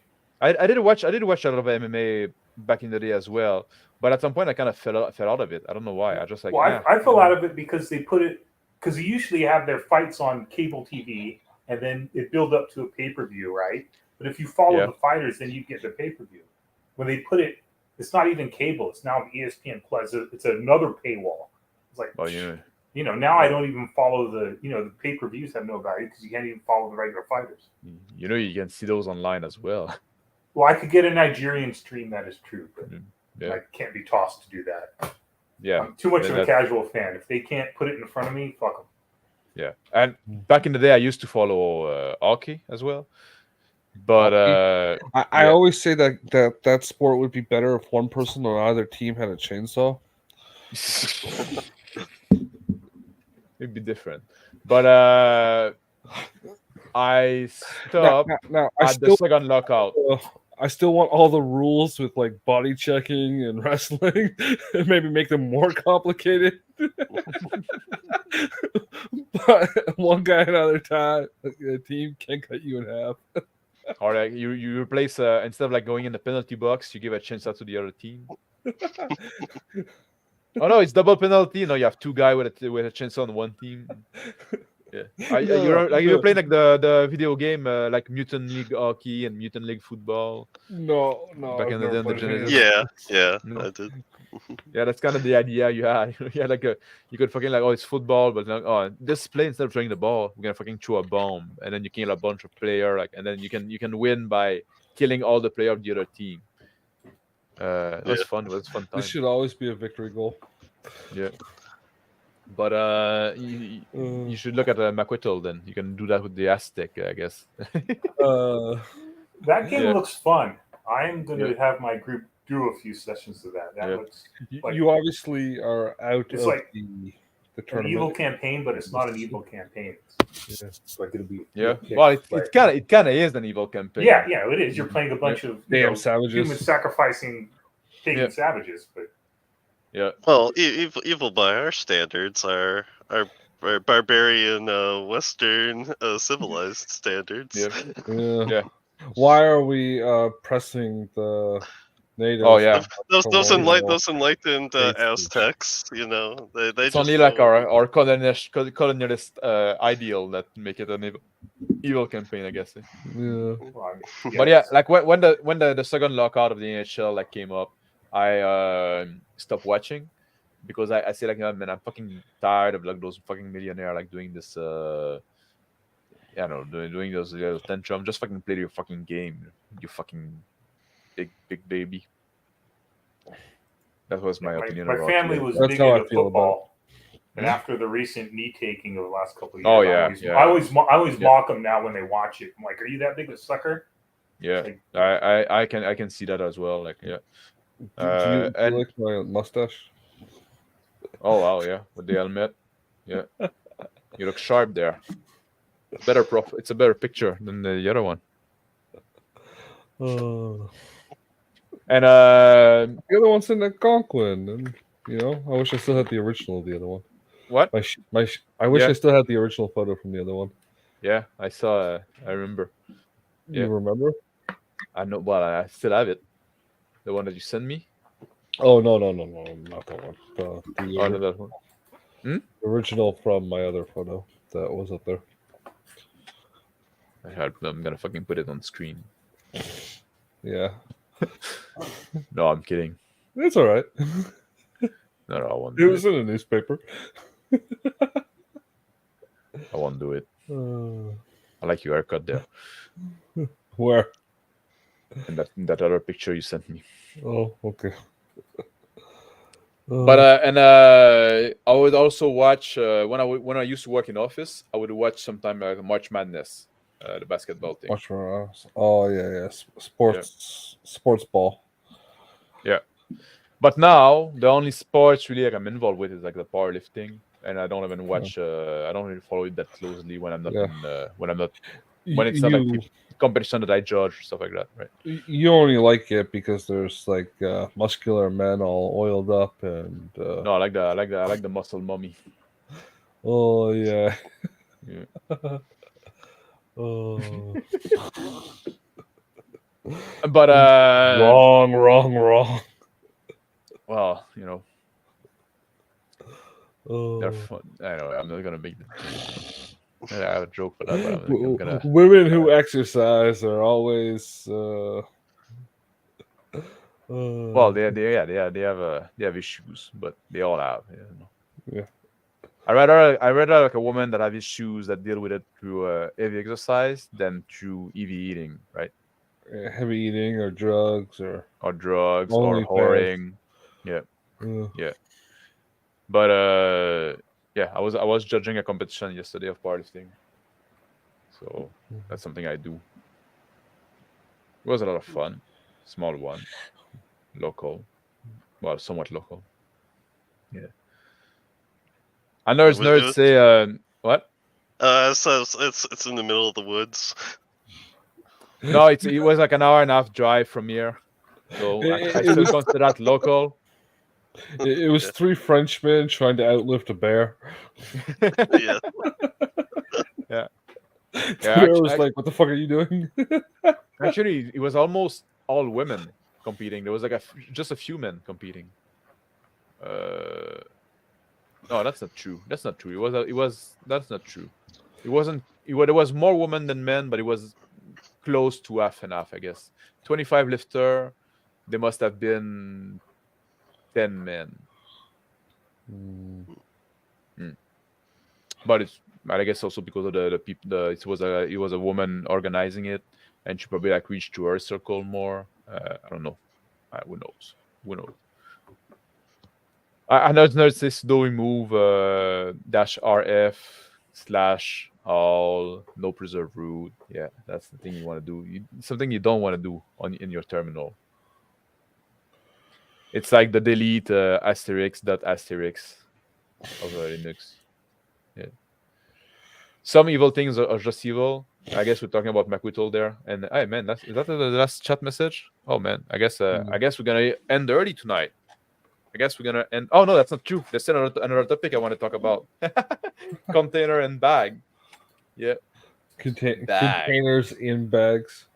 And bags. Yeah. Container and bags. Oh, slash, not in. Yeah. Yeah. So we can say that cunt and bags for short.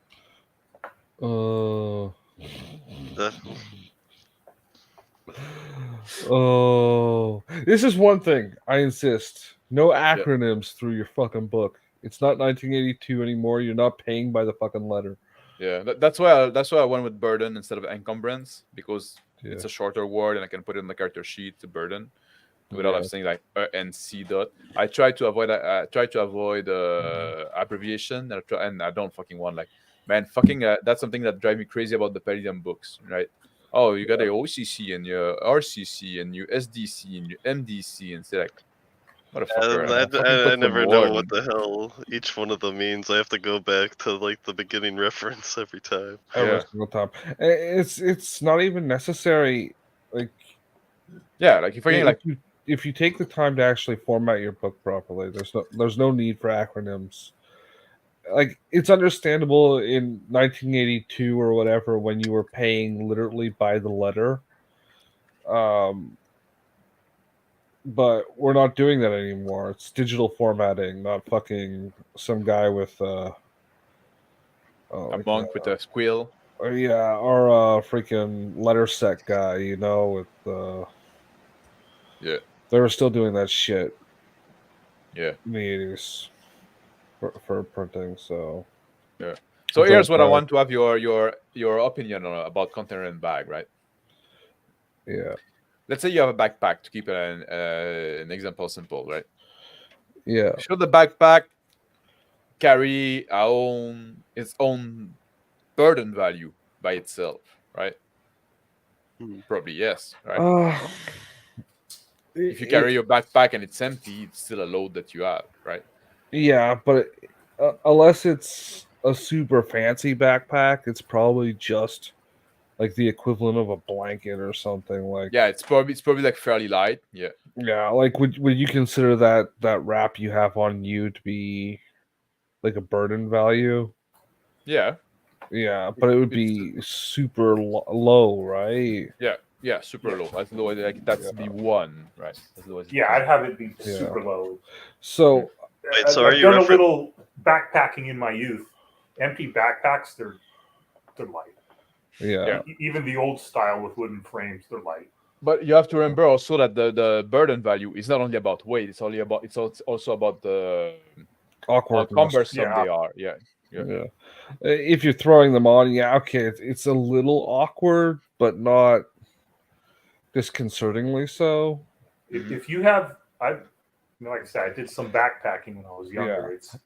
If you have it strapped in, even like maybe an older style wooden frame, but once they're strapped on, if it's empty, they're light. They're not very burdensome. Yeah. Oh, what I'm getting at is I actually find a completely empty backpack to be more annoying to wear than one that's full.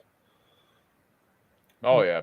Yeah. Just because long hikes, give me the empty one every day. Well, depends on the type of backpack. It's because you got this thing on your back, and you psychologically know it should have something in it, but it doesn't. And it's also just like flopping around. If it's just like if it's like a trading backpack that's like with a frame and stuff like that, it's different. But yeah. And like I was thinking. packs or something. Those the encumbrance should be nominal.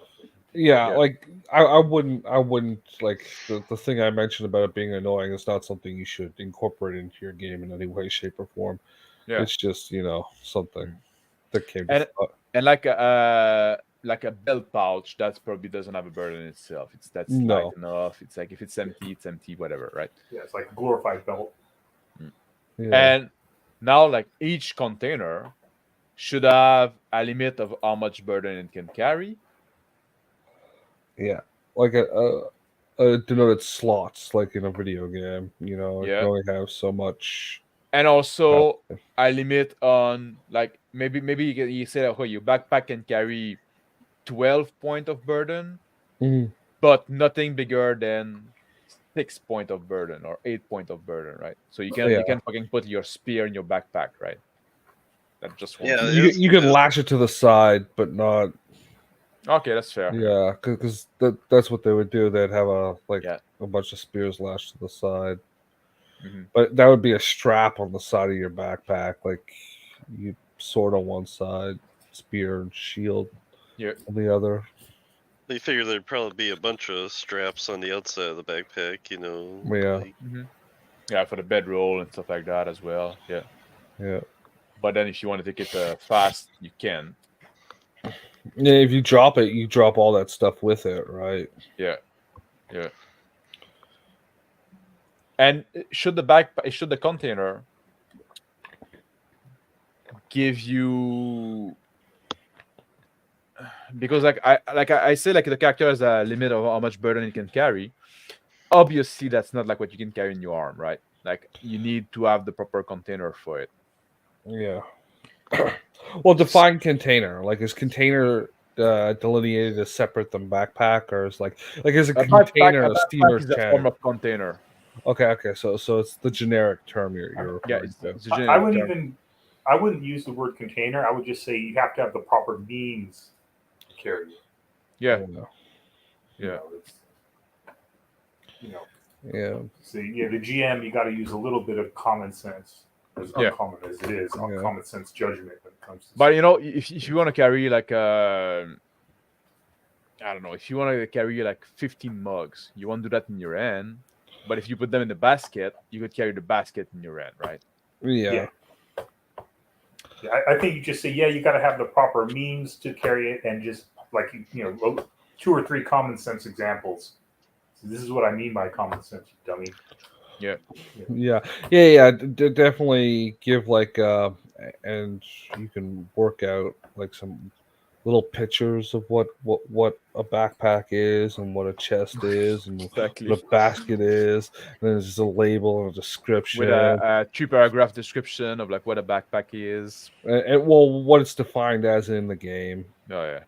I mean, we laugh, but that's true though. But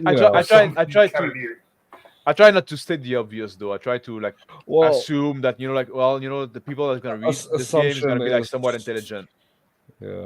Yeah, I'm not writing a game for dummies, to be honest. If you cannot figure out what a backpack is, just like, well, maybe it's not the right game for you. This is true, but like I say, you should write the complex game, but assume that it's someone's first game. Yeah, because that's how you take foothold from Dungeons and Dragons. Yeah, by getting in I'm not trying to. I'm not trying to stick. I'm trying to do something specific here. I'm trying to. I'm not saying it like it's your goal, but if everyone writing game was writing with that as a potentiality, Dungeons and Dragons wouldn't be as big as it is today. Maybe. But also, anyway, name recognition has a lot to do. But okay, so back. I don't know. Back in the day, you would have people that maybe their first game would be like GURPS or it'd be like RuneQuest. Nowadays, no, it's their first game is probably D&D. There's still people with their first game is going to be like a Palladium, stuff like that. But it's the thing, like a big part of the people they're not really in the hobby. They're not really like they're just in because it's the in thing to do now. It's something they see critical role, and they're people that if it wasn't like so popular, they wouldn't be in the hobby at all, right? So they don't care. They just want to play 5e, and they're not really playing 5e either. They're just like trying to make joke at the table and stuff like that. And then they're gonna stay for a few sessions, then they're gonna move on. They just want to post on Twitter about D&D, try to change the culture, post picture of the art they commission for their self-insert character. That's what people do now. And you want people doing that with your game instead of theirs. There's no point on it because you cannot use a fucking like a little hashtag that's gonna get them clout on Twitter, attention. Anyway, so okay, backpack. They can have like a burden value in themselves. Should be fairly low. Some container. I say backpack container. Let's just use that word for now. I'm not quite a fan of it. I might try to find something else. Yeah. Vessel. Yeah, Vessel. No, that way you can make a bunch of carry all. Back. I don't know. But and they have they might have they have a burden value they can accommodate. They might have like a maximum burden, something like a maximum burden value, something can be that you can put in. Do I want to do they can I say like would I say let's say like I could do something like your backpack, if you put something in the backpack and it's full, the burden value is reduced by 1, or by 2, let's say. Maybe the backpack can contain 10 points of burden, but those 10 points only count for 8. Would I think something that'd be interesting?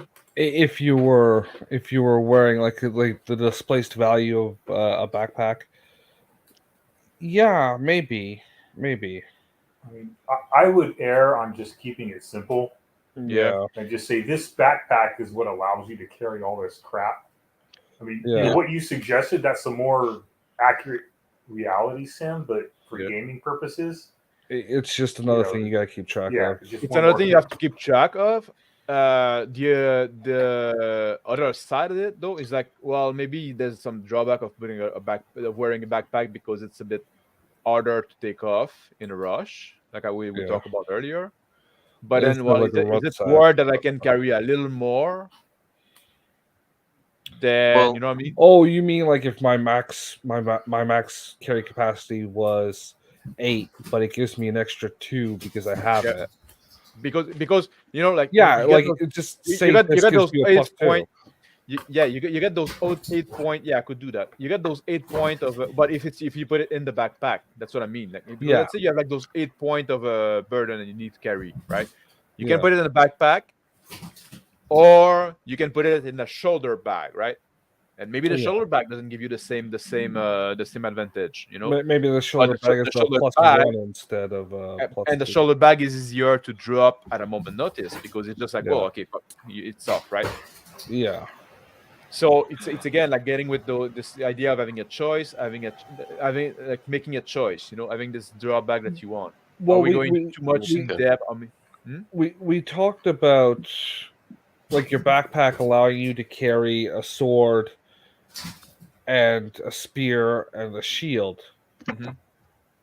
You could say that those are pluses to that thing, as like you don't gotta measure the weight for those items when they're attached to your backpack. But your butt sack or whatever you'd call it, the shoulder bag, doesn't have those pluses. Yeah, but I think that would make the thing even more complex, no? Because now you have to make a backpack. Oh, here's a list of things that you can strap to it, and only those things. And then can I put a fishing pole instead of a spear? And I guess you know what I mean. Yeah. Any sort of long carry item or shield, like just any kind of weapon or tool.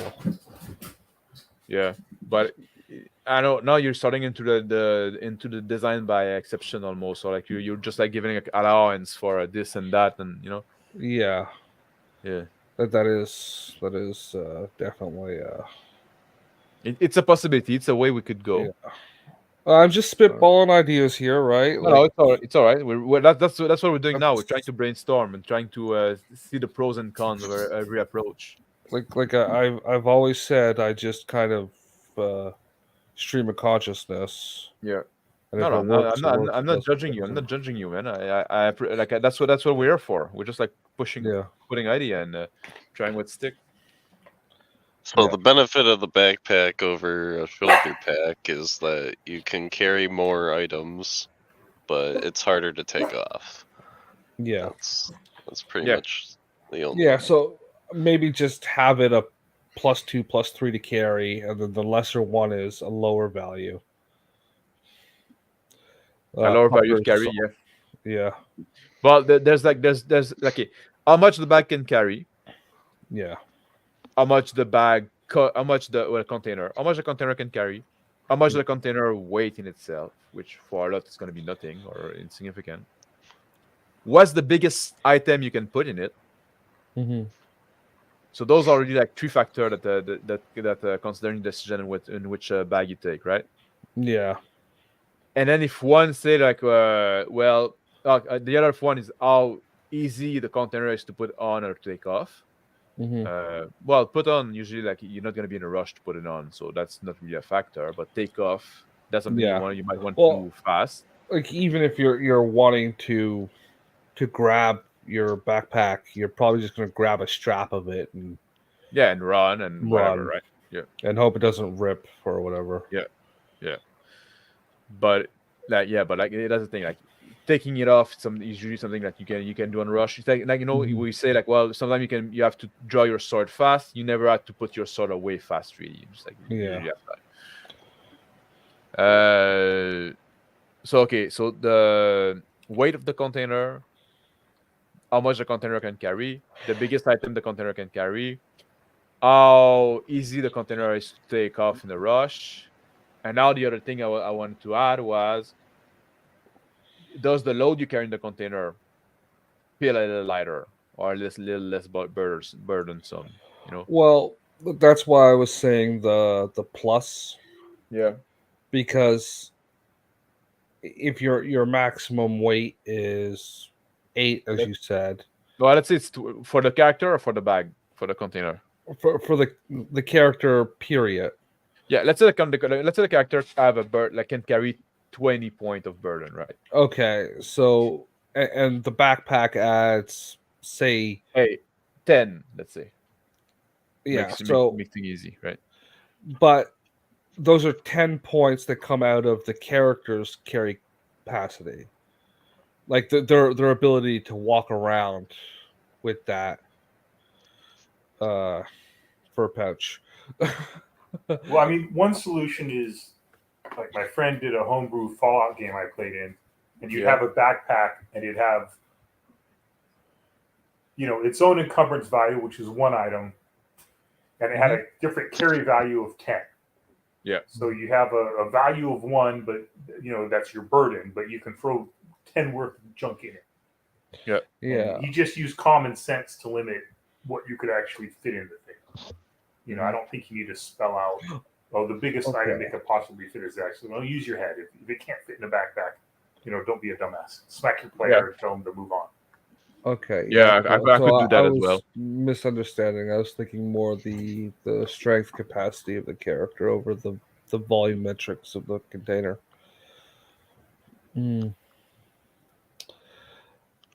Yeah. Okay. Because that's the thing. Let's say the character has a burden value of 10 points. Yeah, the maximum size item, that's something I could drop. Because like I said, the player can use their head. Like the GM can say, well, no, you're not gonna fucking put your shield in your belt pouch, right? No, but you're probably not even going to put it inside the backpack. It's going to get strapped to the side of the backpack. Well, you're just gonna strap on the shield itself. Then just like a gauge that we call. But yeah. But like that would be like more important for like smaller bag. You know, like you have like a belt Yeah. pouch. Can I put something that is a size value 3, a burden value 3 in it? Well, no, it's smaller than that, No. right? You can put. Well, some I kind of coin. feel that the backpack is more so meant to like store just like a bunch of things of negligible weight. Yeah. So, I mean, like a bunch. You like basically add all these things together that like all on their own, they probably wouldn't even be one weight or burden. There could be one because like you got your food, your water. Well, water skin that can get heavy pretty fast. Water skin, but that would probably not be inside your backpack. It'd be you might have an extra one in the backpack, right? Yeah, but would you lash it? You'd lash it to the outside in case it bursted. Oh yeah, probably. But still, that would be that strap on your backpack would count as the weight of the backpack. Yeah. Mm-hmm. So whether it's a pound of gold coins inside your backpack or a pound of water lashed to the outside, it's still a pound, right? Yeah. Obviously, you don't measure liquids in pounds, but for this example, well, you can, but yeah, but you're not supposed to. Well, if it's water, a liter of water is a kilo of water, right? Yeah. That's liter. That's what liter are literally. It's like it's the volume of 1 kilo of water. Yeah. But you get the point, though. Yeah, and I get the math. Yeah, let's see what chat has to say. The chat speaks. Yeah, chat has been speaking. The chat lives once more. A much abused subject, I guess, like container and bags. That is that an abused subject? People talk about a lot about that. Who's making noise? Mute yourself. It's not me. Is that you? Not me. Yeah, Yagar, you're making there's noise going on. A vacuum cleaner, bro. Oh, it's probably my dog. He's running around doing that.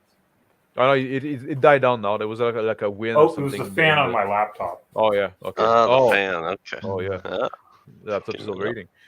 Character carrying a 1,500 coin in a bag. Yeah, that's something we want to avoid. Exactly. Well, that's maybe like you're talking chest. That. Yeah. Maybe you're talking a chest. Backpack. Yeah. That's why I was measuring this can be carried by 2 people. Yeah. Metric of measurement. Typesetting for some industry was still around. Yeah. Yeah, back then, but not anymore. Yeah, well, that's what I was getting. That the typesetting was what I was referring to. Yeah. And that's why they would truncate words with acronyms that were repetitive. There's another word for it when it's not an acronym. Abbreviation. Yes. Yeah. Abbreviations. Yeah, but it does make the text much annoying to read. Abbreviations, I fucking hate them. Yeah. Yeah. I mean, it has to be, if you do an abbreviation, it has to be like intuitive, like GM for Game Master. Yeah. This one doesn't bother me. Yeah, and also then you have like only PC for player character, right? Okay, that's fair. But when it's I use one every fourth word. Yeah, you don't do Palladium. Sentence. Don't do what Palladium does. Yeah. There's no abbreviation that I use in my game, but I don't use it all the time. Skill tree or whatever. My skill tree with the thing and what is my skill tree? The attribute. Your character sheet. Yeah. That's what I was referring to. Yeah, the letter for what? Yeah, but that's like the SS, the SG, the. Yeah, I don't think that's too bad. But also, like, I mean, like when there's one that is fairly uncommon that I use is the HOM. HOM. Yeah, HOM. What does it stand for? Half order of magnitude. Half order of magnitude. Yeah. Maybe you just put that in there. Sometimes I spit it out. I spit it all. But also, like, I do take the time to explain it. Yeah. And you know what an order of magnitude is? It's a relative statement. It's more than the. Mathematically speaking, I mean. Not offhand. Order of magnitude or basically the number of digits you have a number. So like 1, 10, 100, 1000, right? Those are order of magnitude. Yeah. So if something is 2, like 20 is one order of magnitude bigger than 2, right? Yeah. That would make sense, but I don't know. It just half order wasn't of clicking for me. Yeah, half order of magnitude is, and you don't need really to know that because like I spell it out, but like I explain it, but it's so instead of being like 110 and 100, 1000, it's 1, 3, 10, 30, 100, 300, etc. Right? So annoying math. It's like a step between 1 and 10, right? Yeah. And I use that a lot. And like I said, like, if you pass the burden limit once, you're gonna have 1 success malus. If you skip it twice, you're gonna have 3 success malus. If you skip it thrice, you're gonna have 10 success malus. So you have 1 half order of magnitude malus every time you skip the burden increment. Yeah, I mean that's something maybe you put as a note for the actual I did character sheet and stuff. Just 1, 3, whatever. Yeah, but that's the thing. They don't need to know the idea behind it. It's everything in the game work on those numbers. So it's something you're gonna learn pretty fast. Like a routine skill is gonna be 0, but like an easy skill is gonna be 1 success you need. A difficult one is gonna be 3. Then you got like near impossible one is gonna be 10. Right? It's everything works on that scale. So it's something that if you play that game, it's gonna become like at some point a whole kind of second nature, right? Is that the number that changes the base number changing for those orders of magnitude? No, it's always 1, 3, 10, 30, 100. And if you pay attention to when I was I can present again, I guess, right? Let's do that. The sizes of creatures, it was 1, 3. It was like -3, 1, 3, 10. Yeah, exactly. You got it. What is that? If I go there up here, you see that like medium is time 3. Large, well, those go like full order of magnitude, except for between medium and small, just because I wanted a bit more. But it's always going to be that. So it's something that like the cost for maneuver that you can buy when you win an opposed roll on an attack. It's gonna be, like I said, it's 1. You spend 1 hit for if you're in the offense, but 3 hit if you're on the defense, right? So it's always like the same pattern always come back. I think like I thought that was something would make the game easier. You don't have to say, oh, is it +1? Is it +2? Is it +5? Is it +6? That's the critique I had with the Witcher game, right? All those modifiers are all over the place. I say, no, fucking keep it simple. Yeah, and it's better to have something. Yeah, it's better to have something that is, maybe it shouldn't be exactly the same difficulty as that, but it doesn't matter. It's gonna be like close enough. It's close enough, and keeping it simple is gonna be easier. Yeah. The patterns are repetitious and echoing. Yeah, and the reason which makes the game more harmonic in play. More homogenized. Yeah. And the idea between the half order of magnitude is like, if you think about thing in your life,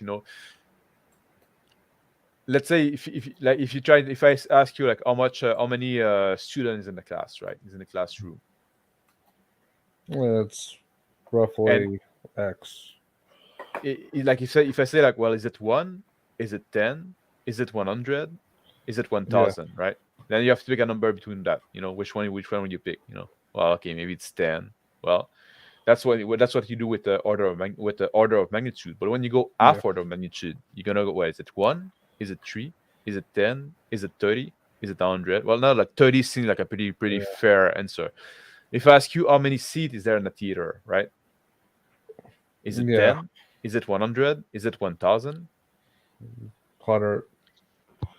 You would go with 100, but you feel that 100 is a bit low, right? Depends on what kind of theater you're talking about, but yeah. If you go, is it 10? 1000 is too high. But like if you go with half order of magnitude, is it 100? Is it 300? Is it 1000? Then you might say, well, it's 300. 300 would seem about right. And the average theater theater room has about 250 seats. So 300 is pretty close. How many orange in the bag of orange, right? How many bags of orange? How many orange in the bag of orange? If you buy a bag of orange, how many orange is going to be in there? It's going to be between 10 and 30, I guess. Yeah. Yeah, probably closer to 10. But if it's clementine, probably closer to 30. Yeah. Yeah. But it gives you like the step there. Clementine.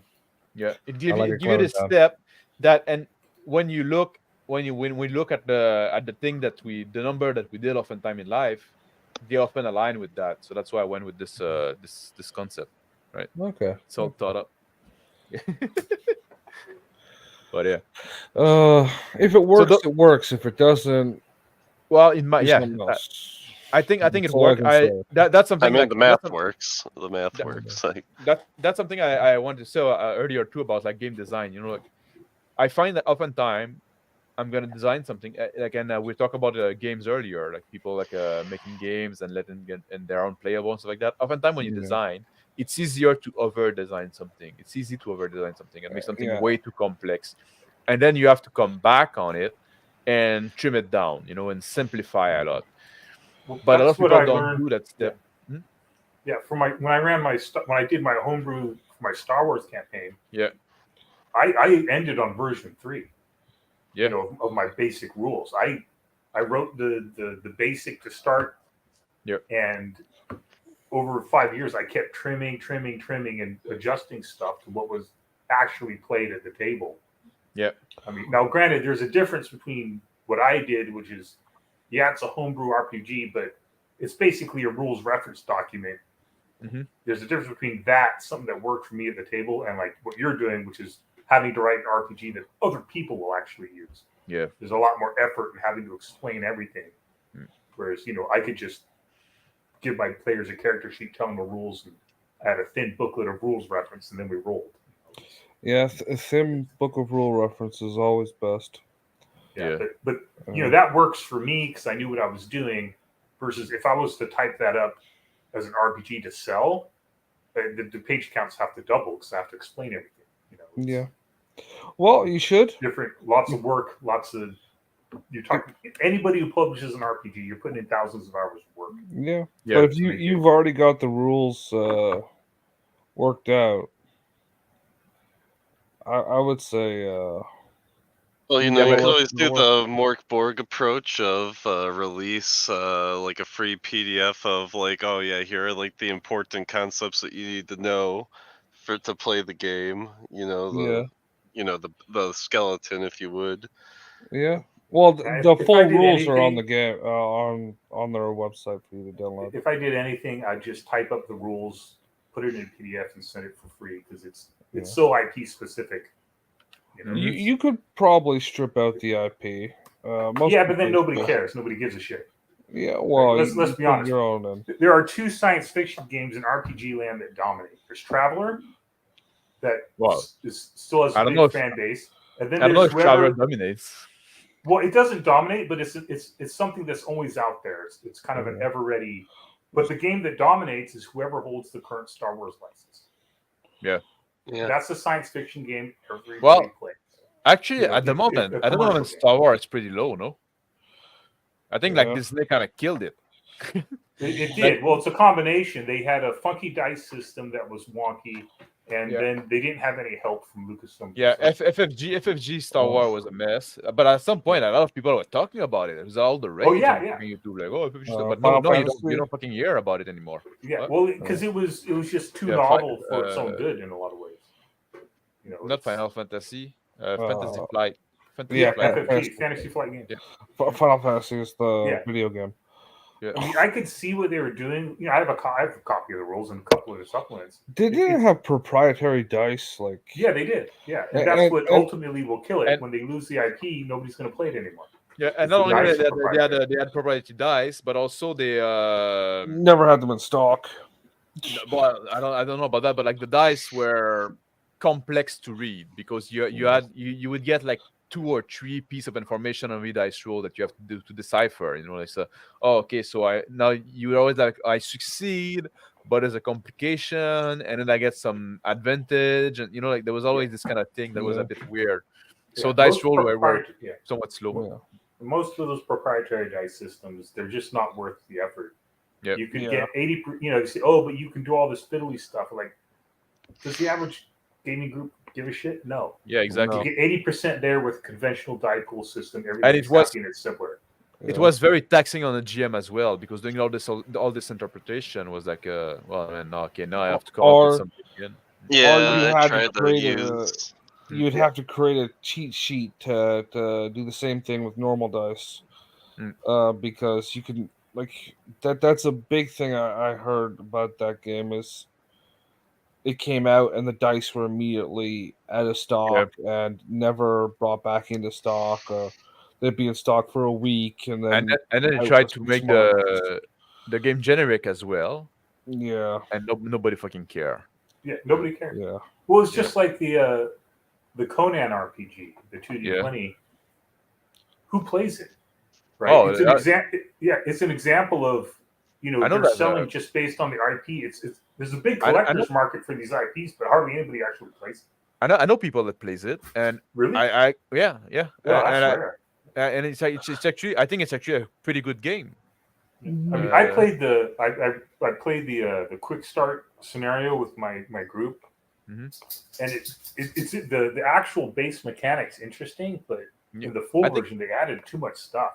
I think it's a good game if you use it for what it's trying to do. Yeah, I just bounced off the Doom point mechanic. Hard. If you're not running through the world killing Defari, you're not doing it right. Yeah, it's supposed to be like you need to play it with a smaller party size. Yeah, pretty fast, pretty cinematic, stay theater of the mind. Don't try to do tactical combat with it. Don't try to be 6 in your party with it. Don't try to play it like D&D. It's supposed to be. Don't try to do heroic. It's for that 1 to 2 man group. 3, 4 is pushing it, but yeah. Yeah, 3 is all right. But yeah. I just bounced really hard off the Doom point mechanic for the GM. Yeah, I just don't like that kind of mechanic. It's not my thing. Well, that's funny. We talked about that on Thursday on the show Dice and Design. Yeah, plug. We talked about metacurrency and metaplot, but mostly about metacurrency. So I don't like the GM currency. In my opinion, I felt it created the game obviously more of an adversarial tone. And yeah. Plus, as a player, I played in a game where the GM had the similar GM currency of pool points. It's real easy to tell when the GM's pulling punch-ins in that kind of a game. Oh, really? Because you could, as a GM, I could sit there and accrue a bunch of Doom pool and just unload it, right? Yeah. And it's super easy. It just makes it almost overly gamey and adversarial. Yeah. From what I want of an RPG, Doom points fight against that. Well, I think if you parcel it out in smaller amounts instead of piling it up, it'll be less devastating. Yeah, see, but that's the thing. There's certain points where it piles up naturally. Yeah. And if you immediately enter a fight with the players, why not unload it? Right? Yeah. If you don't, you're pulling punches. So and the point for me, it just doesn't work with the way I like to play. I think the point is to discourage the players from using their advantages as much as possible. Because if I remember correctly, you get the Doom points every time. The players use their momentum, their advantage. The players use advantage, and then basically if they get advantage, then basically the GM gets advantage also. Yeah. I didn't like how adversarial that made the game. I think it works for Conan. I think it works for Conan because it's supposed to be the character are supposed to be heroic and be able to heroic, not heroic in the sense that they're heroes, but they're supposed to be they're supposed to do badass stuff. So they're supposed to be able to overcome what's in front of them. Yeah, in brutal way. So they got momentum. But just with the advantage mechanic, they didn't use points. No, because because that's the thing. Conan is supposed to be the character is supposed to be badass, but the world is supposed to be equally harsh, right? And if you don't have like and I think the momentum point, people say like the doom point, people say, oh, I don't need like I'm GM. If I want to throw like more position, I will. I don't need permission from the game. But I think they're there because like a lot of the GM are too soft on their player, and the player are gonna overcome and oh, good job, you're one. Yeah. But now you have those doom point piling up, and the kind of reminder of like throw some shit at your player. Like the world is supposed to be harsh. You know, I think it helps like kind of like it reinforces the tone in a lot of ways. It does make it a bit adversarial. But for Conan, for this type of Conan game, like I said, the character are badass, but the world is equally harsh. You know, the worlds come at him. I understand. It's like for me, it was like Savage Worlds. I just bounced off the mechanic. Yeah. Lots of people love Savage Worlds. They think it's great. For me, it fucking sucks. Yeah, but that's why I say like Conan 2D20. I think it's a good game, but you have to use it for what it's trying to do. It's not like it tried to do something specific, and I think it kind of succeed with it. Mostly, there's some flaw, but I think maybe if you give yourself a hard cap on how many of those doom points you have, and not in the sense of you're getting them, but like pick a number like 4 or 5 or something like that. And that's when you as the DM say, I have to spend this now. Yeah. But the doom point only lasts for the scene as well. The momentum only lasts for the scene. I think the doom point as well. So at some point it's like, well, you know, the scene is gonna end. I need to fucking spend those points. Yeah. But anyway, it's not gonna be for everybody. It's not gonna be like it's not to do everything with the game. So. And I don't find it more or less adversarial than just like a game that doesn't have a mechanic that encourages like conflict. Because I mean, my friend tells me about his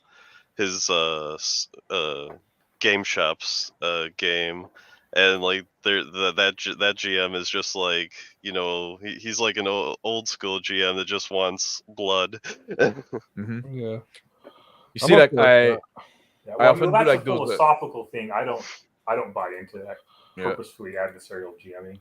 I agree. I agree with you. I don't 30 of your players per session. 30. Don't. You got 5 people at your table, including the game master, and if there aren't at least 30 character deaths, 30 piece death. Yeah, you see, you go with 30 there. You know, like this is I often do like those. You got the number stuck in my head. You damn ginger bastard. I often do like those design note where I explain stuff a little more in detail. I put them like in the sidebar like that with my seal next to it. And like this example, so what happened to 2, 4, and 5, and the other number? I say, why our difficulty level go from 1 to 3 and then to 10? What happened to the number in between? So you know, I try to. Okay. I talk huge. Who else is Jerry guy, and why has he got a fucking curve in his webpage here? He's the guy. He's the mathematician. He's the mathematician that proposed the concept of half order of magnitude. Okay. I give you event source. You know, it's a very educational game. You're gonna walk away with a degree in metaphysics. Yeah, well, exactly. Something like this, like the GM designer notes, are actually useful, especially when you're doing something different from other games. Yeah, it helps you when you're reading the rules. It helps you wrap your head around it. Yeah, okay, I see your concept, and I know what's expected of me as a GM to run this now, and why it works. What you're trying to make it work at. And I try to explain also, like, you know, why something is that way. So if you want to house rule it for some reason, like I say, like, well, this is why I make the thing this way. So if you want to house rule, if you want to change it, at least now you know you can. This is something you can consider. Like I did one like we were talking about burden earlier, and if I go here, I do have like a designer role, the weight of burden, and I say like, well, calculating a total burden of equipment carried can be burdensome. Ignoring this element of the game can be tempting, but in doing so, you remove a whole avenue of meaningful choice. You know, so I try to explain, like, and say, like, well, here's the thing. Here's what I did this way. But yeah, so you see, that's why I like those numbers in my head. You know, I can. Nah, it's just because you're a nerd. Yeah. Math numbers. You got space for them. Okay. Us normal plebeian folk, we can't count past 2. Yeah. So Dice was king, which quite a while ago. He probably died of old age since then. What? He probably died of old age since then. Well, I don't know. You are like 40 minutes behind or something like that. Yeah, those backpack and like this comment has been on the screen for like half an hour now. Does backpack in their stealth? I kind of played a bit with the stealth mechanic now. I'm doing that a bit differently as well. I might include like I might make it a little harsher if you're like if you're carrying more, so just to encourage like carrying less. So maybe it's gonna be like, well, if you want to be like for stealthing efficiently, maybe you want to be half your burden limit or something like that. But I don't know if it's gonna be like too much complexity. If you're overburdened, obviously it's gonna enter your stealth. But well, you have to be a half magnitude under your equipment weight. Yes. Yeah, exactly. Yeah. Yeah, you need to be on the third or half order of magnitude of the. the orc is going to be walking down the wooden road, the trail, and look at the tree wearing a backpack and think nothing of it. Yeah, but you're conveniently hidden behind it, but your backpack is sticking out. Yeah, exactly. It's okay. You're underburdened, so you can. But I do like when you roll for stealth, it's opposed by people like trying to detect you, or like and then they can have a roll if they're not actively trying to, but they have like a disadvantage. The orc is too stupid to know, so. And because it's a number of Justin will get this one. It's like, yeah, the orc's eyes are deaf. Yeah, the orc's eyes are deaf. Yeah, he's a new orc every 15 minutes, you know. So yeah, so to answer that, like it might, but like I wanted to do like plate armor and stuff like that, you know. But I'm also trying to keep things relatively manageable. I already have a lot to deal with, so I need to figure that out a bit. Like I have an idea about how I want to work. You know, it's success opposed by the person roll. When you move, it cut away some of your success of your stealth roll. So let's say you roll, you get like 5 success on your stealth roll, and then you move your whole movement speed. Now your stealth roll is only like 2 success, right? Whatever. So it makes you easier to detect. So I might play with that a bit. But I don't have the concrete answer now of how it's gonna work exactly. Like I said, it's still early in development. I'm figuring out. Maybe this will be a stream at some point about stealth mechanic, where we try to figure out stuff. Just make it a skill. It is a skill. The better you are, the more invisible you get. But it is a skill. But it's like how the skill is gonna work. I need to figure out still. Yeah. Well, that's if I think with a wood frame back. Yeah, go ahead. It's like that was a Martin Shore movie, Master of Disguise. I think it was Martin Shore, where he's just up to the turtle.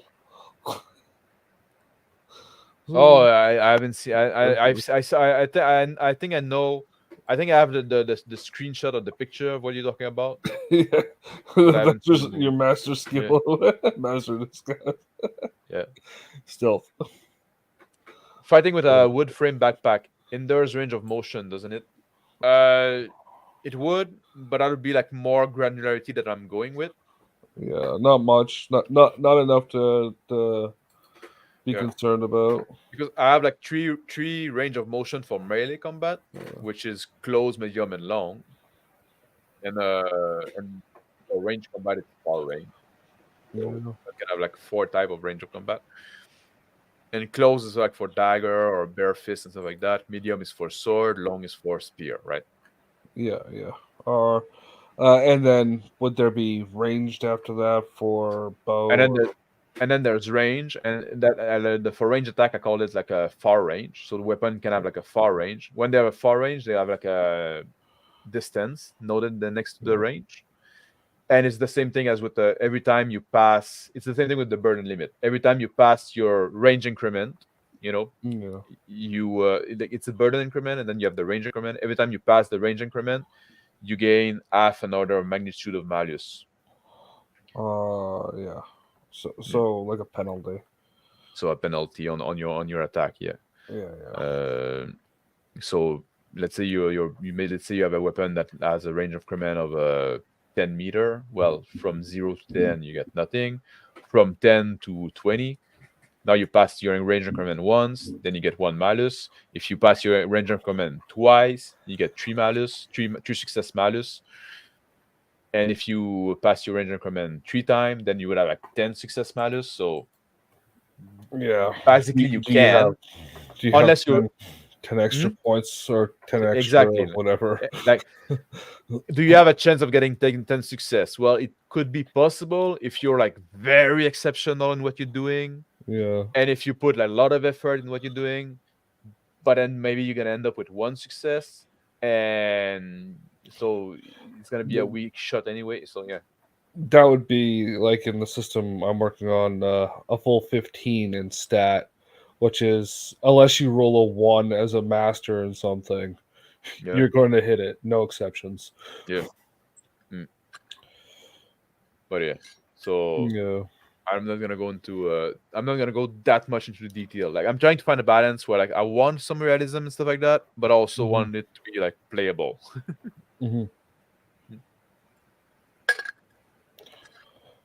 Comment post gaming say feels like you got a shirt loose on your back. Actually, I'm wrapped in a blanket. He's wearing his cape. Yeah, I'm wearing my cloak. His cloak of nobility. Yeah, his front cape. He's a minor lord in hell, you know. Yeah. Well, I'm it's all the same thing. Exactly, same thing. Yeah. I have the old Norman blood. Yeah. But yeah, I'm just wearing like a blanket basically, wrapped around a blanket. Dice tells the plate armor wearing character might find putting on and taking off a backpack challenging. Oh yeah, we talked about that earlier.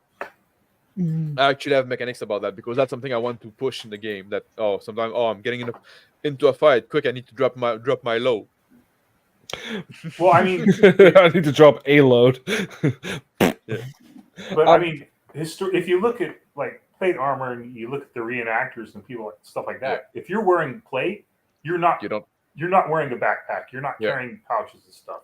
Yeah, that plate's it. That's maybe you carry a shield. That's like it. Yeah.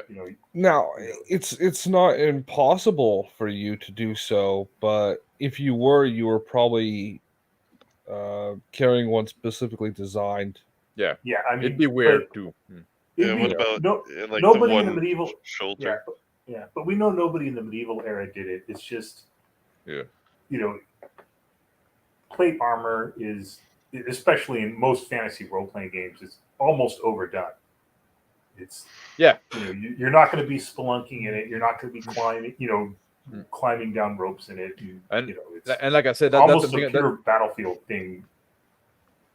That's something that's something I'm trying to push, but I'm trying to push it like through the rules and through the mechanics. I want the players to come to the conclusion and say, yeah, plate armor like give like great protection, seem awesome, but it also comes back with those drawback. Yeah, so maybe like just regular adventuring is not the right time to wear it. So you put like a hard penalty on wearing it as, hey, no, well, guess what? You are now excluded from the use of backpacks, large pouches. Maybe you have 1 pouch or 2 pouches, not like penalties, stuff like that. It's and like I was showing earlier in stream. I'm not gonna show it again now, but like if like some type of pack actually would not only require an action to take it off, but you have to make some kind of skill roll if you want to take it off in a rush. So it's not very difficult skill roll, but still you need to roll, and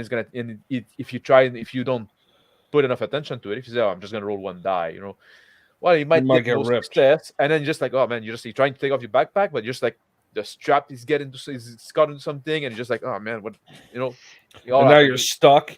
You got your gauntlet stuck in the strap. Yeah, I don't do like the critical failure and stuff like that, but now you still have your backpack on, right? You failed to take off the backpack, so that actually can very much happen.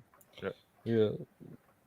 I'm okay with the comedic critical failings. Oh yeah, no, as long as it's funny. Yeah. You stupid idiot! You tried wearing a backpack with a breastplate. If you had like, because you could have like technically, like if you have like malus and stuff like that, like let's say you have -1 to your roll and then you roll 0 success, you end up like with -1 success. Then you could go wild with the critical fail, I guess. Yeah. Comment post gaming say right range of motion in that stuff limiting. Yeah, that's I try to deal with that mostly with the increase in spirit lust. So you're gonna get tired more. So if you overburden stuff like that. So that's how I'm trying to deal with it, because I don't like just having like, oh, your dexterity is in there. You know, like I that's too cheap. And I don't want to give like our number as well. Like, oh no, you can move half your movement speed or like 2 meters less per round. You know, nah, not quite.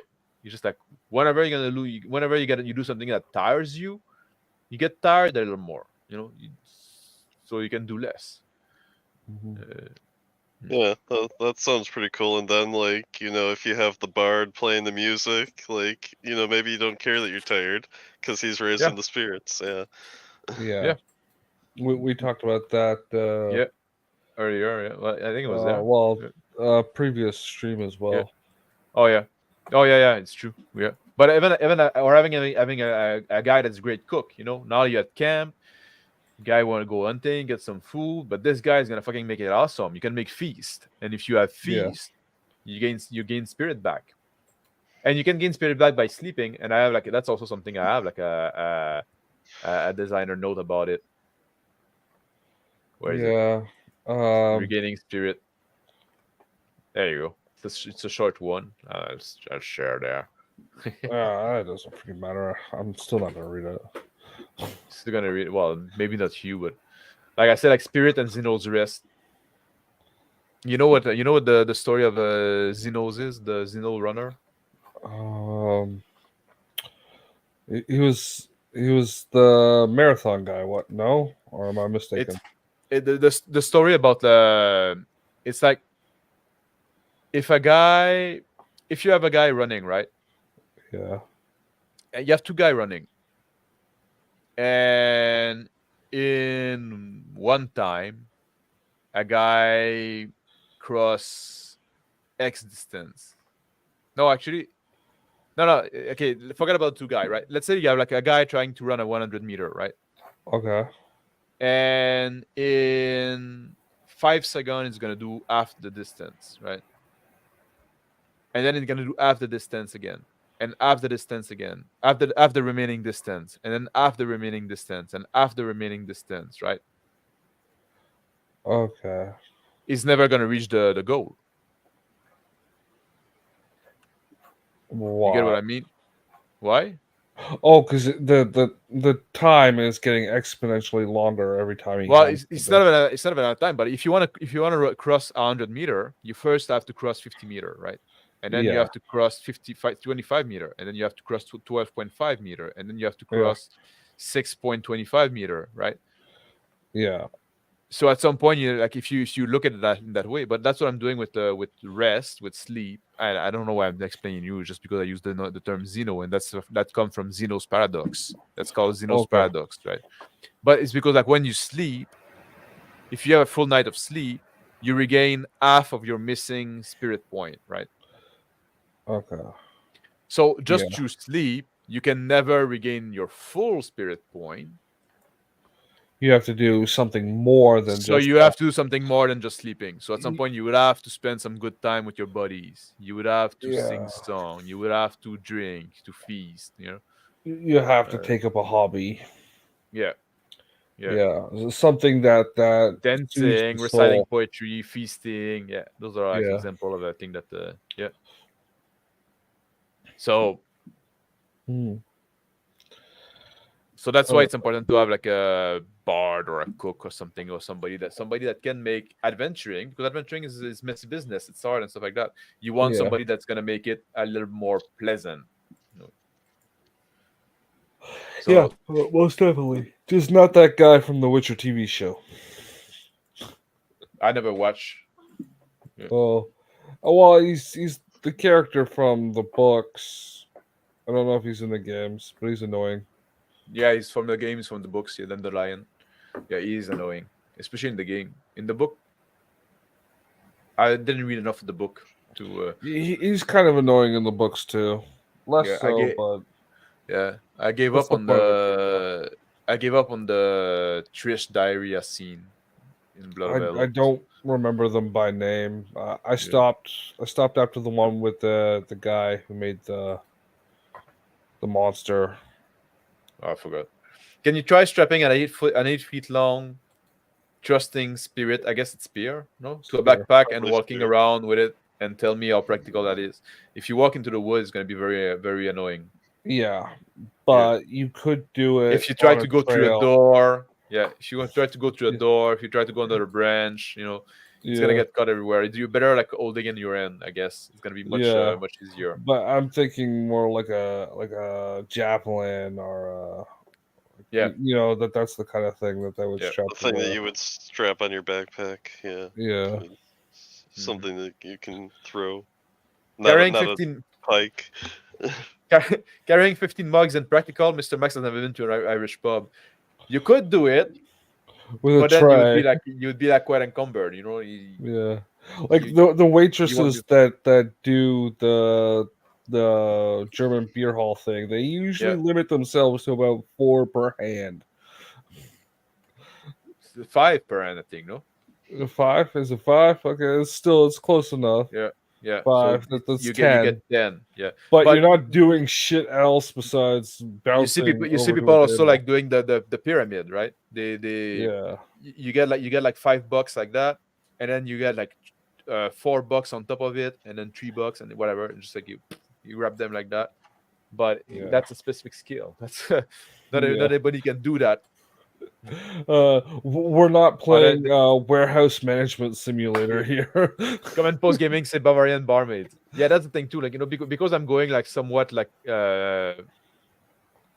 a realistic or like simulationist. I don't think I'm going to say all the way to simulationist, but I do go a little more. I try to have like a little more realistic tone, but I don't want to emulate everything that's possible. I'm trying to keep the game manageable.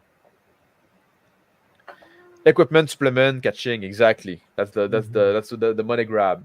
Supplements. Yeah, in French. But some obscure dialect of French. Yeah. Should I do one in Latin? Latin. Yeah, but it's just called the Latin supplement. Yeah, the Latin supplement. So, gentlemen, I'm going to bow out. I have to work tomorrow. So. Oh, really? All right. Party on, man. Thank you for dropping by, man. I don't have to go to work. It was a hoot. It was fun. So. Yeah. Well, I hope you had fun. Yeah. I will see you on other streams in the future, sir. All right, man. Thank you for joining. All right. Good night. Yeah. Party on. Good night. Party on. Stealing my catchphrase, damn you. It's okay. Everybody does. We're about to wrap up here. Anyway, we're just gonna go through the comments. I'm good. I don't have to be to work for another 13 hours. So. Oh really? Yeah, I got a meeting at 2. Oh yeah. That's good when you have like a freedom in your schedule. Yeah. And we're not that far behind either. Only like 40. Oh fuck. There's not too many comments though. Later. Yeah. Don't worry. Don't deliberately add some. Hey.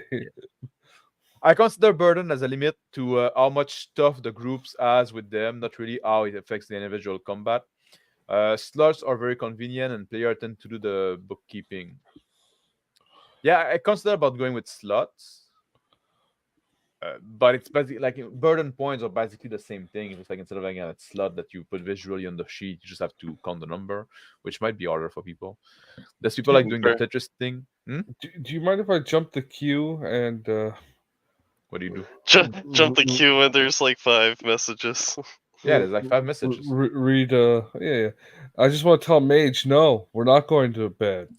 I don't care. It's 1 a.m. Especially since. Well, we need. We like, got I want to go to 14 bed. hours left in this stream. We want no. I'm gonna wrap it up pretty soon. I want to go to bed. I'm not Bear. I'm not doing fucking 12-hour stream, right? But you got a choice. People took the time to type message in chat, and I think every message deserves to be addressed. So you're all Max's special people. You're all important, you know. You're like, I respect the time you took to type those characters. I'm not just gonna ignore you. I appreciate you coming, join, and turning on live. So yeah, that's what we do. Yeah, like Nave does the kind of Tetris thing, or like I goes Diablo thing, right? Where you have, I believe Nave does that. So you have to place equipment like in the grid, and some of them like are L shape, and then you have to fit your pack in that way. Is that Nave that does that? I said Nave. It might be I might be thinking of something else. Yeah, I like the Diablo management system. Yeah, if you can integrate that, but yeah, I don't think I like it as well. I don't think it's right for the game I'm writing now. Yeah, but I can see other game using that.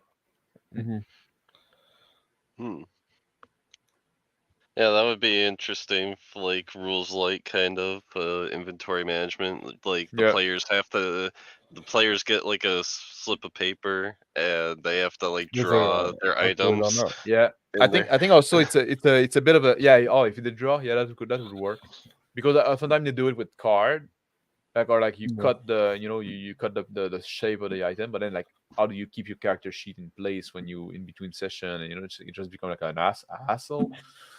You could give them like a little stencil, a little stencil of like an armor plate or a sword, and then you just kind of scratch over it onto your. But I think that works also when like loot is really very much so the goal of the game. And in Nave, you don't have a character class, but what your character can do is all based on your loot and on your gear.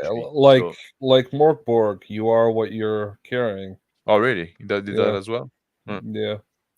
There are some stats, but they're like pre-gen characters, pre-gen-esque characters in the book.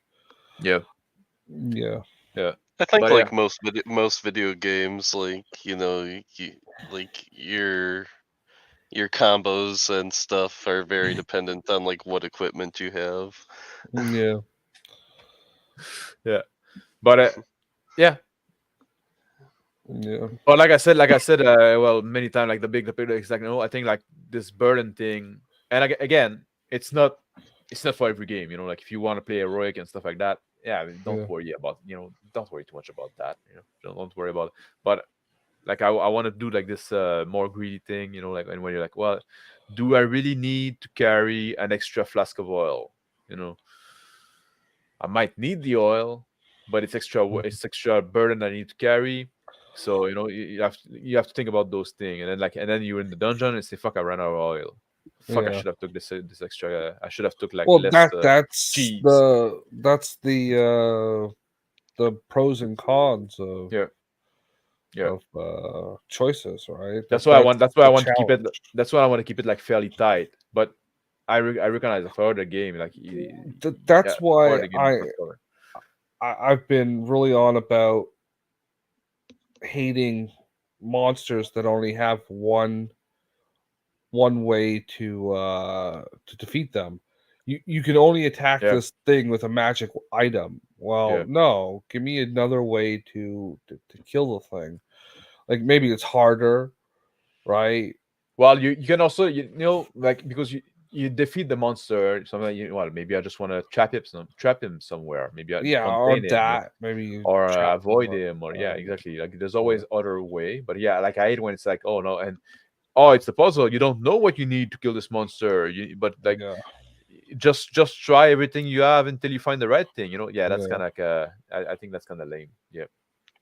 Yeah. And I don't think your game would have this problem, but like I was talking with Shadow and Omanow last night, and Omanow was like, I really hate creatures that are level draining. Oh yeah, well, especially if it's like a permanent level drain.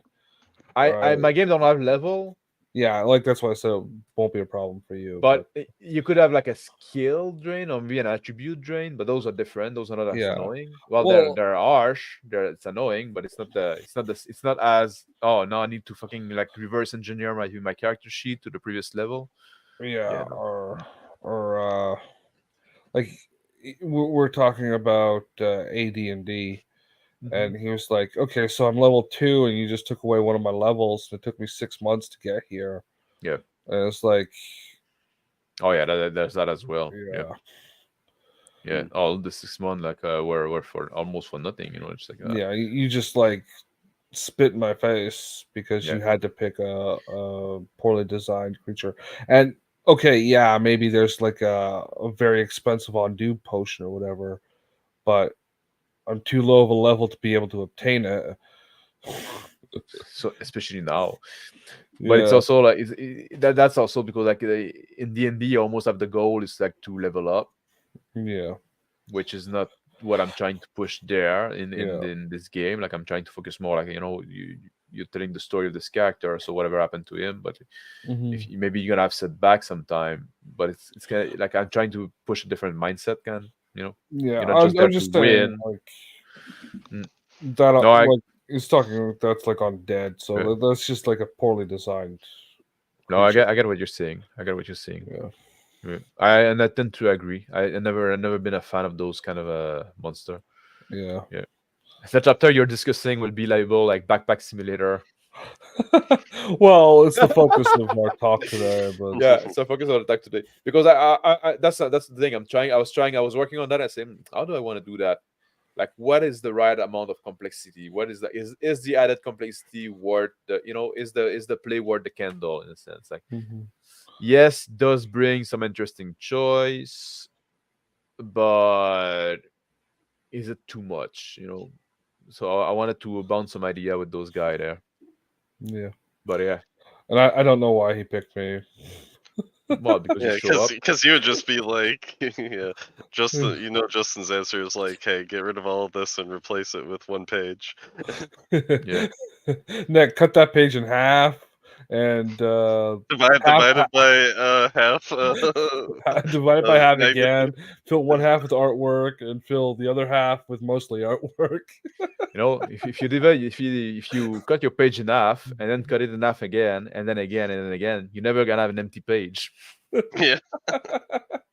Zeno's paradox. You're learning things, right? I'm smart now. Yeah, but that's the thing too. Like I said, like I do tend to do overly design and then try to come back and I try to cut and try to simplify and try to make more elegant.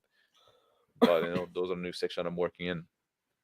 Yeah, backpack simulator. Yeah. Now you have like I'm gonna have like 15 stats for one backpack with all. You get fuck, man! Your that many pouch. Yeah, you're a computer game guy. I bet you can whip that up in a weekend. That's the thing with the. That's one reason I like RPG design so much, right? Because when you do computer game, like because RPG game, you have this. You try to do something that is interesting, that is deep enough that you have something to bite in, that you have some crunch under the teeth, right? Yeah. But also that is like simple enough that can be managed without a computer. When you do computer design, I can fucking make algorithm and say like, I'm just saying, make a cheap indie game. That's just managing a backpack's inventory. Yeah. like Tetris with the backpacks. But what I'm saying regarding that is like when you make like game design for a game for video game, you can have like fucking deep complex mechanic that are super simulationists and stuff like that because it's all hidden and the player doesn't have to interact with it. Yeah. But that's why I find like RPG design it's so interesting or tabletop design because you have to find this balance and push yourself. Yeah. Backpack simulator. I have a Tetris, bro. I actually have a card game that is basically that. It's fucking what is a fucking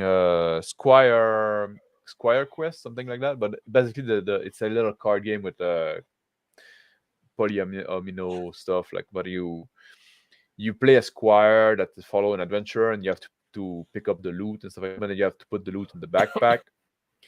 and the loots have shape, and you have to put the card on top of each other to try to get as much as you can in your backpack and hide the junk and stuff like that. But yeah, it's an interesting little game that plays fairly fast, and it's just like a few cards you can carry around. I'm into board game as well.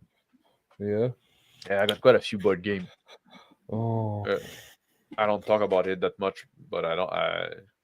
There is only one board game, and it has 5 dice. Yahtzee in it. No, two are white and 3 are red, or the other way around. Risk. And Risk. Oh yeah. Yeah, it's the only big board Risk game. guy. I love original Risk. No fucking objective cards. Those are for losers. What about Risk Legacy? I don't. What's the difference? A legacy game is a game that every time you play it, the game is gonna change. Sometimes you're gonna have like some games gonna have like you remove a card from the game, basically. Like you play this game once, so every new game you play, like the state of the game change. The cards in Risk are the territory cards. Yeah, but sometimes like you can like I think in Risk Legacy said like later, and then you can like nuke a fucking territory, and then like this territory doesn't exist anymore. Yeah, well. So then the next time you play a game of Risk, it's the same game except like there's no more Ukraine, no more Greenland, no more Ukraine, something like that. Yeah. Okay. But those are the legacy game, and Risk Legacy. I never played it, but it's been like very well received as a game. I don't know. I always played it as it being like the Napoleonic era, so I don't remember Napoleon having nukes, but he was French, so it's kind of hard to tell. Yeah. What is it? I like to use the links just to get some idea and visualization. What links? The links in your video description? Idea and visualization. Well, they're there for that. You can use them. If you wanna rip up something like from my madness, it's like go ahead. Yeah. But now, no, every single section will summon something from beyond the Holy Realms. I barely use any French in the game. Doesn't matter. It comes from your mind. FFG sucks balls. WEG is awesome. Yeah, that's the only other game. Yeah, Western game. That's when people talk about Star Wars. They talk about Western game Star Wars. Yeah, that's the D6 dice pool system there. Yeah. Like a space dice, like easy space dice 6, whatever. D6, whatever. Black Star, I guess the game, the clone without the IP. Dark Star, whatever. Pizza Pockets. I played a lot of like Western game. You ever played it? No, but I was looking at them. They look interesting. I'm not. I'm not into Star Wars anymore. Like fucking Disney. Like my emotional attachment to the franchise has been severed. It's got a taint. Yeah. Now, like honestly, now something is Star Wars team, and I lose interest. It's repelling. Yeah, like Except I'm big into. I don't know. Like, is that Ray? Yeah, Ray. I would definitely rip Ray in half. Well, I would, but I for a different reason. Yeah, because you're freaking gay or something, man. I'd rip her in half, No, because no, that's what I meant. Like I can enjoy a good 8 fuck, She's not responsible for anything. I don't like her face. She always have her mouth open. That's because you need to put her on her knees.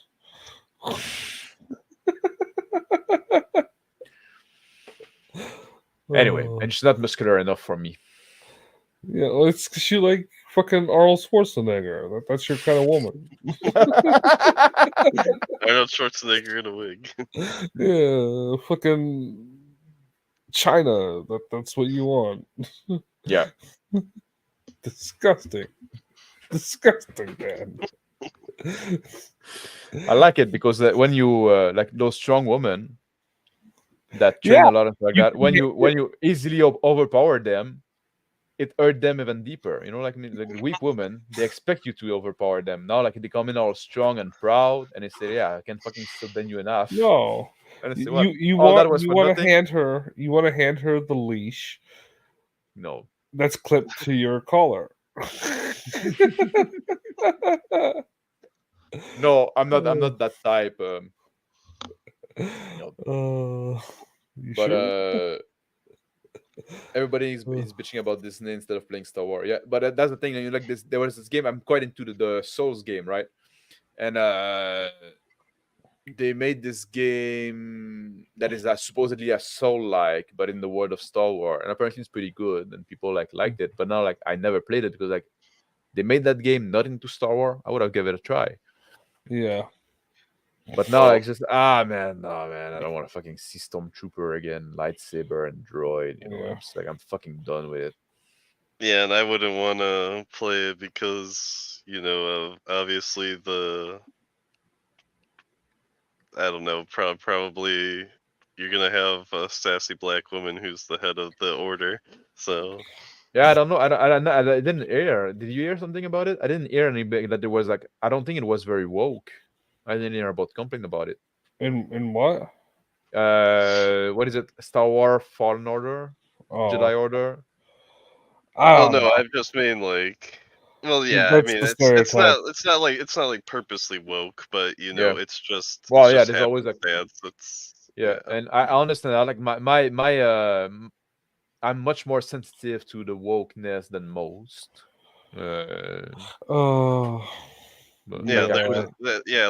Like it's a game where it's like, oh yeah, well of course we have a sassy black woman, that's like Mason Windu's like sister is the head of the order. That's just Star Wars now. I couldn't read Joe Bercombe because apparently there's a sassy black woman character in it. Not in the first law books. No. There's not like the archer, like the archer woman. Yeah, I don't think she's a savage, but I don't think she's black. Yeah, apparently she's black. No? Well, no, not all savages. Some savages are French.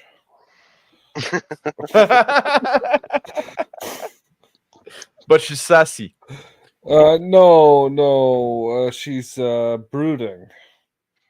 But she's a woman. Angry. Yeah, she's a woman. There you go. That's too woke for me. You're gonna have to do a woman. Yeah, there we go. Now we are at Major Musing. It's 1 a.m. Go to bed. It's 1:34 now. I tried Mage. Yeah. We're gonna go to bed. There's only like a few comments left, and there's who was it? Like, was it insert name that was like saying like, oh, quick post and Bill post rambling in the chat to stall the stream. Post lol. Well, I'm doing my best. Call it a night. Oh, as well. Thank you for the great stream. Oh, I hope you were there for when I replied to your chat. Probably you were still there. Have a good night, Dice. Thank you for dropping by. Yeah, that was only 6 months ago. Yeah, I know you're not gonna see it now. Yeah, when he typed that, we were already onto the command posts. Oh. Okay then. Well, I'm glad you enjoyed the stream, and with that, like, comment post gaming say, I put links in to show backpack from. I put link into show backpack. I put links to show. Did he comment like on the video? Why did he fucking put those links? I didn't even know you could put links on YouTube. They get censored if you're not. Yeah, if you post link in the chat, YouTube hide them by default, and I cannot see them. Yeah, you have to go into like studio or whatever. Oh yeah, man. I'm not gonna see those. I'm sorry, man. Just like YouTube is a bitch. I wish I could, but like sorry, YouTube man. Is a homo bitch. Yeah, it's pretty, but I can understand why. Like people don't want like YouTube doesn't want us to find like hot, sexy single in our area. They want to keep us away from them. Yeah, they want to make us all virgins. Yeah. Well, Yeah. Oh, oh man, they don't want us meeting beautiful women who want to settle down and have. I mean, wives. if we were meeting the hot locals in our area, then they wouldn't be able to blame incels for everything. Yeah, exactly. Yeah. Justin Thor sent me an email saying you're weird looking and smell gay. That's what I have to deal with, guys. Don't worry. In 2.5 hours, you'll get another one. Oh, fuck it. All right. I won't actually do that to you, bro. I promise. Thank you. The bot I wrote during the show. I'll put you in my fucking spam filter. All right. Thank you guys for joining me. It was fun. And it was useful to me. I appreciate what? Sorry? Hopefully we figured out what a backpack is. Yeah. No, it was useful to me. It gave me a lot of stuff to think about. And bouncing some idea of, I'll take back and think of a bit about it a bit more. Did I ever answer your initial question? I don't remember. I don't remember. Yeah, I just wanted to talk about encumbrance and stuff like that, and where you stand on it. And so we did go through it. We talked about it quite a bit. I'll be very honest with you. Where I stand is I don't really care. Just make it comprehensible. Yeah. Yeah, I mean, simplicity is best. But I mean, I kind of like now that you explained the whole like 1, 3, 10, 30 thing. It's like I almost feel like a backpack. I think it could maybe be like maybe it's like 1 bulk, and it holds like 3 weight or whatever. 3. Yeah, staying into that. Yeah, that could. Yeah, maybe that's something I need to consider. Yeah. That sounds like 1 bulk, constant 10. Yeah. Well, it's mad for me. It's not mad for the player. Yeah, but it still scares me. Yeah. But yeah, like the 1, 3, 10, 30, I try to keep that. Like I use that for thing that you have to do on the fly, right? Which is what need to be simple and quick. But yeah, so I don't know. I'll see. Yeah, and vice versa. No, but it's not a bad idea. But also, like, oftentimes those number does fit a lot of things. So yeah, or like Jaeger said earlier, it's like anything you can just cut in half, like super simple. Yeah. All right. Thank you guys for joining me. Thank you everybody that watched live. And thank you people that are going to watch on the replay. And to be honest, this one I feel has more value on replay because I think we did what? Lies. we didn't get distracted enough. It doesn't count. No, but we talk about. No, I think it was an interesting talk. We talk about design. We talk about encumbrance. We went a bit deeper in that. We bounce idea of each other. I think it's a good show, guys. I think we actually stayed on topic, which most of the time, eh? Yeah. It's 4 hours of encumbrance streaming. Wow. 4 hours where we talk about encumbrance and backpack. It is 4 hours. Oh, yeah. 4.5. Yeah. But well, I don't know. I think it was a good talk. Thank you guys for joining me.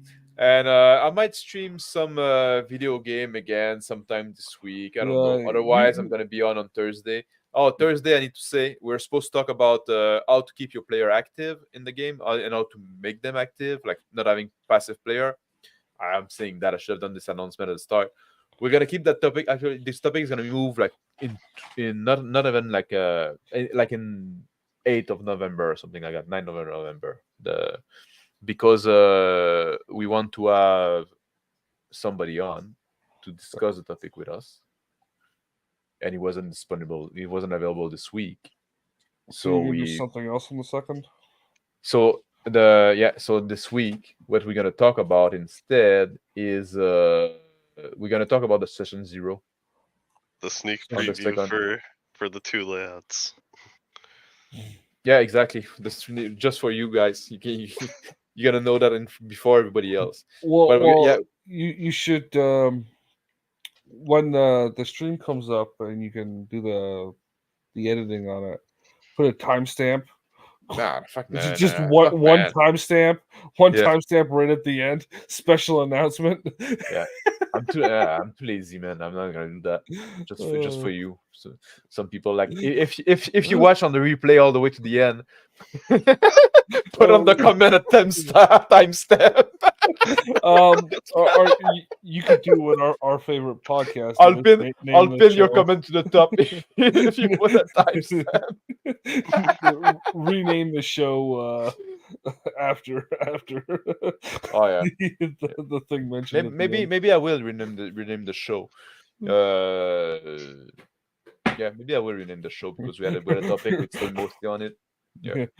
Rename the show special announcement at the end. So yeah, on Thursday we're gonna talk. I'm gonna talk with Magic Wolf. We're gonna talk about Session 0. I'm sorry, but that fucking you actually called that. With Flame Zombie, we're gonna talk about Session 0 and like what need to be discussed, what need to go in, stuff like that. Everybody needs to talk about this topic at some point. So that's what we're gonna do it. All right. I'm ending the stream now for 4.5. It's not too bad. 4.5 is not too bad. It's better than last week. Yeah. All right. I'm glad for anything under 5. Yeah, exactly. Yeah. All right. Take care, guys. See you next week. At some other time. Bye. But Ciao.